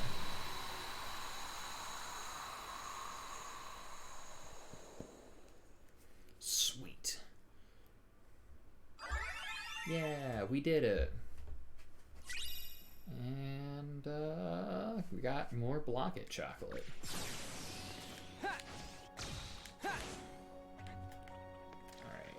Alright, where do we want to go? I guess we'll go up the... do I want to go that way? Oh! I did not realize I'd be doing that.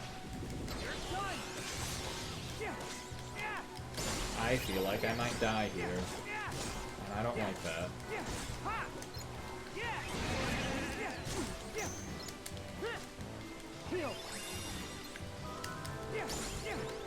Yay! I leveled up. I need to do that more. so I don't die horribly. Ooh, a shield cookie. Agents of Shield cookies. Yada do. Oh! Oh my. I was not expecting that. Oh, can't look at the map while I'm in danger.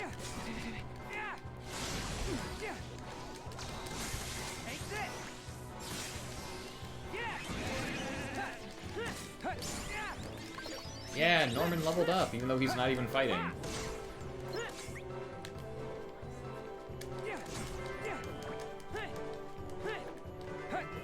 Oh no, did we lose Todd? Did Todd die? No, Todd's still here. Oh. Oh! Did I... Oh, can you, like, tag... Yeah, okay, okay, so this switches them in and out. That's why it's called switch. And if you go over here... Oh my gosh, I'm about to dive. I was not paying attention. Where am I now? Oh. I see what happened. So I probably need to go to that green point, but I'm not ready to go to the green point yet. Guess we'll do that next time. Whoop. We'll do that next time. We dive. I'm still exploring. Oh, this is another one. Where does this one go? Oh, just kidding. It's time to fall asleep. Sure. Drop a decelerator. Okay. Wow, that was weird. Anyone else see the signal blip out like that? Let's hope that doesn't happen again. Oh. Dropped right in the middle of the battle. Is this even where I left off? Oh yeah, no, because that's where the cat artwork is.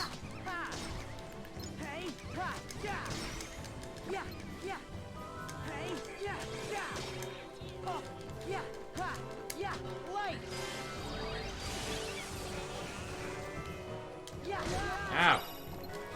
Dude, I'm trying to murder your friends. It's not nice of you to hurt me while I'm doing that. Okay, is that everyone? Are we groovy now?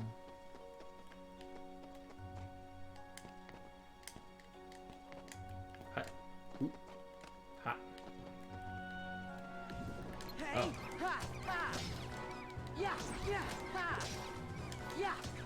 Ah, yes, a treasure chest.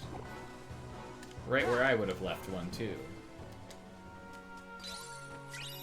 Ooh, got the ice cream dreamsicle. Can I throw something at this? Nah, looks like not. I do want to get up there, though. These boxes look like a convenient staircase. Yes. Give me this. Nope, just kidding.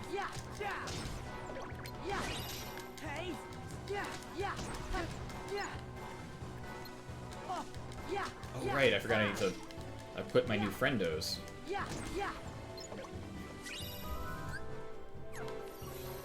Okay, so we want to go to spirits, change party. You're on level 4, so we'll put you here so you can get some more experience. Okay. Now we'll see what this is all about. Defeat all this. Okay, pull off at least 3 flow. That's easy. We can. Oh. Hello, Mr. Penguin.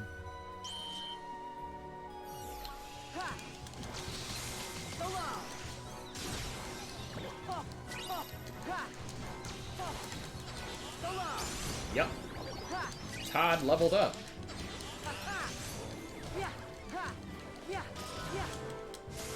Oh, whoops. No, I want to kill you, not get killed by you. Ugh. And perish.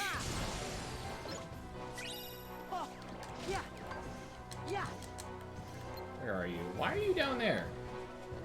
Yeah. Come on. Light. Oh. Yeah. Yeah. Man, that barely even phased him. It's fine. It's an interesting way to play the game where you're just constantly swapping between characters who are doing their own storyline. Like, I know we're in the same area and they'll probably meet up later, but I don't know. Is it just me or is it a little bit disjointed? Oh, the fountain's shaped like a heart.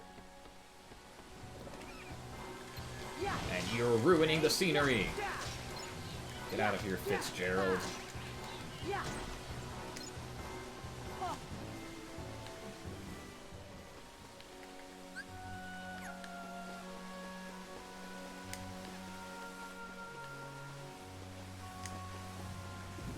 Yeah, yeah, ha! Ha ha! Yeah, ha! Ha ha! Hey, yeah! Yeah, ha, ha! Yeah, ha, ha!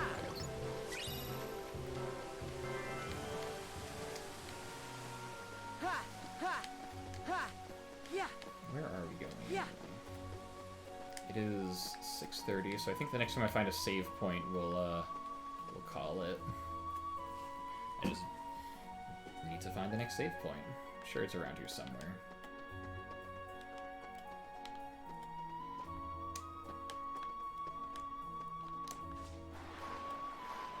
Yeehaw. Light! Hello, have you seen a save point? Yeah! Yeah! Hey! Yeah! Ha! Yeah! Together! Oh boy. What? Are they gonna link up?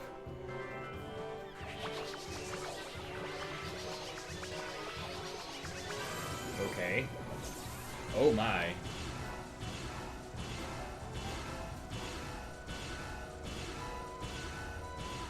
Well, that seemed a little bit useless. Everyone died immediately. Oh. There's a lot of stuff here. Can I go in the item shop? Nope. Hello. Achieve victory in 20 seconds or less.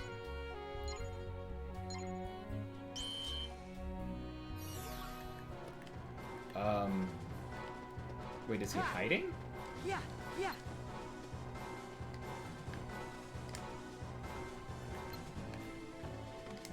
Oh, it's like a... Okay, I gotta catch him. Ha! Yeah! Yeah! Hey! Ha! Ah! With 0 time to spare. Amazing.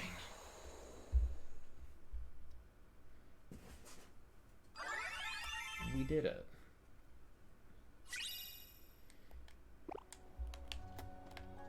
And there's a treasure chest. We doubled it. Where are we? Oh. Oh, I just ignored this route the first time. It's probably fine. More treasure. Hey! Yeah! Yeah! Back off! Hey! Hey! Yeah!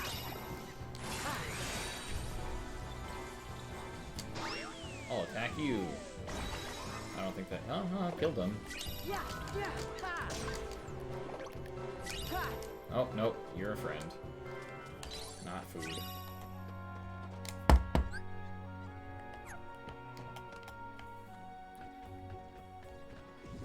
Bet there's cool stuff on the rooftops. Like more enemies. Ow. Hey! Hey! Ha! Yeah! Yeah! Yeah! Hey! Ha! Ha! Yeah! Hey! Ha! Yeah! Yeah! Okay. Yeah! Yeah! Yeah! Hey! Ha!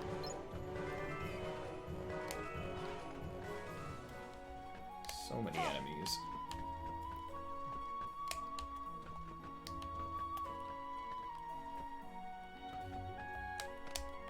But okay. No, don't go down. I want to go up. Why doesn't this boy listen? Ha! I was hoping I could climb on this. Oh, I can slide on those things. Yeah, yeah, yeah. Oh, yeah. Come on. Get out of town. Ooh, a Coliseum. Hey, don't attack my spirits. Yeah, yeah. Ha. Come on. Ha. I don't know where they went. Oh, there's a save point. Sweet. I don't know if I got everything in this area, but... Never been this way before. Ooh, what's that?